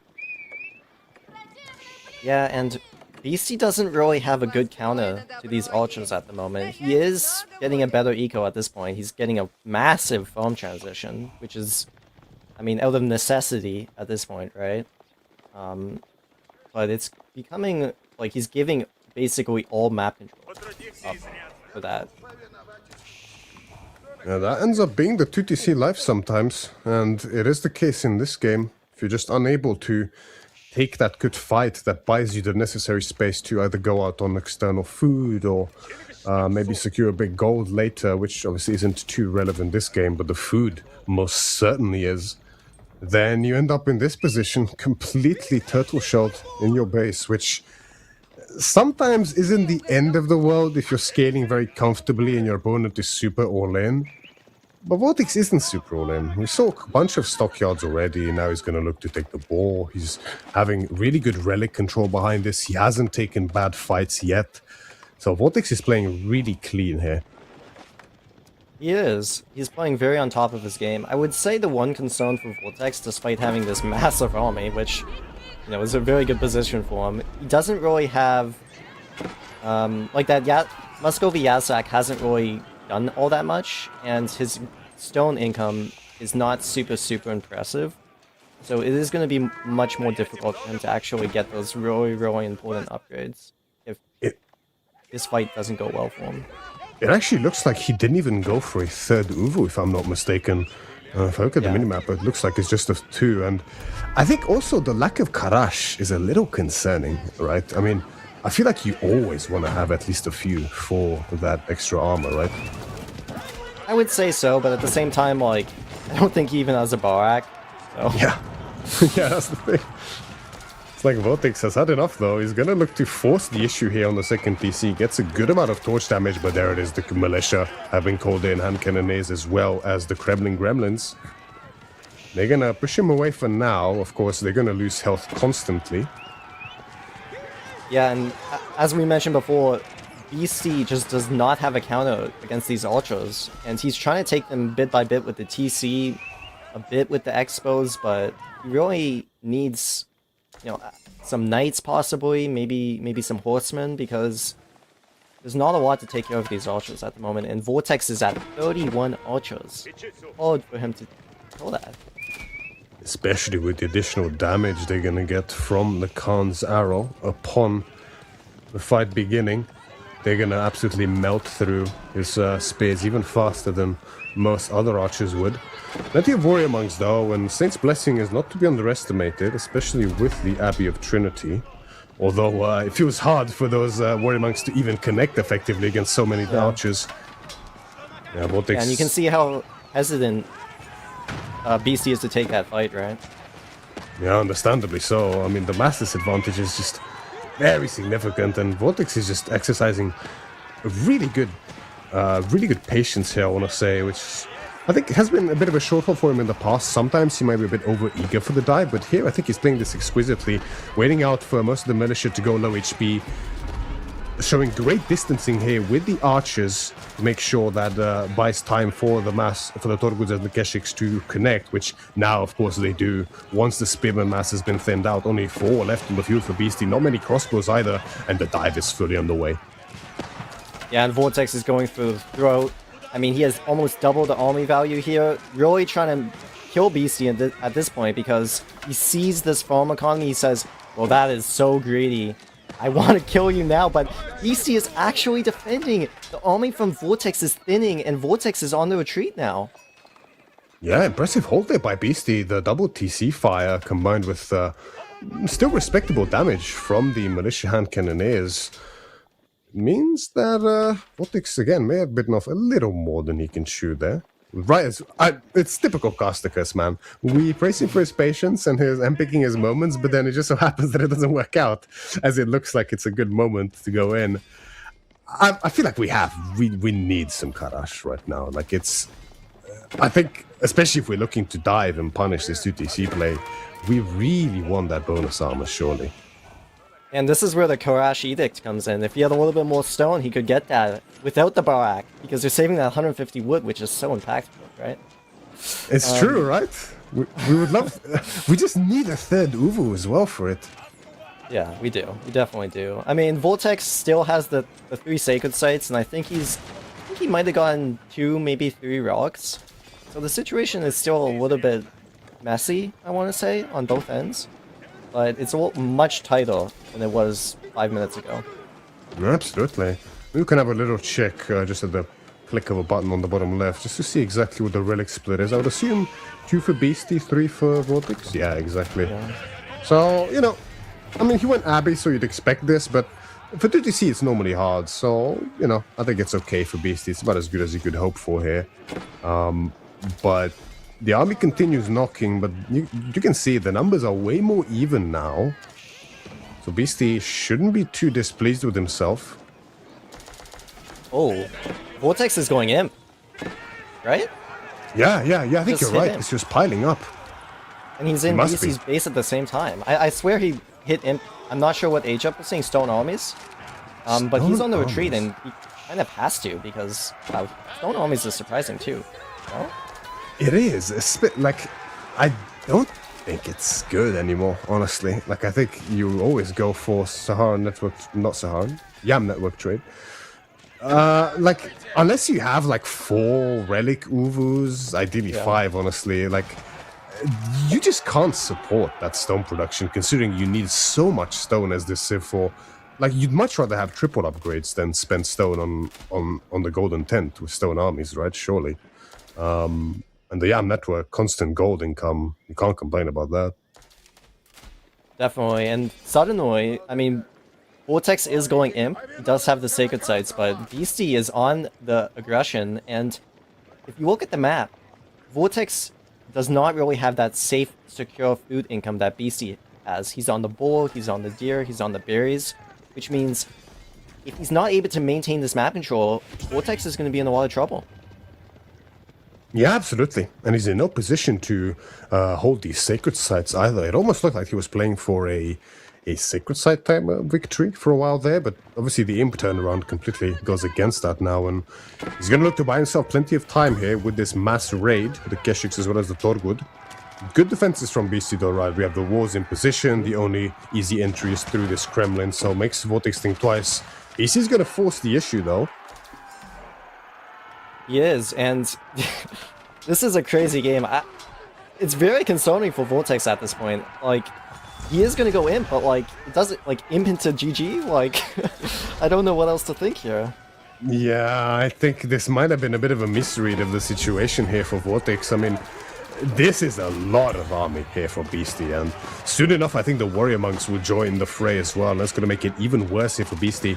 Maybe the dive is a bit overzealous here, potentially. There's a lot of crossbows going down very quickly here. Focus fire, good job with that by Vortex to go onto the crossbowman as well. And it looks like at least this initial mass will be wiped out. It's very close. Maybe not though. Yeah. It's very close, and Beastie didn't even need to do this. Obviously, he doesn't have, you know, God vision, but there's a lot a lot of other places BC could be attacking. Even with that being said, still, BC is in a very, very strong position. He still has more army value. His food eco is amazing at this point. He's denying the sacred sites. You know, Vortex had 3, now he has none. BC actually has 1, possibly 2 soon. So the game is completely switched. Yeah, for sure. I definitely think Beast even now still has the lead for all the reasons you mentioned. Even more farms coming up behind this as well. It is a bit of a tricky spot being an age down like this, especially Imp to Castle Age, because like, what do you do as BC now? I mean, it feels like you have to remass quite a lot here. Like, you can't go Imp yet, right? I think BC probably feels that, but if you look at the army value, if you look at the resources, you know, if he had God Vision, I would say you can just age here. He's getting 2,000 food per minute, 7k army value. He's gonna get Imp in 1 minute, you know? And I don't think there's any chance that BC dies in this position right now. Vortex is gonna look to re-engage from the same angle as before.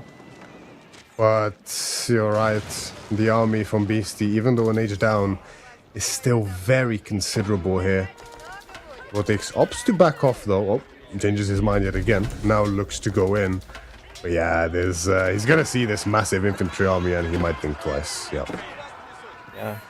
And Vortex is really gonna have to rely on the archers to do heavy, heavy lifting in this position because, I mean, that's the only way he can get good value at this point. They are all Imp archers. He is getting the Uvu upgrade as well, so he is trying to play the late game a little bit more, not trying to kill BC at this point, but he still, I would say, have to get some value with this army, and he's getting a little bit, but is it enough?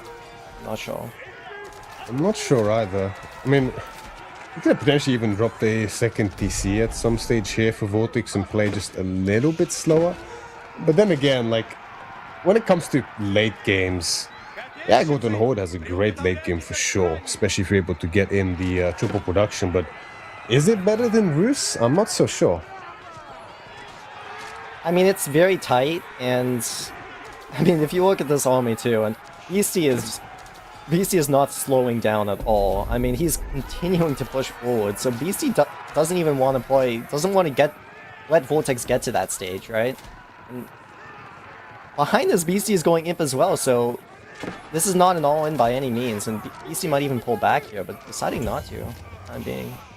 What's also shocking to me is just, it makes me wonder whether this is actually bugged or not, is not a single economic upgrade for Vortex outside of Wheelbarrow, which I think at this stage, like this late in the game, is I think definitely a bit of a blunder, right? I mean, yeah, it's actually not a single one, not even the stone grazing or whatever it's called, something like that.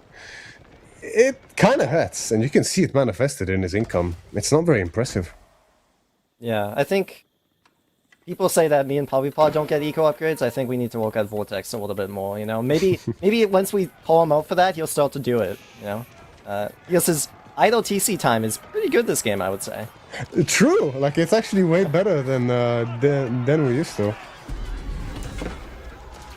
Spaskaya Tower going up on that large gold on the left, and yeah, I mean Spaskaya instead of high armory, typically high armory is better, but I think Beastie, like, he's probably in such a good position now that he doesn't even need to rely on the siege, and just having that gold nice and secure, not needing to worry about it. It's not like Vortex is going to push that position anytime soon.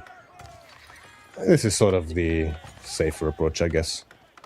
Yeah, I think you're right. I think BC just feels, you know, I just want to have safe gold. I just want to be able to push the map, just A-move down the middle with my, you know, 2.6k food. I think he realizes that Vortex's economy is not as strong as his. So if he can just A-move with his, you know, all the upgrades in the game, university upgrades, Vortex is just not going to be able to match him. And I think when BC gets those upgrades, that's probably what we're going to see, but we have some time. Lead crossbow upgrade, nearly complete. third ranged armor, second priority here for Beastie. Only now is, a significant amount of gold starting to come in for Beastie after securing the 8k on the left side of the map. So ideally, Beastie still wants to wait out, to get elite infantry tactics, incendiary arrows before taking a fight. So he might look to slow down slightly here. Yeah. But at the same time, Beastie has 200 population, 11 horsemen in queue, almost 4k food at the moment, so... I mean, his eco is so good. He has 200 population.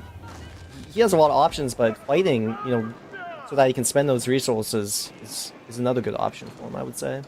I was gonna say, right, like in this position, what do you think? Would you rather just keep banking up and make sure your army is as strong as possible? Or do you force the issue and fight, let's say, without all your unit takes, but actively trade out, because you're 200 pop and keep spending the res, remass into Streltsy? What do you think is better? It's a tough decision, and even now you can see that Vortex is getting incendiary arrows. So if BC does take the fight, he's going to be at a deficit in the university upgrades, but I mean, I would say you have to take the fight just because, I mean, look at his food income. Like, he literally has 6k food. Like, you want to be spending that as much as possible, especially if you think your opponent is not in a good position. You want to utilize that as much as possible, and BC is going for that option. He's going for the fight in the middle there. Bottom. Yeah, right as some horsemen seep in, well, Beastie doesn't let himself get distracted. He's gonna go in, but the timing is a bit rough here because the incendiary arrows is now through, whereas Beastie hasn't even begun a university upgrade at this point in time, and these archers are actually massacring the men-at-arms very quickly. Saint's Blessing is in, but the massive surround from behind with the cavalry. Meanwhile, militia are caught in the base. Beastie's gonna get wiped. Yeah, he is, but at the same time, I think expected, like, Vortex has he has incendiary arrows, he has Muscovy Yasak, he has imp upgrades. BC does have that resource bank that we talked about. That is what he's going to rely on to remass here and push again. Vortex has 72 villagers, BC has 132. So this is going to be like a Zerg versus a Protoss in the sense, I'm just going to be attacking you over and over and over again until you die. Very good analogy here, and yeah, I mean, Beastie took a bit of damage from those horsemen. 10 have gone down. Well, not quite 10, I think a few more went earlier in the game, but it's gonna slow him down slightly. But now we see the kind of dream composition starting to manifest, right? The Streltsy with the Boyar's Fortitude horseman. This is exactly what Roos wants to play for. I mean, ideally you want to replace the horseman with knights, but most games that's unrealistic, right? Yeah, I would say, especially in this case, but I mean, again, Vortex is at 160 population. This army is super scary for Vortex, but it's basically all that he has at this point. Down to 150. He's kind of winning this fight. I mean, he is retreating at the same time, but kind of winning, I would say, but it's really all that he has, and he really needs to win this. Yeah, he does. Like, he can't remass nearly at the same pace that Beastie can. His army is still superior, and Beastie, what is happening? The Mystic with the Streltsy, or did he just want to get in position to stand his ground? But they're all dead. Yeah, a bit of a misclick, I would say. Maybe he just wasn't watching at that point, thought Vortex would retreat faster instead of taking that fight here. I mean, at the same time, BC is remassing, so it's definitely a big blunder, I would say, but nothing tragic in the sense. He's coming back, though. Yeah, the militia have also been called now. And Beastie is going to force the issue yet again, make as much space between Vortex's army and his base as possible. He's remassed yet again. Did we maybe overboom slightly here as Beastie? 142? It was a little much, right? This is typical Beastie, though, 142 villagers, 3k food income, like... Now, what I want to see is exactly what BC is very, very good at. Horsemen all over the map. Let's kill some Vortex villagers. I mean, Vortex is still at 1200 food per minute, so... Every villager that Vortex has, he needs desperately. So... I think this is the time for BC to start doing that. I think you're so right. Like, there's so many targets to hit as well. I mean, there's Uvus all over the map. Just literally... Uvus are basically the backbone of Vortex's entire game with Golden Horde here. Starting to remove those would be massive, and they're pretty expensive in his position to remake as well. Still only on 80 villages at this point in time. But also the stockyards, right? I mean, there's no stone walls for Golden Horde. There is palisade walls, but they're not going to do much to stop imp horsemen. And you need so many fortified outposts to actually secure those stockyards, way more than is reasonable. Looks like Beastie agrees. There's a big wave of horsemen in the far west. They're looking to go in at the same time as Vortex is trying to seep in, but fortified palisade walls are way harder to take down, and Strozzi on the defense are going to make quick work of the cavalry. Yeah, and look how defensive Vortex is playing. I think Beastie maybe doesn't realize how good his position is in the sense of resources, but Vortex so defensive because he realizes he really needs the economy that he does have. I mean, we're looking at a Golden Horde that is still not 200 population versus his opponent who has 200 population, 4k resources of food, and Vortex understands that because he knows his position is not as strong as maybe he's trying to present it to be. Yeah, for sure, and the bank difference is the scariest part, I think, right? I mean, it's just Beastie's gold alone exceeds the entirety of Vortex's bank, even the wood. Yeah. Like it's pretty crazy, honestly, the difference. And Vortex, we saw a couple of them, a few hand cannoniers coming out, and I think hand cannoniers are definitely the right response. Well, one of the right responses against Strozzi. The additional range is huge for them, but ideally, you'd love to have triple production on your ranges before you start really pumping these guys, which we did see. He did go up to 3 Uvus, but, you know, he can build 4 in Imp, so wasn't able to get the 4th one. Of course, a few got torched down now as well, which is definitely kind of painful. It is painful, and I think he only has 2 at the moment. One got torched down. I don't think he's been building as many as he could be, but, I mean, just check the upgrades. He doesn't even have any food upgrades, wow. which means he has 51 on food and he's gathering 1700 food per minute, which is okay, it's changing a little bit now, but it's not good. It's not good. It's extra painful as well because the stockyards are just a little bit worse than farms, right? You save a lot on cost because obviously it's well, it used to be 4 for the price of 3, but now it's just a little bit more expensive, 25 more wood. But it's still pretty good. But the issue is like the income. Like they're more efficient than farmers, but the income is actually slower. So you really want those stone upgrades for the gather rate, which, well, looks like he heard us. Yeah, it seems like he did, and he's getting them now. But 35 minutes in the game, like it's a bit rough, you know. Yeah, I can definitely say that again. It's, I mean, he's maintaining a massive army mass, though, despite that, to be fair. Oh my god, and we have Karash. We actually have Karash. Oh. He's doing all the things Golden Horde, you know, their bonuses, a bit slow, but, you know, he's getting around to them. Better late than never. And to be fair, I think Beastie has to be very careful here, because I mean, Strozzi are amazing for sure, but with so many archers for Vortex, he can trade out incredibly cost efficiently against them with a bit of focus firing there. And Vortex is getting plenty of his own horsemen as well, which, yeah, Rus has amazing horsemen, but so does Golden Horde, honestly. There's a very good unique upgrade for them, right? What is it, +2 armor, I think? It is, but that requires stone, right? So we can assume that he hasn't gone that. I mean, it's possible. Like the stone's been a bit of an issue, right? It's been a bit tough for him. I mean, that's just what happens with Golden Horde when you choose to go Muscovy Yasak and you don't really prioritize stone, right? Look at how many Torgut he's been producing, right? Which is really his focus. And now we're seeing the fight being taken. Beastie doesn't really look to me like he has the army mass, but he's taking the fight anyway against a Vortex who has 116 units. Oh, he comes in from the south side though. Very nice flank from BC here, which... Wow. Yeah, and it looks like he's crazy. gonna That's a massive knight come up, yeah. I mean, that came out of nowhere, man. It did.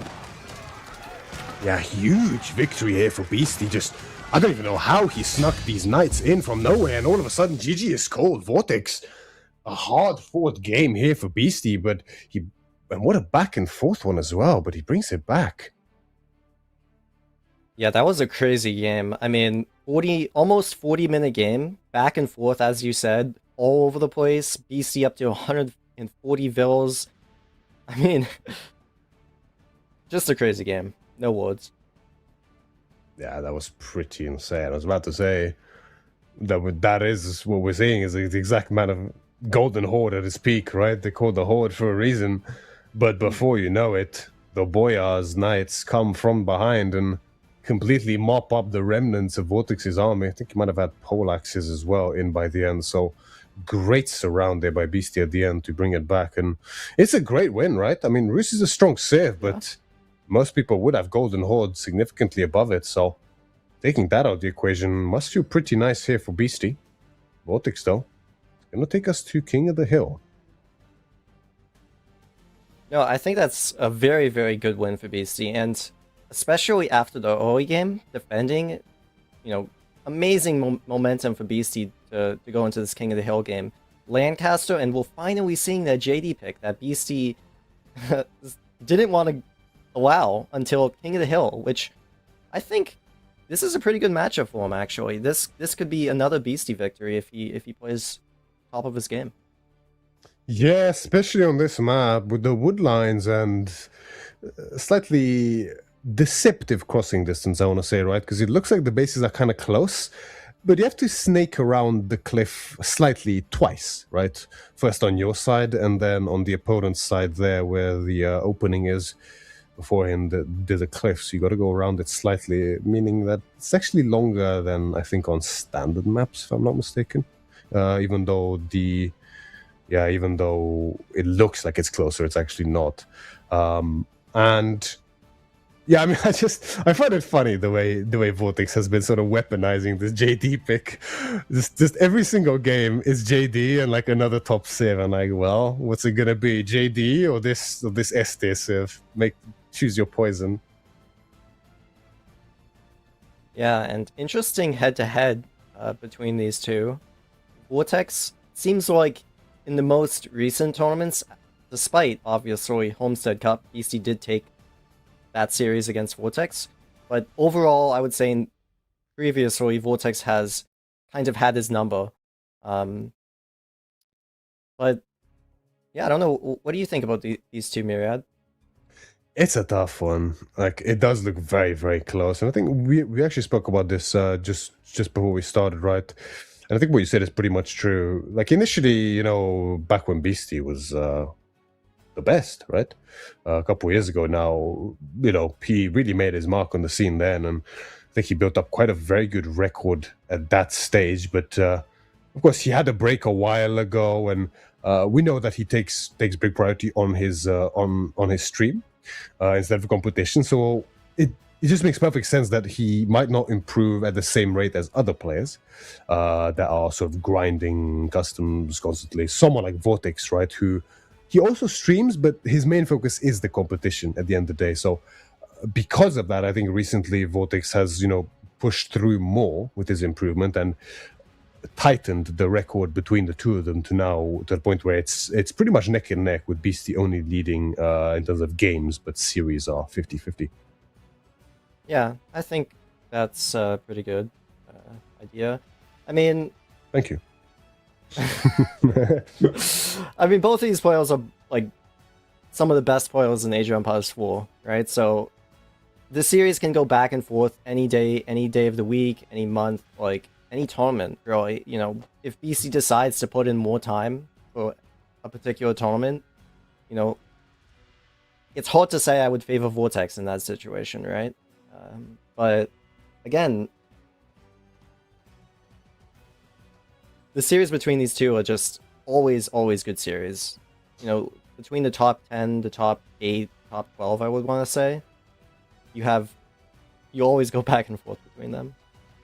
You do, and that's a big reason of why this is always so exciting. You just don't know. You simply don't know. I mean, we had some crazy results so far in this tournament already. I mean, we saw Marine Lord, right, dropping up against Vortex in the group stages.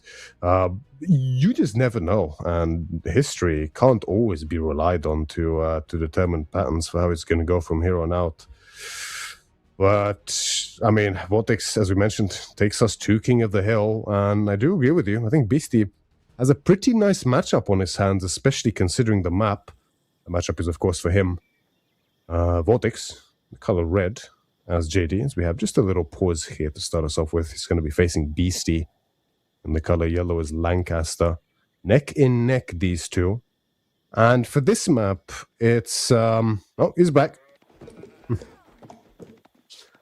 Yeah, it's on this map, right? It's the wood is always safe, right?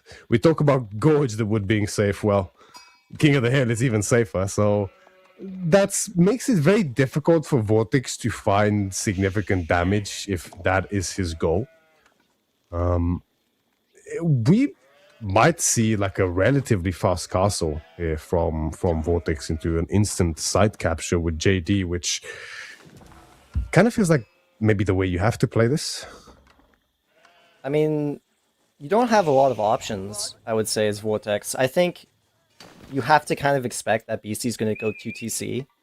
Also, Lancaster, one of the fastest 2TC in the game. Also, extremely defensive 2TC. You have to keep in mind, they're gathering sheep faster, which means they age up faster, which means, you know, they're getting that 2TC out faster.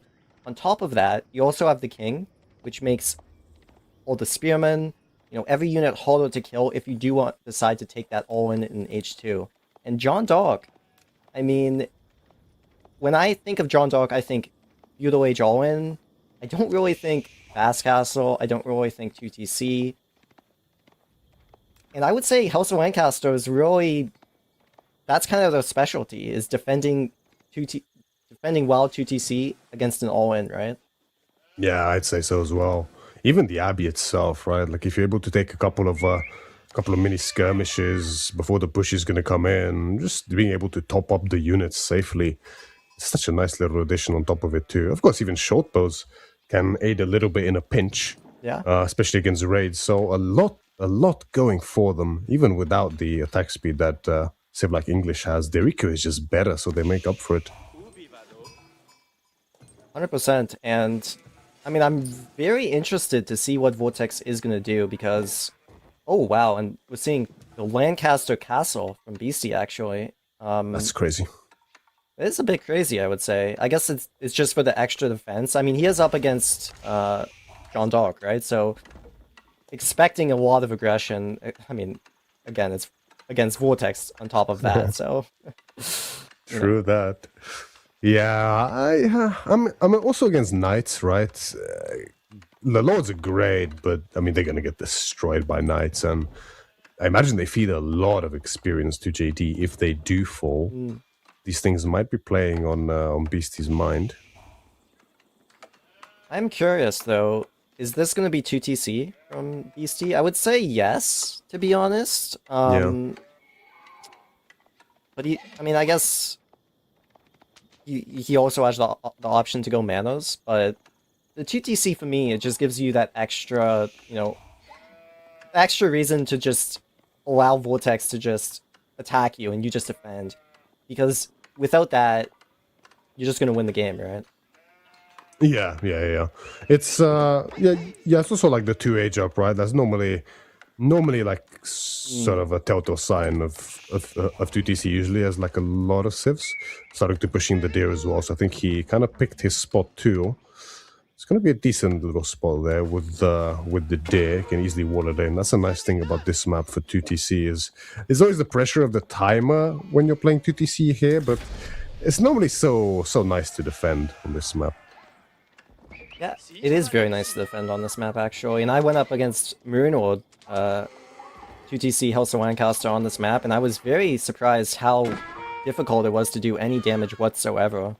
But I do want to know, I think this age-up option from Beastie is super 5-head. I mean, he decided not to go Spearman and Dark Age, which means he's going to get that TC up faster, which means, okay, he's not going to have anything to go up against the Knight. But you can garrison inside the castle, and you should be fine, right? It's almost like he learned a little bit from the Risk game, right? Because it's a bit similar in the sense that, you know, there's no delay of Spearman, like there was a delay with Scouts that game. And, you know, he didn't want to have the idle time with garrisoning for the Kremlin, but because the delay isn't as much here, he might not even have to. Although the first Knight is on the field already, and Yeah, we gathered the extra 123, but the extra 100 stone for 1 mana as well here for Beastie. So that does slow the TC down just a little bit, but it means he doesn't have to worry about stone for a while again. So I think it's probably worth it, but okay, he's still going to place it defensively, it looks like. Yeah, and I think it is worth it. And I mean, you see that the knight is going immediately to the stone, right? Beastie has no spearman to defend for that. Although, I wonder if this knight is going to come in time to delay that TC. That could be a big issue for Beastie here. It very well could be. Have a little check on the progress of the TC. I think he did pull a couple extra, it looked like to me, to make sure it goes up. Oh, Ooh, it should be fine. Castle is there. Oh, he doesn't even see it. yeah, it's going to be fine. And it's a very fast TC timing, right? He's going to have the mana behind this as well. Even has access to that deer pack. Not immediately, but once he gets enough units out on the map, he's going to be able to gather that. So it's a very nice start for Beastie, I would say. And Vortex, has 3 knights, drawn dark, and can't really do any damage. No, and that's the issue here. What do we do next? TC's up. There's a Lancaster castle blocking a full entrance here on the right side. There's nothing on the left. Like, there's no more stone needed for Beastie for a while longer. The gold is also secured there. The wood is secure. Beastie literally has everything he needs for the foreseeable future. There's no easy denial like in the Roos game. Vortex, I think it's castle, right? Like, no more knights in queue. Starting to bank up a bit of food. Very light on the wood. Yeah, I think it is. And I think if Beastie recognizes that, he can probably go maybe a few spearmen. Maybe he gets the levy from the castle, but if he recognizes it, that should be it, and he should be going Castle Age behind Vortex, and it shouldn't be very far behind Vortex at all, I would say. No, right, the extra sheep gathering is so amazing for Lancaster in this case. It's so crazy, like often they're able to get castle faster on 2TC than a Civ like going fast castle as a response on 1TC, right? Just pretty wild. Yeah, it's very wild. I mean, again, the Civ is just very fast. Vortex is going for a Vil, does manage to get 1 Vil, so that's not nothing. I mean, it's not gonna win him the game, but every little bit does count, and 1 Vil is a nice pickup. See? Yeah, it's a start to what he needs here, which is finding a good timing, or ideally a lot of damage. Slowly trending towards that castle, so our read was correct, and he's going to want to immediately capture the site with JD, of course, not only for the timer, but it's going to give her plenty of experience as well. And I think, I don't know if you know this, I'm not certain, maybe Cal knows if you don't. Does JD constantly get XP when the site is captured, like passively? Like more than normal? Yeah, I don't think so. I think she just gets it as the site gets captured, right? Let's see. I think, yeah. I mean, Vortex is trying to go around the other side to, possibly get another villager kill, but another thing about the castle and the buff that I got, the garrison is very impactful, which just means Beastie is going to be able to garrison these villages and even possibly do damage to John Dark here. He has to notice it. Might get a Vil. He's going to get a Vil. JD is a marksman, finding the kill through the windows of the Lancaster castle. Yeah. And that is still in the game. I don't know what people feel about that, but it feels... I don't know. Maybe...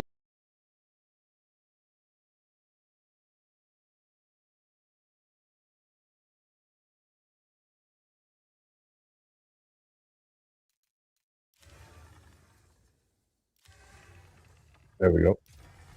There you go. Should work. Just a few technical difficulties, but I think we should be fine now, right? Looks okay at least. All right. Just bear with us here while we load back up the game. It's gonna take a little while to catch up to where we were. But yeah, so what is your view on it? Like, would you rather the garrison just always goes through and once they're inside they're like immortal pretty much, or not? Yeah, I would, because I hate John Dog, we don't need that. Yeah, none of that. I mean, it makes Right? Like it does make more logical sense. Once they're in, and Okay, the arrows can be for 4, you know? yeah. Prediction though. I bet BC is gonna go King's College. You know? What do you think? Yeah. It makes mean, sense because he the can't reason place being, it right? aggressively. The reason being, what is White Tower gonna do at this point, you know? Right. Like, you're already defensive, you gotta get the Sacred Site.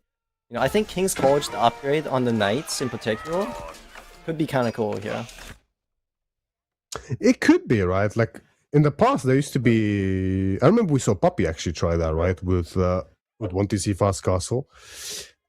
I mean, I think on 1TC it doesn't really work because the eco is not there, and French can just work to deny food and gold, especially, but or JD in this case. However, on 2TC it might definitely pay off a bit more because you're skating safely behind it, right? And I think even though with veterancy the knights are better, I think for JD still, if I'm not mistaken, or French for that matter.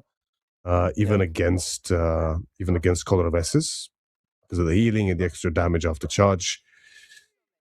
It's still going to really help in fights. It is, and he did also go to castle, so aw, I'm wrong. That's unfortunate, but yeah, we're seeing the White Tower. I was hoping you're right. He just wants to get that extra, you know, defense just in case, because I guess Vortex still does have John Dark and 3 knights, so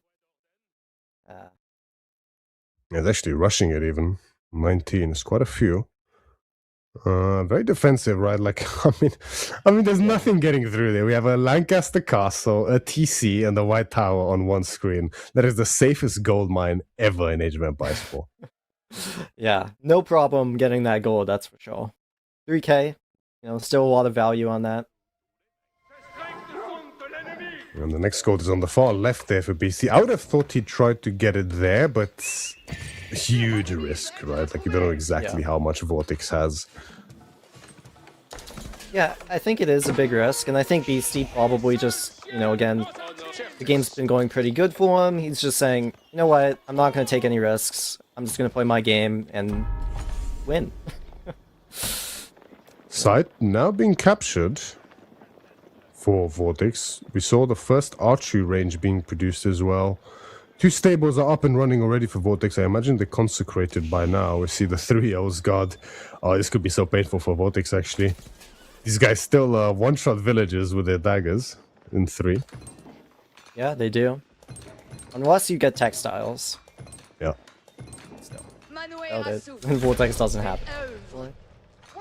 I think the next thing about this game, though, is, again, it's going to be that Sacred Site, because Vortex kind of, I would say, understands that that's basically the best way for him to win.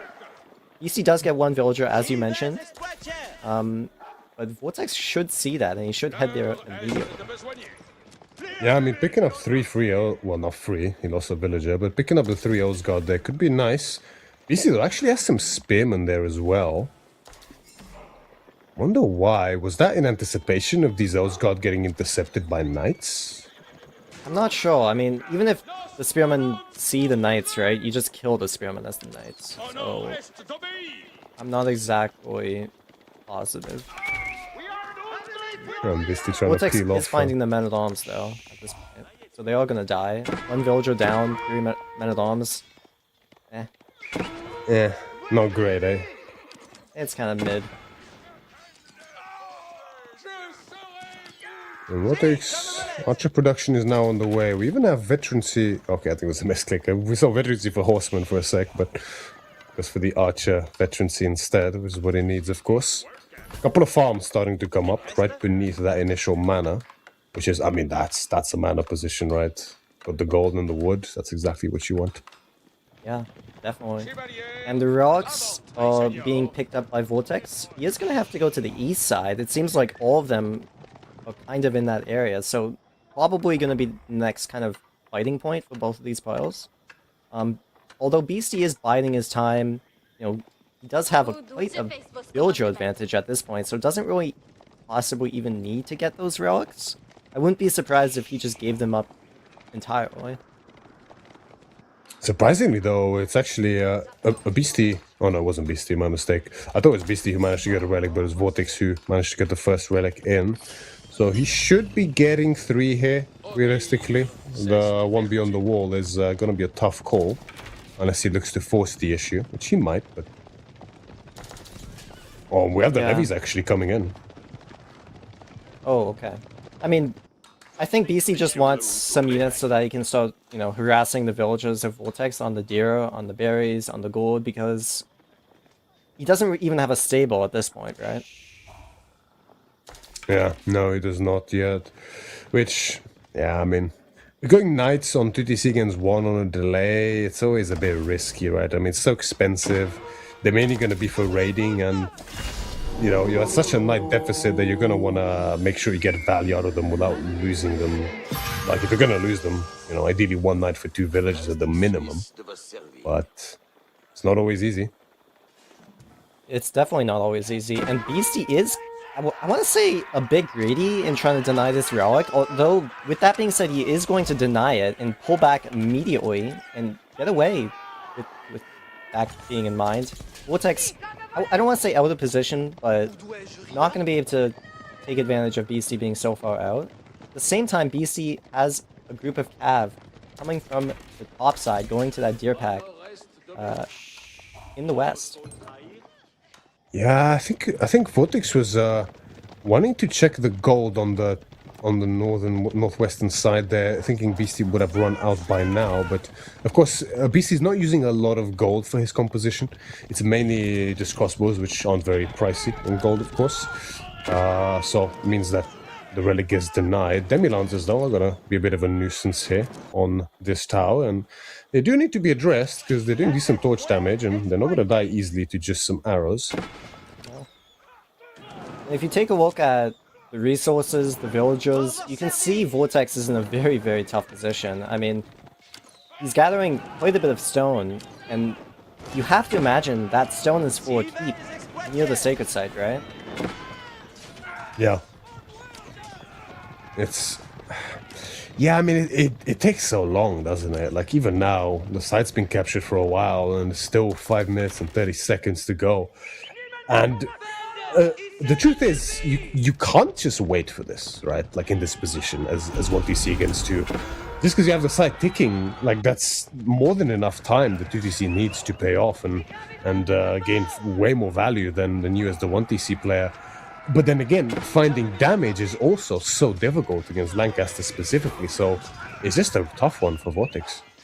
Yeah, exactly, and BC, I think, senses that Vortex wants to get that keep. And now BC going for the denial, and I mean, if Vortex allows this to happen, he essentially has no win condition, right? Yeah. So Vortex is forced to defend this sacred site. BC going after the village, so he's not going to get the keep up. The sacred site is going to be held. But the villas are now running from the opposite side, going back to build the keep, and we're gonna see a fight on the sacred site, 100%. Beastie doesn't want to allow Vortex to get that keep, possibly to get Red Palace afterwards, so he's going to take this fight. And this is the timing that Beastie has been waiting for, but there's a massive issue at play here for Vortex, which is the fact that he does not have a single blacksmith upgrade at this point in time to Beastie's double ranged armor and ranged damage. He's gonna take the fight regardless. JD is present as well, picking up plenty of experience, but she falls immediately to the crossbows afterwards. So much damage on these knights. Not enough archers to actually clear the spearmen fast enough here, or the crossbows. Oh. Vortex sacks his army for the key, but loses the sight in GG, just like that. Oh my god! And he lost the sight, and he's like, "Oh, I can't win anymore." Like, if he had the sight, possibly he could have, gotten Red Palace afterwards. But with the sight gone, it's GG. Like, 100%. Yeah, that was crazy. I mean, yeah, the lack of blacksmith. That's so rough, and I don't even want to say it's an oversight. I mean, yeah, sure it is, but the economic strain, right? I mean, first you're going fast castle, you desperately need all your eco upgrades really as JD. I mean, they're cheaper, right? Like, it'll be very silly not to use that civ advantage. And then, you're pumping knights, you're pumping archers, you got to take relics. It's a lot to get, and the economy, like JD just does not have a good economy by default. Your only bonuses are the cheaper upgrades and obviously the consecration later on. But all of that, it starts off very slow. It just takes time for the consecration, especially, to make a big difference. But the cheaper upgrade as well, like it only really starts feeling good, for castle upgrades and for imperial upgrades, where it's so much more expensive and you save way more. Yeah, definitely. And I mean, we mentioned it before the game, but I would say tough matchup, right?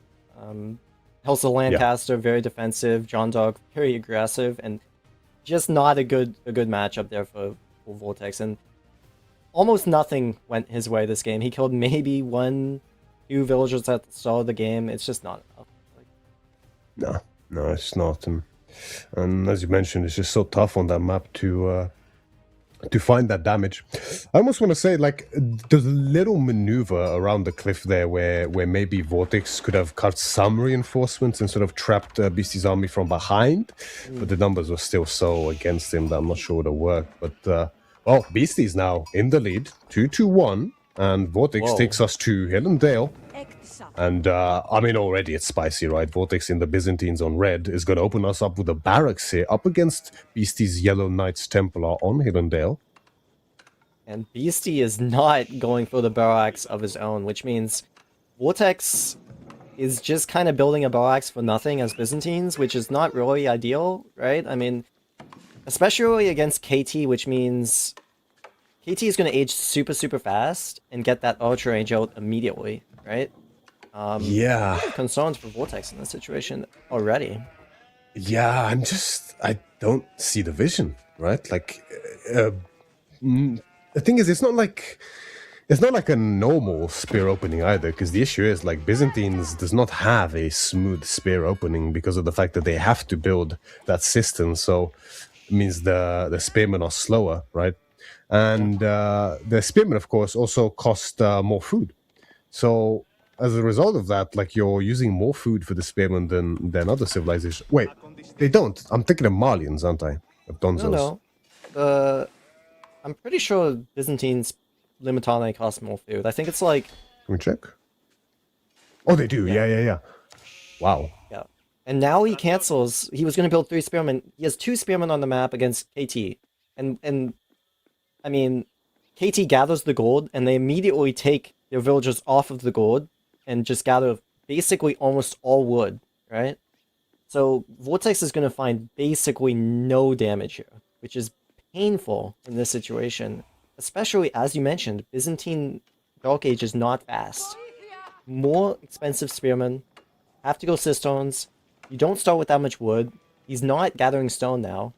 So, yeah, I mean, not a good start. I mean, this must be an expectation of 2TC from Vortex, right? And he's thinking, well, I can probably be very annoying on the stone here, but do you really care as Byzantines about 2TC, honestly, in this matchup?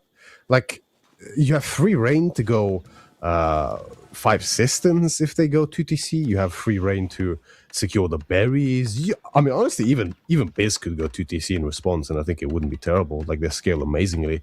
So I don't understand the reasoning for being so, wanting to prevent or damage the 2TC timing so much at his own detriment, right? Yeah, and he's not even going to be able to stop the stone gathering from Beastie. Beastie's going to build a tower there. He's already gathering wood, which means, I mean, we're going to bone this mining camp. He's going to get 50 resources of value there, right? I would tend to agree, though. I don't think, like, even if you can stop the 2TC, Beastie can just age up and immediately go for a range anyway. I think if you want to... Maybe he was scared of Dark Age Spearmen, like a Tower Rush, I'm not sure, but even in that case, you could go Hippodrome, right? So, yeah, I don't see the vision, but, I mean, this game, it's still beginning, there's a lot more to play out. Vortex is going for Grand Winery. I would like to see some pressure, because he does now know about the 2TC, the Spearmen are coming over to the stone. So he has to expect probably 2TC on the gold, 2TC on the deer. We'll have to see what he thinks about that now. And the winery is being rushed with 6, of course, to make up for the delay from the Dark Age. Still, even now, no active stone gathering for Vortex, and oh my god, that barracks. Oh no, the position with the winery. Oh, my OCD's killing me, Wham. You guys do this as well. You and Puppy, you keep building stuff in influence zones of like Matsuri and winery and stuff like that. It kills me, man. Yeah.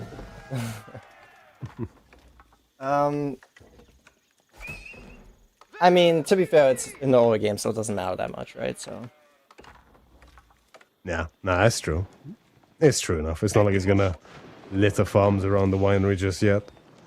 And Beastie, I mean, the TC is gonna go up without too many issues, right? I mean, there's a delay by the spearman and having to go for the tower, but I mean, Beastie must be pretty happy with this position.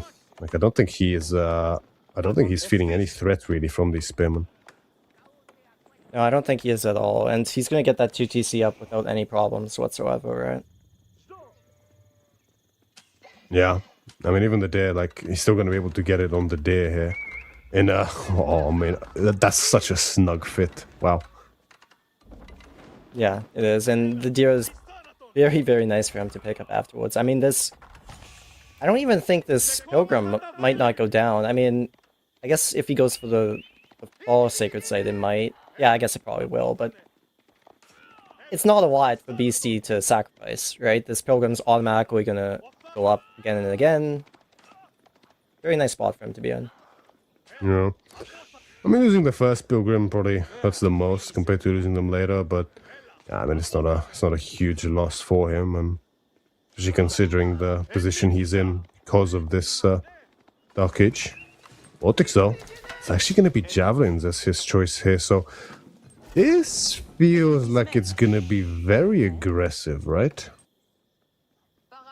I would think so. Atmosphere. Yeah, I would think so for Vortex. I mean, you do have a decent bit of advantages. You do have the very ranged... I forget what they're called, the ranged rams. Karosaphon. Yeah, which are like some of the best rams in the game, right? To attack, because which means your units in general are so much more safe when attacking because you can stand the distance. And TCs, second TCs in general, right, don't have the range that first TCs do. And you can see Beastie has that forward second TC, which means it's kind of a target in this situation, right? It really is. And that's the nice thing about the Karosaphon, like, so much value in just building a single one, right? That's what's interesting, because in numbers they scale worse than regular rams because of the downtime and, of course, the additional cost, but having just one feels absolutely amazing and so difficult to deal with. And that seems to be the plan here for Vortex, right? I think he just wants to get this down. Which again, like, I guess it's very Vortex-esque, you know? I mean, if this was Marine Lord playing Byzantines, right? I think this game would already look completely different. We'd have 5 systems, we'd be on every berry and probably already slowly aging the castle. Yeah, I think very true. And you can see Vortex doesn't even have anybody on stone, right? Which is pretty, pretty insane for Byzantines at this point, especially since the systems are cheaper, but exactly what we were talking about with seeing that ram coming in now, and he's going to be super, super aggressive here. And to be fair, I can think of few better compositions for this kind of a play as well. I mean, Javelins, of course, aren't nearly as scared of TC fire as something like Archers. Even Limitane can do a great job in taking the arrow fire with the shield wall. And even going so far, I mean, of course, he's prioritizing his blacksmith upgrades to a great extent. Siege engineering first, now going for the ranged armor, not a single economic upgrade being put here. Actually, starting with an early olive grove there instead of moving. You see on the... Looks like there's a blueprint on the forward berries, but okay, I think he's moving on it now. Oh no, it's actually a batch of javs. Okay, he is moving on it. There we go. Yeah, he's doing both. And I don't think... I mean, that is a few horsemen. It might do some damage to the javelins, maybe pick 1 or 2 off, but... I mean, Beastie really doesn't have that many units, right?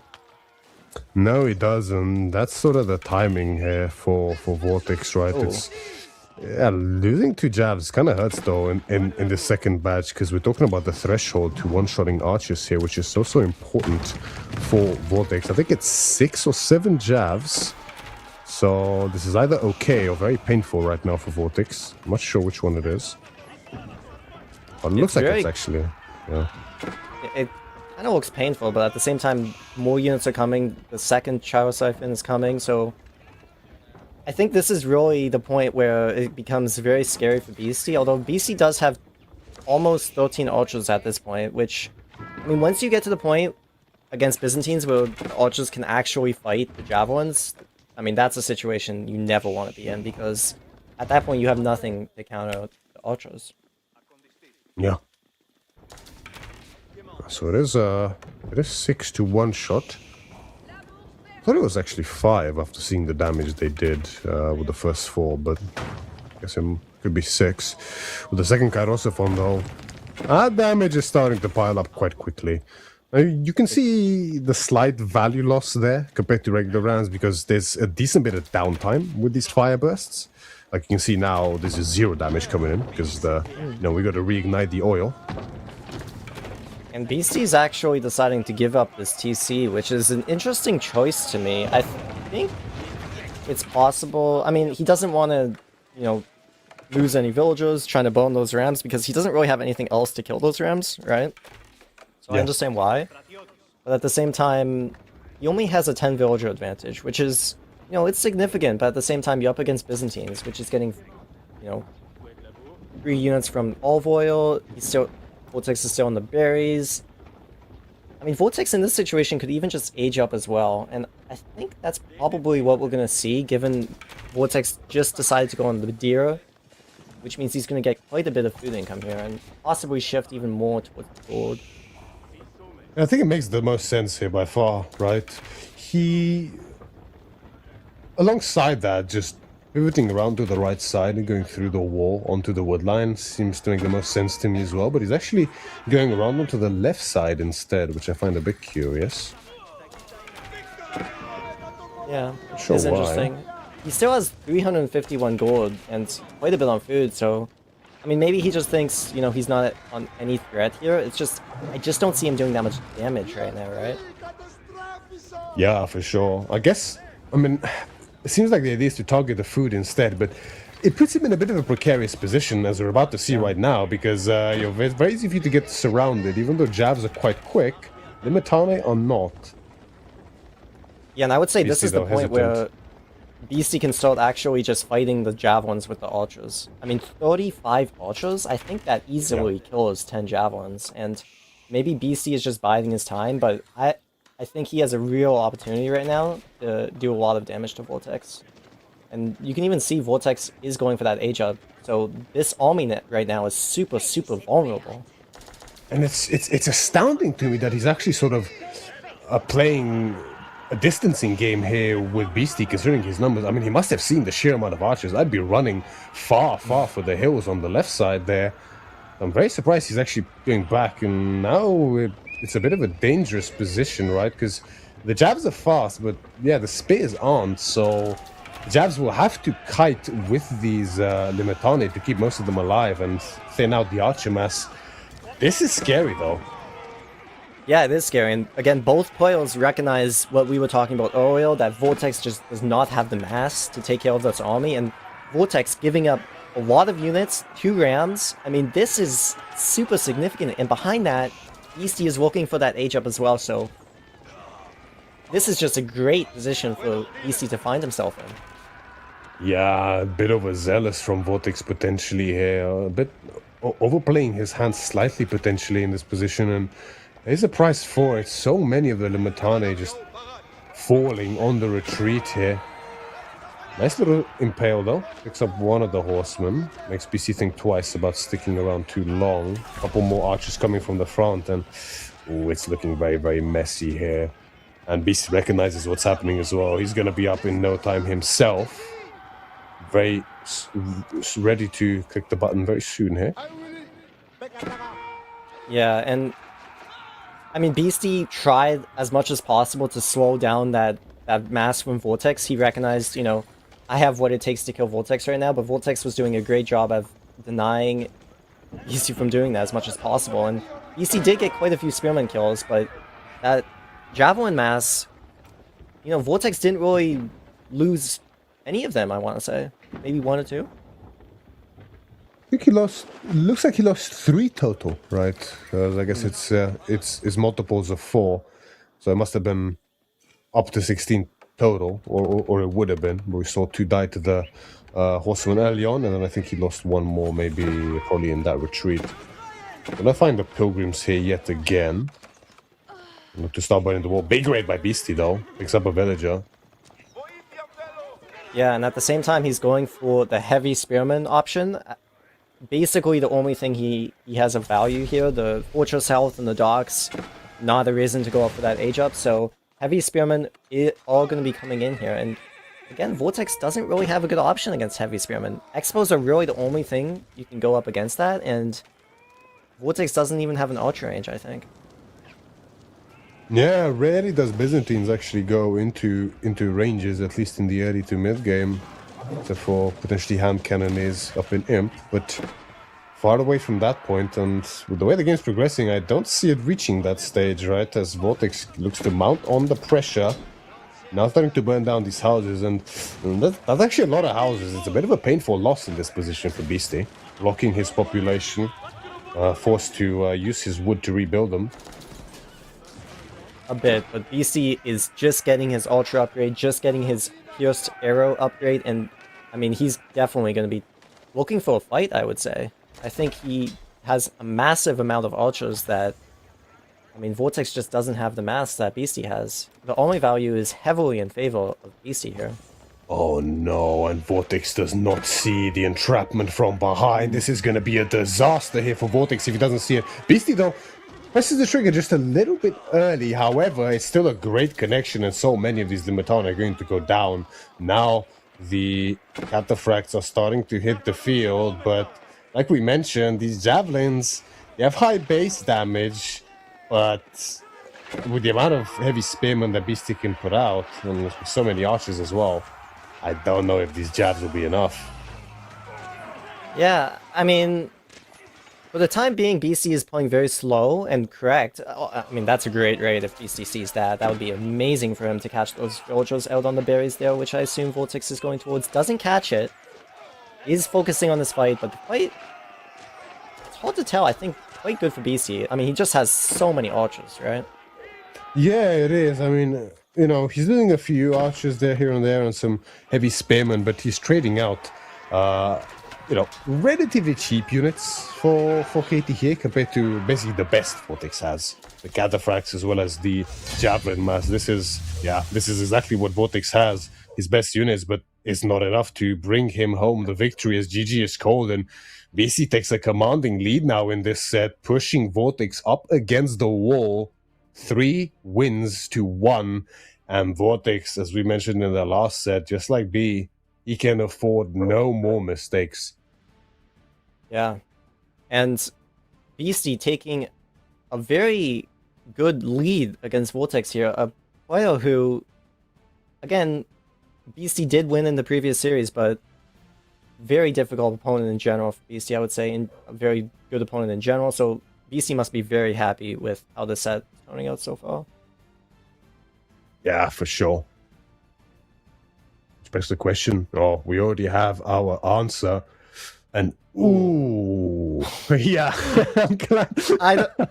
I don't know what you think know. about this, Myriad, but Zushi against Delhi, that is not That's what you brutal, want to no. be seeing from Vortex, I would assume. I mean, Yeah. just think of these two civs. Zushi, just insane, I mean, mass of units in Feudal Age. You have the tower, you have the armies that they produced, you have Zuganu. On the other hand, Delhi, a Feudal Age, I mean, I want to say Juggernaut, but at the same time, not on the level Zushi is. And they need to play Feudal Age because you need to get those sacred sites, right? Yeah, for sure. Do you know what's insane to me here is like, I'm sure you'd agree, right? Like back during Pika Pro Scouts when Jushi was like it's kind of like maybe slightly faster, but slightly worse China, right? That like this matchup was considered horrible even back then for Delhi, right? And Jushi was a little bit slower, right? Maybe slightly more economically proud, but a bit slower because of the Pro Scout. You didn't have the Jangnan Tower. Now, though, the amount of units Jushi is able to just pump from that Jangnan, I would think that it's even worse for Delhi than before, no? I would say so, and I mean, Delhi, they have no other option but to play Feudal Age, right? So, I mean, you're not fast castling as Delhi, you're not going 2TC as Delhi, and that's basically, you're playing against a Civ. In my opinion right now, Zushi is probably the best Feudal Age, mass Civ in the game. Like, you just can't mass the amount of units that Zushi has right now. It's just impossible. Yeah, it's pretty obscene, and I remember in practice as well when I faced Jushi a couple of times. I wasn't a believer initially, but it took a few very painful losses, and I came to accept that Jushi is maybe a bit more busted than I thought. And yeah, like especially on this map, like maybe on something like an Arabia or Gorge, you can play a bit more to the Ghazi's mobility and kind of outmaneuver Zuganu and Palace Guards here and there, play to spacing and spreading yourself out properly. You don't have that luxury on Coastal Cliffs, man. It's two sites close together, condensed the map. You're playing with 2/3 of a normal map. On paper, it seems like everything is working against Vortex in this matchup, right? Yeah, I think that's a super good point about Coastal Cliffs. Like, if you're gonna win this as Delhi, you want to somehow utilize the Ghazi, get some villager picks, it's that much more difficult on this map, right? And yeah, I mean, everything kind of is working against Vortex, I would say, but, never say never, and Age of Empires 4, there's always opportunities, situations where you can put yourself ahead, the better player is always going to win for the most part, like, especially, I mean, not always, but most of the time, right? Like, if you put Beastie Delhi against, like, a Conqueror 1 player, Beastie's gonna win, like, 99% of the time, right? Even if they're playing Jushi, right? It's just how it is. Yeah. You're completely right. There's always opportunity. So it's always interesting to me, especially while we're casting. We spoke about this many times with others before, right? Is how there's always the theory, right, of how something is meant to go based on what we've seen historically, understanding, because we understand at our level a lot of the intricacies of how these matchups go, and we can make very, very educated assumptions on how it is going to go. Sometimes we're just wrong, man. Like sometimes it just goes completely out the window and crazy stuff happens. And I mean, I love it personally, except when I'm playing, but I love seeing it, right? Yeah, definitely. And I mean, that's the beauty about Age of Empires 4. I love so much is just, yes, things are often favored to certain Civ, but the game is so dynamic, things are happening all the time that really anything can happen. And even if you look at game 2, I think, the Rus versus Golden Horde game, you put somebody in position of Vortex going to Age 3 against Beastie, who was barely alive at that point. Most people would say, oh, the game's over, Vortex just needs to move into his base, but Beastie, amazing defense, brought us into a 40-minute game in that situation. So, I mean, I'm excited to see what Vortex has to bring here. Possibly even Tower of Victory. I mean, it did get buffed, right? Could show us something different as well. Have you played around much with the new Tower of Victory? A little bit, I would say. I think it's better in certain situations, like where you want to go archers anyway, like against French, for example, knights, Jean d'Arc possibly, just because the Ghazi are not as good. Yeah, it's a weird one. Like, to me, it feels still quite a bit worse than Dome. Like, just not having the prelates feels so painful to me, honestly. Like, it's so hard to play, I think. But on hybrid maps especially, I would say that probably Tower of Victory is definitely to be considered more than Dome. Not that Delhi sees too much play on hybrid mass, but every once in a while we see it on Fraser, and we saw it on Kawasan today as well, right? That's another map where they can sometimes be played, because obviously if you have most of your food sorted, then you can afford to have a few extra on gold and pay full price for prelates, for scholars, excuse me, and not risk falling too behind in blacksmith timing because of because of how slow the techs come in, right? That's what I think, but yeah. I mean, you're saving 50 gold for each skull, which means after 3 skulls, the blacksmith itself is going to be like, you're going to get an advantage having dome, right? It's going to pay for itself. Yeah. But you do get the attack speed from the ultras, and Delhi in particular is a very tempo-based civ. The fact that you have that blacksmith instead of having to build it does mean something, especially if you're trying to get those sacred sites. And I would say with Tower Victory in particular, you really do need to get those sacred sites, because otherwise you're not going to be able to afford skulls, you're not going to be able to age up. Like, with Dome, you can probably go for more defensive strats where you mine a little bit more gold than trying to get on the map, right? Yeah, I think so as well. And here in particular, Tower Victory seems to make the most sense to me, because you're not out tempoing Jushi as Delhi, I think, right? And 2 sites is probably not worth it for Dome either. But if you get a nice Steeled Arrow timing or an Undermesh timing up against Zuganu, maybe there's something there around the timing of that first fight. You're gonna have to go and see, because this is Vortex's last chance in the Elite Classic 4. In the round of 8, he's gonna rely on the Delhi to get him out of this rut in the color red, up against Beastie Jushi, the color yellow, spawning in the south side of Coastal Cliffs. And we've been a bit doom and gloom about Vortex in this matchup, particularly for his for what could be his last game in this tournament. But again, you just never know. We've seen so many upsets in certain matchups, not only for players, but also in Civilization matchups, that I don't want to jinx anything and predict either way, personally. Yeah, me neither. And to be fair, I would say Delhi in particular is one of Vortex's very strong civs. Keep in mind, the Tower Victory build that was popularized, I would say maybe a year or 2 ago, probably 2 years ago at this point, was, I want to say, coined by Vortex and Luciferon, where you would build a skull while you age up. I kind of want to see that this game. It would be kind of cool to see that. And if we do see that, and we kind of know what we're in store for.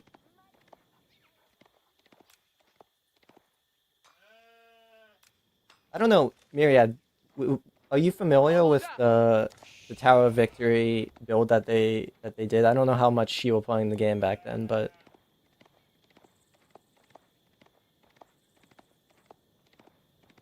oh, okay. Oh, okay, I see. All right, that's fine. Beastie is probably going for the tower right now. I mean, that's very expected with Zushi right now, so we should see that. We should see Girl Scouts as well. The thing is, with this map in particular, again, in this matchup in particular, there's just no reason to not do that, right?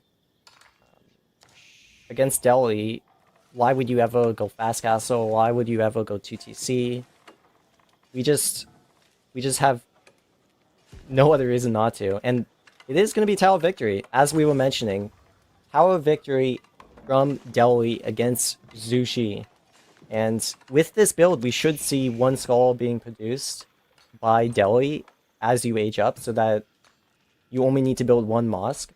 Because if you build 2 mosques, that's, you don't want to... You want to be building that into production immediately.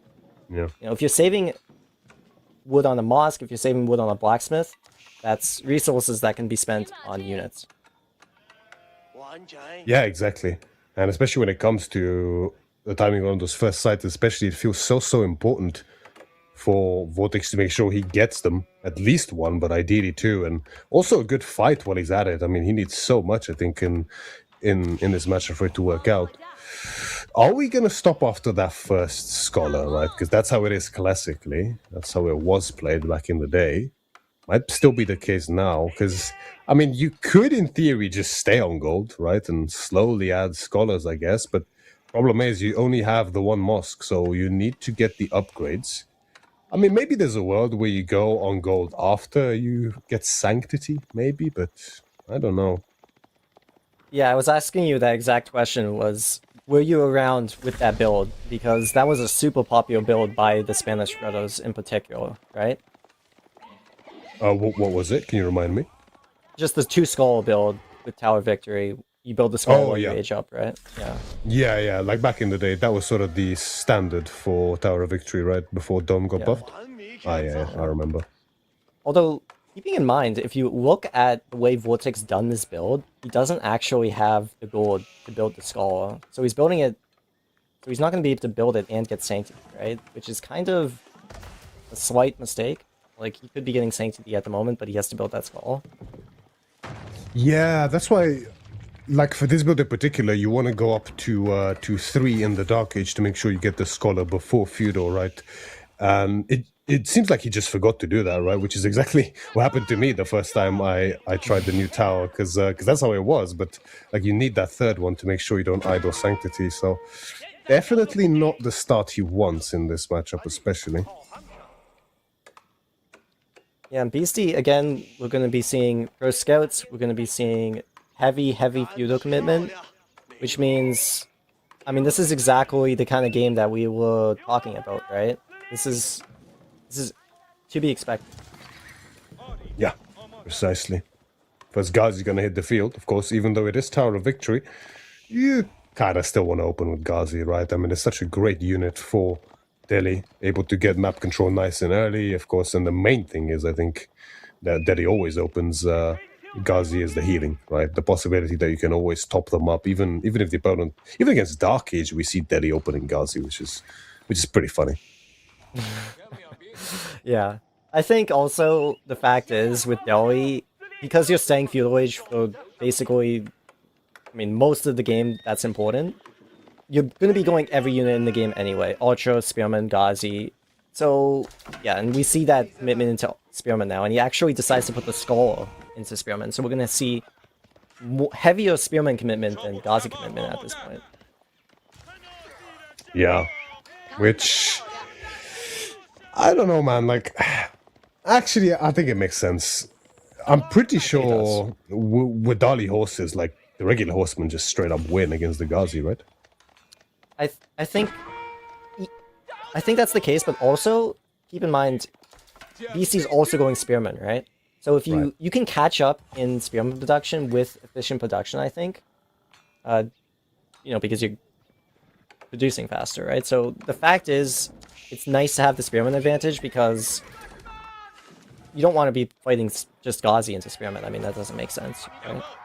Yeah, and at the end of the day, right, it's useful against the likely raids later on as well. No. Very lucky to happen. And I mean, you get the extra attack speed, right, on the Spearman as well. It's easy to forget. Obviously, it's not nearly as valuable as the Archers, but I mean, on Spear especially is going to make a pretty big difference for sure. 100%. And Vortex, again, going for that tri-comp. As we mentioned, it's basically assumed at this point. He hasn't had to build that Blacksmith. He hasn't had to build that double Mosque. So the timing here is very important for Vortex. I mean, he wants to be getting those 2 Sacred Sites immediately. That's going to be the goal. With Sanctity only a few seconds out now, we should be seeing the Scholars start to move out. Nice little pickup on the Scout, surrounds it, snatches it, and escapes with Ghazi's mostly intact. Two of them took a few bolts. Yeah, and Vortex has done a very good job at denying BC, you know, easy access to that gear.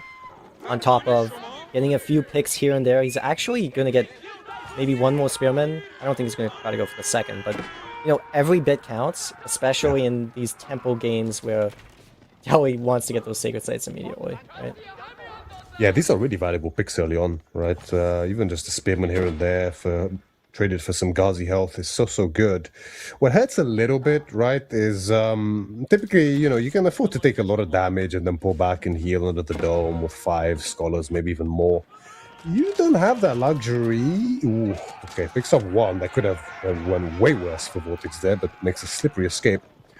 What I was saying is, you don't have as many scholars, right? So you cannot heal at the same rate as you normally would. So you might have gotten good trades, but if ultimately you can't actually fight at the sites because your units are too damaged, then you're in big trouble. 100%, and you can even see here, because of he doesn't have so many scholars, and we are taking a fight, which is not good for Beastie, but because he doesn't have so many scholars, you can't take both Sacred Sites at once, and I mean, this is a really good start for Vortex, I want to say. This is exactly what he needs to do to win this kind of matchup. The timing as well, with the undermesh, this is exactly what Vortex has been looking for, although massive reinforcements coming in from Beastie, from the Jugnan, and suddenly what looked like a good fight is disaster. Yeah, and that's just the armies coming in. I mean, Vortex probably saw like, wow, this is an amazing fight for me. BC doesn't have that mass, and then boom, you know, 6 more units come, and you can't take that fight anymore. Yeah, it's insane, honestly. But here we go. I mean, it wasn't that bad, actually, for Vortex, and he makes an escape right when he needs to. Just a slight value lead there for Beastie, who's going to look to secure this western side of his base, which, I mean, it's a great place to secure. You got the berries, the boar, gold as well later, relic as well for good measure, and naturally the second wood line. Yeah, and I expect, I mean, there's nothing other for these players to be doing other than just playing Feudal Age. I mean, BC still has pro scouts. He still wants to get access to Vortex's Dira.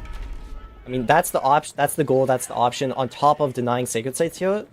And I mean, it's just going to be a feudal game, and it's really going to come down to who takes the better fights here. Because if you're taking a bad fight in Feudal Age on either side, I mean, it's just game deciding. 100%, for sure. For such military tempo-based civilizations, it's all about these trades. Gonna find the scouts getting cheeky on his deer. He's gonna take one out immediately. Has to be so careful. There's a few horsemen there in the mix from Beastie, and the Ghazis are mostly away. He's gonna look for a wraparound from behind. He has a pretty decent angle. The spearmen are finally pulled back, although there's so much bleeding here from Vortex near the archers. The palace guards and the horsemen getting some great picks, and now the Ghazi go through the Zuganu as well. Yeah, and Vortex looking for the spearmen. He really needs these spearmen to be gone because the Ghazi is really the only thing Vortex has an advantage in this fight. And with that being said, he is taking out the spearmen, and the Ghazi are going to me, looks like clean up this fight. Yeah, that's such a mess of a fight. But it looks like it paid off for Vortex, just removing the spearman threat. And of course, the palace guards are not going to do great against these Ghazis with their... I mean, they have the move speed and they have normal armor, but I mean, it's just the extra damage from the Ghazi, and the mass, of course, is an issue. So all in all, I think that was good for Vortex, but there's a bigger problem. Yeah, there is. I mean, I didn't expect Beastie to go for Castle Age this fast, but that's what we're seeing, and I mean, I'm not even sure how this game turns out, because does Beastie actually have the eco to pump out a lot of knights, a lot of palace guards? Can Vortex defend that amount? I mean, it doesn't look like Beastie has that much more food available to him, but that wall actually is crucial to securing that boar, so, you know, maybe he does. Oh, he doesn't have that wall finished yet. Oh, yeah, I think Vortex, the one villager kill, I think he might have snatched it on that wall earlier on, right? I think that's probably what happened there. Or the bull. Or the wolf. Oh god, happens, right? Yeah, I mean, the castle timing, right? It almost feels slightly unnecessary, I want to say, because I just don't think that he can compete in feudal, honestly, especially the longer it goes with Jushi. So why not just keep the pressure up, right? I would tend to agree. I mean, Beastie is still in a fine spot, though. I mean, the thing is, right, he's fighting Feudal Age units against Feudal Age units. Yes, he has that one knight, but besides that, I mean, this is just a Feudal Age fight, which not something Beastie really wants to take, considering he's in Castle Age, right? Although at the same time, as I'm saying that, he's beating Vortex, so, you know. Yeah, he sacrificed a lot of the Zugadu there, but he just completely brute forced the push through there with the few lances making the difference. Of course, only now Vortex reinvested into some spears, and The Zuganu and Lancer combination is just so effective for Zhu Shi here. And this is a really tough position for Vortex, honestly, because I mean, this is a classic, right? You're an age down, and you just do not really have a window to age up here because you're forced to continuously reinvest into units. Doing a good job of stopping the side decaps, though.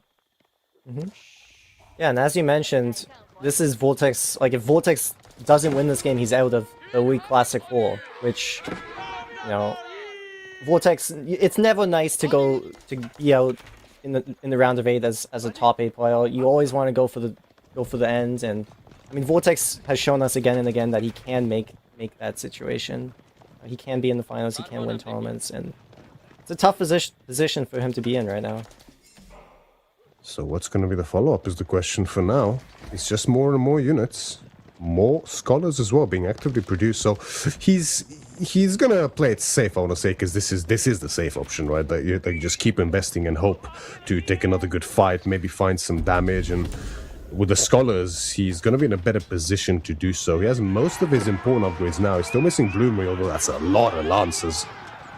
Yeah, I think he has no other option to continue fighting, but I think this fight in particular is very, very optimistic. I mean, he just doesn't have the spearmen to take these knights, and I mean, Vortex has to be taking better fights than this, right? Because he has to get to Castle Edge somehow. Like, it really does, and it's looking less and less likely, I want to say here. More spin reinforcements coming in. I'm surprised even archers are still being produced by Vortex, honestly. I mean, it's Tower of Victory, so I guess he kind of has to get value from it, but ideally you'd rather play Spearman as well as Ghazi here to deal with Lancers and Zuganu when you're an age down, but it's looking... It's slipping, I think, slowly. Forced to retreat yet again. More and more scholars. One horseman discovers the berry move out, picks up one villager, but villagers man up and are able to take down the horseman. yeah, and if you check the villager count, and you check the villager's death, I mean, Vortex is idle for 2 minutes at this point, so there's a wide... Yeah, it's a tough situation. I think Vortex is feeling the stress at this point. I mean, this is it, right? Like, he's got no other option but to win this game, and he's trapped in Feudal Age as Delhi. Like, even if you get to Castle Age, yes, he's building up the skulls now, but it's still quite a while for him to actually get those upgrades at this point. Dali Horse is now on the way as well for Beastie, and he finds a very juicy raid indeed on this wood line. One goes down, two goes down, make that a third, and huge idle time when Vortex cannot afford it. Yeah, I mean, Vortex is trying to push again, but this army... I mean, we're looking at a Beastie who's in Age 3 and has... without the skulls, right? And the skulls are not going to be fighting at this point. Has a higher army value than Vortex. So he's trying to be aggressive, but... I mean, if he doesn't win this fight, there's really not that much that's going for him at this point. And how is he going to win it, right? I mean... Even here, and this is not all of Beastie's army. Granted, it's not all of Vortex's army as well, but it is most of it. Lance is still causing distraction behind this, and the Zuganu. Do we have bolt magazines yet? It kind of looks like they're shooting a bit farther away, but I'm not sure. Yeah, we do, right? I think the extra half a range there means that it's going to be even easier for Beastie to snipe out the Spearman. Yeah, and I mean, that's exactly what he needs to do, snipe the Spearman, right? That's all he needs to do with the Knights here, and... I mean, Beastie is taking this fight, Vortex is taking this fight, and again, it's just really hard to see Vortex winning in any situation here. I mean, Beastie's just doing such a great job of forcing the fight again and again, and that's it. Beastie takes the series against Vortex 4-1. Beastie advances, and Vortex falls out of the Elite Classic 4. Massive victory here for Beastie, overcoming Vortex at the most important point in the elimination phase here at the Elite Classic 4. And what a victory this is. Pretty one-sided as well, right? I mean, 4-1. That's a great victory right there for Beastie, especially when these two have been so evenly matched historically. So Beastie's going to be pretty happy with himself here for sure. Yeah, and he should be. I mean, he played very great games. I think his draft was very nice. His games were very nice, especially after that Rus game. Kind of got himself together, and And yeah, you really just impressive set from him, I think. He played so solid, right? It was very well executed. Some great planning as well throughout the series. Around drafting as well, he had some great matchups lined up in this series and really seemed to understand what Vortex is going for and his game plans in most situations. And to top it all off in this final game, I mean, this is exactly the case you want to be in when you're one game away from closing out the series. When you end up with such a favorable matchup, I mean, it feels incredibly good. It does. I mean, it really does, because I mean, you need one match and you're getting an insane matchup. So all you have to do is just focus completely on doing exactly what you need to do. And Beastie was on point with everything. Like, I mean, usually you see some mistakes, and that's kind of what people often point to a lot, the mistakes. But when you don't see those mistakes is when you know somebody's playing very, very well. Yeah, exactly. And looks like we got a hint of what's to come there, with just a little flash of Beastie's face. We are going to have an interview with Beastie, so just bear with us while we make that happen. Before that, though, this guy in chat says this guy in voice sounds like he could lose to Marino 3-0. And just keep in mind, by the way, we're talking to somebody who already lost 3-0 to him. Like, I beat him 3-0 previously, right? So, yeah, just keep that in mind. So even if it does go, it goes both ways. That's right. Keep that in mind, guys. Keep that in mind. And yes, the game's always very close. So yeah, it's like we talked about this before as well, right? Like, maybe an argument could be made, for example, last weekend, in I think it was the final day of group stage, Beastie had a bit of a rough day, right? I think he actually he had a decent day because he lost against Lucifron, but then he beat Puppy, right? So that's, one win, one loss is okay. But this weekend he's looked incredible, right? And that just goes to show how, and I'm sure you'd agree with this, day by day it's so different, right? The way you feel and the way you play, and it's you. I think we spoke about this before, but I don't remember exactly. Do you know, do you know the moment you wake up whether it's sort of a good day or not, or do you sort of have to first play a game and then you know? Yeah, I mean, I would say most of the time, I kind of have a feeling. Like, because I think against Marino, I was not feeling the best, right? And on top of that, if you actually look at the King of the Hill game, this guy has a Marino spawn. His gold is in the back of his base. His wood is always in the back, but he gets the best spawn of all time. And my stone is in like the front of my base. And I'm like, what is going on here?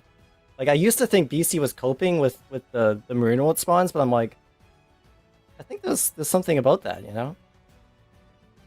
It's how you become champion, man. Just spawn better. That's all I can say. Yeah, it's what can you do?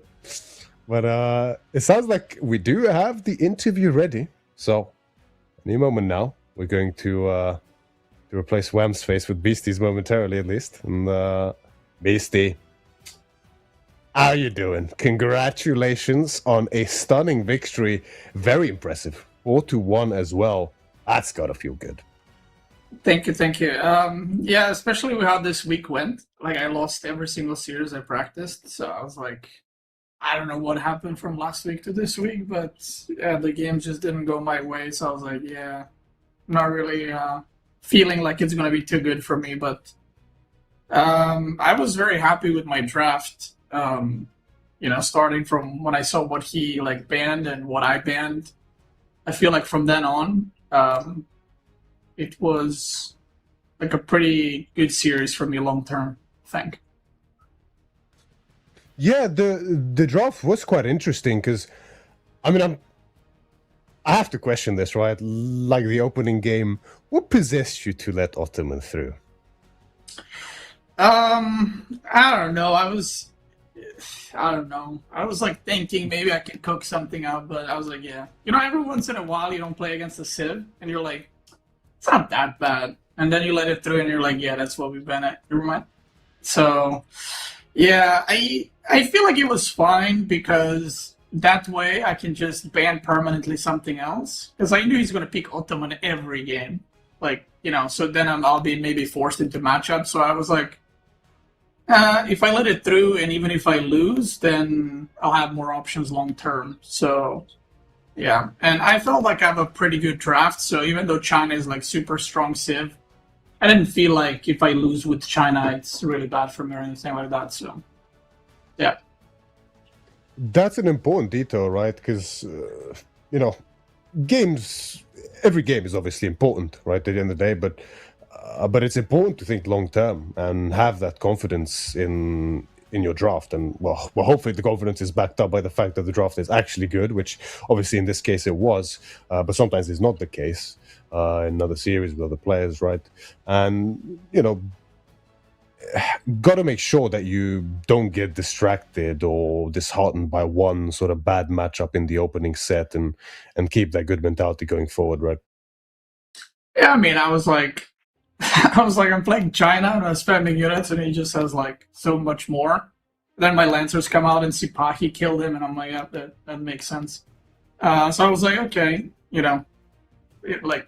what can I do against Sipahi? Like, you just die. So I was like, all right, we just go next. So, like I said, if you gotta lose, at least you lose to the OP Civ, right? So, like, I think it feels a lot worse when you pick like China and then you lose to, English or something, and you're like, oh god, this is a disaster. So, yeah, Yeah. yeah. Who would lose with China against English, right? It's yeah. Oh, So no. it's fine. I know what went wrong, but I was gonna ask: is it? That's funny. It's a case of, I was wondering, did this play on your mind a little bit, right? Because the other option was JD, which you sniped out. Did this play on your mind a little bit? Because we saw last week Marino actually lose with China, and obviously Marino's China is just incredible. Even more than most of his other saves, I would say, because he's such a defensive master, right? And he lost to Vortex, and Vortex is JD, and it was honestly kind of convincing. Pretty one-sided. Vortex played that impeccably. Did that play on your mind a little bit, also as the reason why to let through Ottomans instead? Or was it just the fact to remove the pressure? He picked Ottoman first, and then I picked China and Jushi, and then he picked JD. So, like, obviously he feels very confident into, like, playing JD into China/Jushi. So I was like, yeah, maybe we don't play that. Because it's one thing if you lose to Ottoman, but it's another thing if he picks a JD that's, like, not a top-tier civ, and then you lose one of the best civs to it. So, yeah, like I said, I kind of felt like long-term my draft is good, so I was like, yeah, I'll just let Ottoman through and see what happens. What happened with that villager there? Did you see that? How did that villager get out? Did he?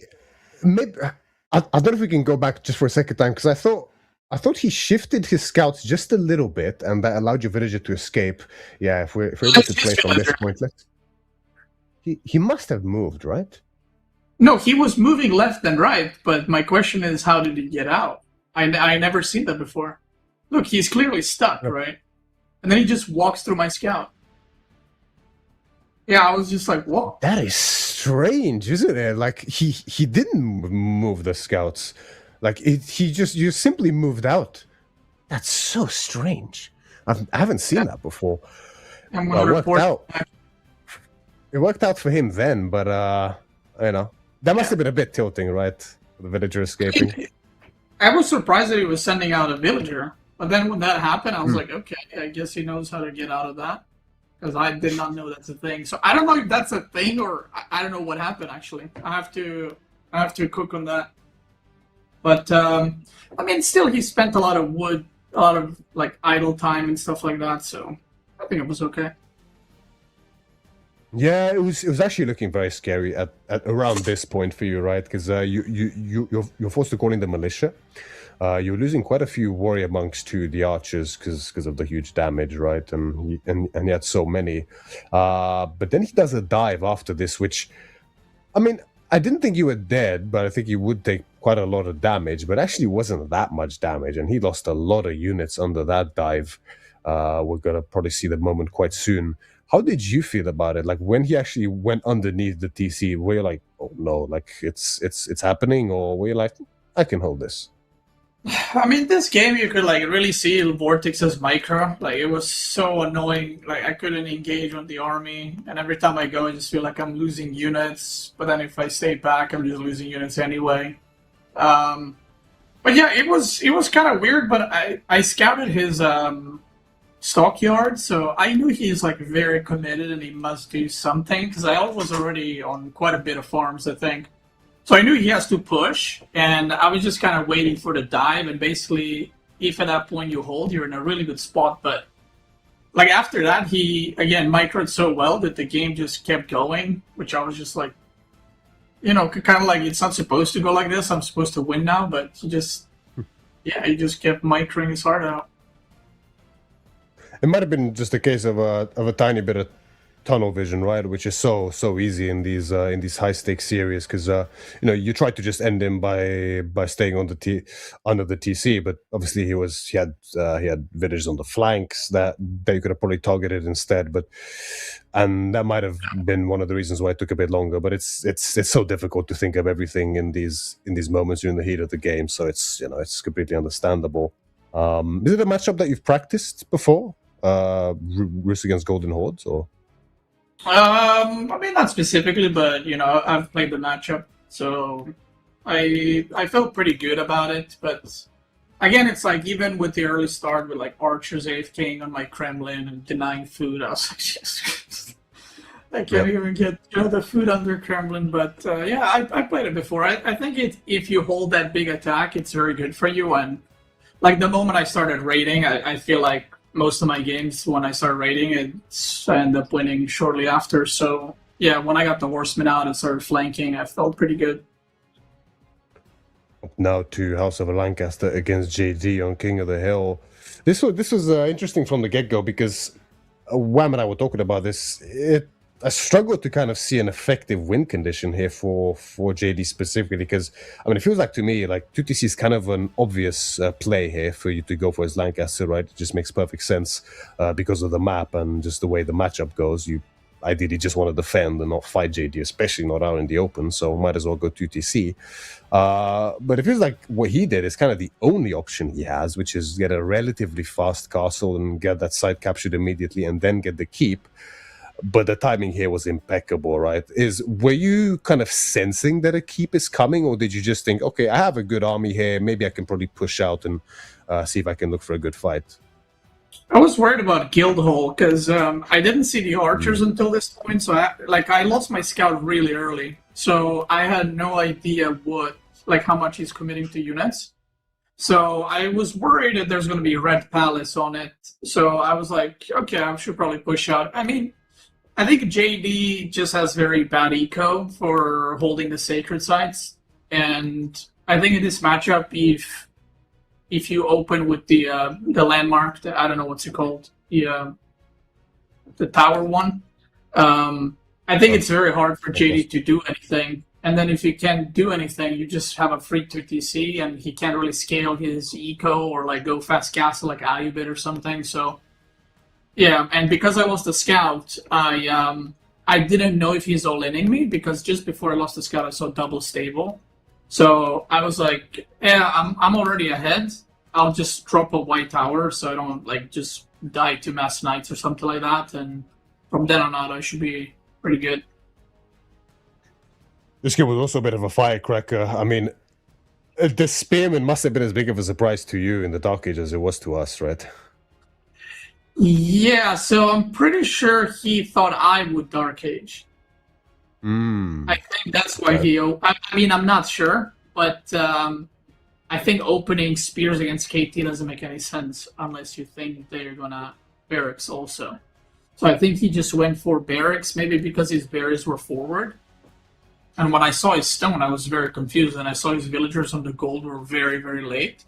So I knew he opened barracks, and I was like, okay, I'll just make a tower in my stone, and I'll go to TC anyway. So, yeah, I just felt like from the get-go that I'm in a really, really good spot because of that. And it was kind of like, just don't do something dumb to throw the game, because that was already a pretty good lead.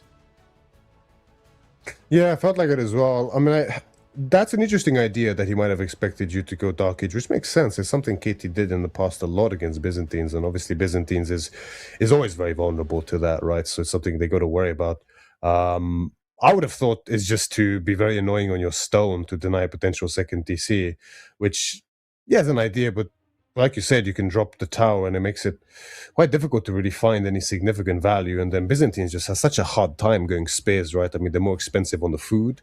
They have to make assistance or more idle time on the villager. They start with less wood as well. So it's a tough I one. mean, he went on gold, right? Like he didn't even try to deny stone for a while. So he was just Yeah. sitting on my mining camp. So I don't know if he didn't. I mean, I just did like 2 TCs in a row. So I don't know if he didn't expect him to go 2 TC with KT. I'm not really sure, actually. But yeah, I felt like pretty good lead. And I was just trying to see if he's going like javelin or longbows. And when I saw javelins, I was like, okay. I mean, it is what it is. Got some map control. I actually got a lot of gold from my pilgrims. I don't know if he was missing them or he just didn't bother denying them, but I think I got like over 1K with the one guy, so that was really, really good. That's big for sure. Pays off for itself without a doubt. And I was going to ask one more question about that game, but that's, I guess it was an obvious answer, kind of. But moving on to, oh, okay, never mind. I was going to say, you intentionally sacked the TC, right? Which I think was a very wise decision because, and I'm sure that's why you did it. Maybe I'm wrong, but I think you probably thought you just simply don't have enough to actually defend it successfully, or even if you defend it successfully, it would cost you probably a whole army and a lot of villages, right? And then it's very tricky. I mean, I feel like the second DC paid off in terms of how many villagers I got already. And I don't like fighting into the rams because sometimes your units like run into the fire or something, and I don't know, it can get pretty awkward. So I was like, yeah, if I lose the TC, I already kind of gathered the deer out. We can just play 1 TC versus 1 TC because he also doesn't have cisterns level 5.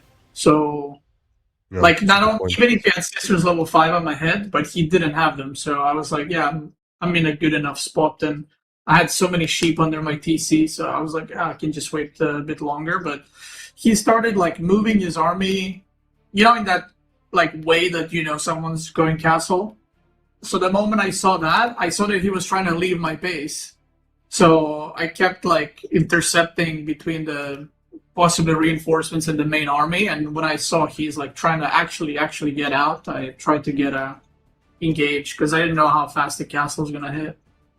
Yeah, no, it makes perfect sense. And this game, I mean, Wham and I were, there's a funny moment, you can watch it back if you want, where we see the matchup appear, Delhi against Jushi, and both Wham and I go, ooh, at the same time, because I don't know how you feel about this, but historically this has felt like borderline impossible for Delhi during Pro Scout. But nowadays, I think with the way Jushi works today, the new Jangnan Tower, I would say it's probably even worse than before, right? Yeah, I mean, I when he picked it, I was surprised, but then I looked at the other Sivs, and I don't know what he could pick. Like, I picked French and Jushi's Legacy, and he had, so I was going to veto Macedonia no matter what. So he had Japanese, Mongol, Sengoku, and Delhi. And I think all those are pretty bad into the 2 I picked. So what I'm surprised about is that he let Jushi through. I thought maybe he'll play against French, but because I think French against Delhi is not that bad. But yeah, when I saw that, I was like, okay, he either has something very, unique cooking, or it's gonna be a classic Jushi versus Delhi. So Yeah, and there was a moment there because you went Tower of Victory, right? Which I think, especially on this map, it's probably the better choice. Not that it feels great either way, just because it's so difficult, I would say. But there was an initial moment there where he took a couple of nice early trades, and it was looking like maybe there's something brewing in his favor. And then the reinforcements from Jiangnan just come in, and it's like you just suddenly have a way bigger army again, and that was pretty funny. I think it's just rough. Like, he also has no chance of aging up because he has no scholars, so he can't get the upgrades.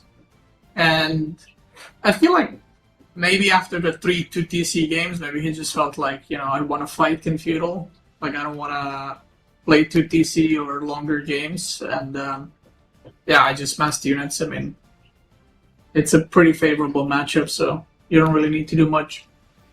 What did surprise me just a little bit is sort of the speed of your castle timing, which obviously worked out well, and you're able to leverage it excellently. But Wham and I were discussing this as well. Like, I feel like it's almost unnecessary because, in my opinion, at least, like your feudal is just way stronger as Yushi, and probably only gets better the longer it goes. Do you disagree with that, or did you think that it's a good window to go castle age and get sort of even more ahead and kill him easier than just staying feudal, or what's the philosophy? I took a lot of his deer. I don't know how many, but I think I took like 5 maybe. So I felt like he's kind of running out of food. He has to go out on the map, and I didn't really feel like he can counterattack because we just traded armies like in front of his base. So I felt like even if he pushes, I mean, I had double stable, like just crank out knights. He had no spearmen, so even 2 knights would like push him back completely. And then he went spearmen. I wasn't sure if he was gonna like try to age up or not, so I was super focused on knight production. And then when I saw like, okay, there's a lot of spearmen, I just upgraded Suginu and got +2, and then it's kind of over. But yeah, I feel like with Jushi you can like make a few mistakes and then still win afterwards. So yeah, it's just a very good matchup, I think. And it worked out brilliantly for sure. I mean, a 4-1 victory is pretty decisive, and you played excellently today, Beastie. So congratulations yet again. Of course, tomorrow you will be facing Lucifron. So you've dispatched one brother. There's another to go, the older one. So I mean, it's a tough one, right? I'm sure Lucifron's gonna definitely want to look to avenge his brother, and I'm sure you won't mind me saying it's been a little difficult against Lucifron for you specifically lately, right? Some for sure. tough series. I mean, stats don't lie, right? But feeling confident? I mean, I'll make a plan and I'll go with it. But like, I think I had pretty bad record against Vortex too, and then at the Homestead Cup, I ended up like winning pretty convincingly, and now it was a 4-1. And I haven't played Lucifron in a really long time. So I kind of felt like he has his own style almost, right? So I was like, I don't really know like how to approach this. But at the same time, I feel like my playstyle has changed too now. So I think it's going to be interesting to see how it goes. I think the meta changed quite a bit, so I don't look at past results and I go like, oh damn, the last 3 times he beat me or whatever. Like I don't really pay attention to that. I don't really care about that. So it's just a new series, new game and new patch, new meta. I'm gonna pick Jin tomorrow, and Is that a promise? No. You gotta put it in writing? Yeah, I thought so. If I misclick it, I'll pick it. How about that? If what? If I misclick it, I'll pick it.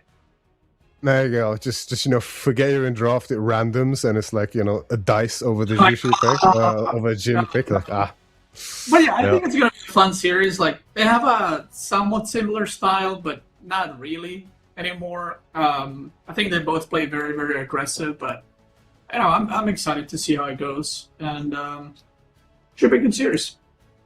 Yeah, I'm as well. I can't wait. Some incredible series coming up still. Yours, of course, being one of them. So, yeah, I can't wait to see what you guys cook up, and it should be a great, great series. But yeah, I'm sure you're eager to get some rest. And yeah, once again, congratulations and well done. Can't wait to see you tomorrow. Bye-bye. And that was Beastie, the one and only. That's it. What do you think? Should you worry about Lucifron or no? Oh, you can't hear me? Or is he? Wait, me? Oh, sorry. I thought you were talking to Beastie there. Should I? No. I mean, I'm thinking about Antan. Sorry, I'm thinking about my own series. I have of course. no thoughts on Beastie series, but I'm sure it's gonna be a good set. It will be. I mean, there's a lot to look forward to. So, yeah. I mean, that has been the day here at EGC. We've had some incredible sets, and there's only more amazing sets coming up tomorrow. I want to thank you, Wham, for joining me today. You've been an excellent caster. Of course, big shout out to Cow as well. And of course, Vodka and everyone else who behind involved. So that's going to be it today for us. And make sure you tune in once again tomorrow for even more for the round of 6. So see you then.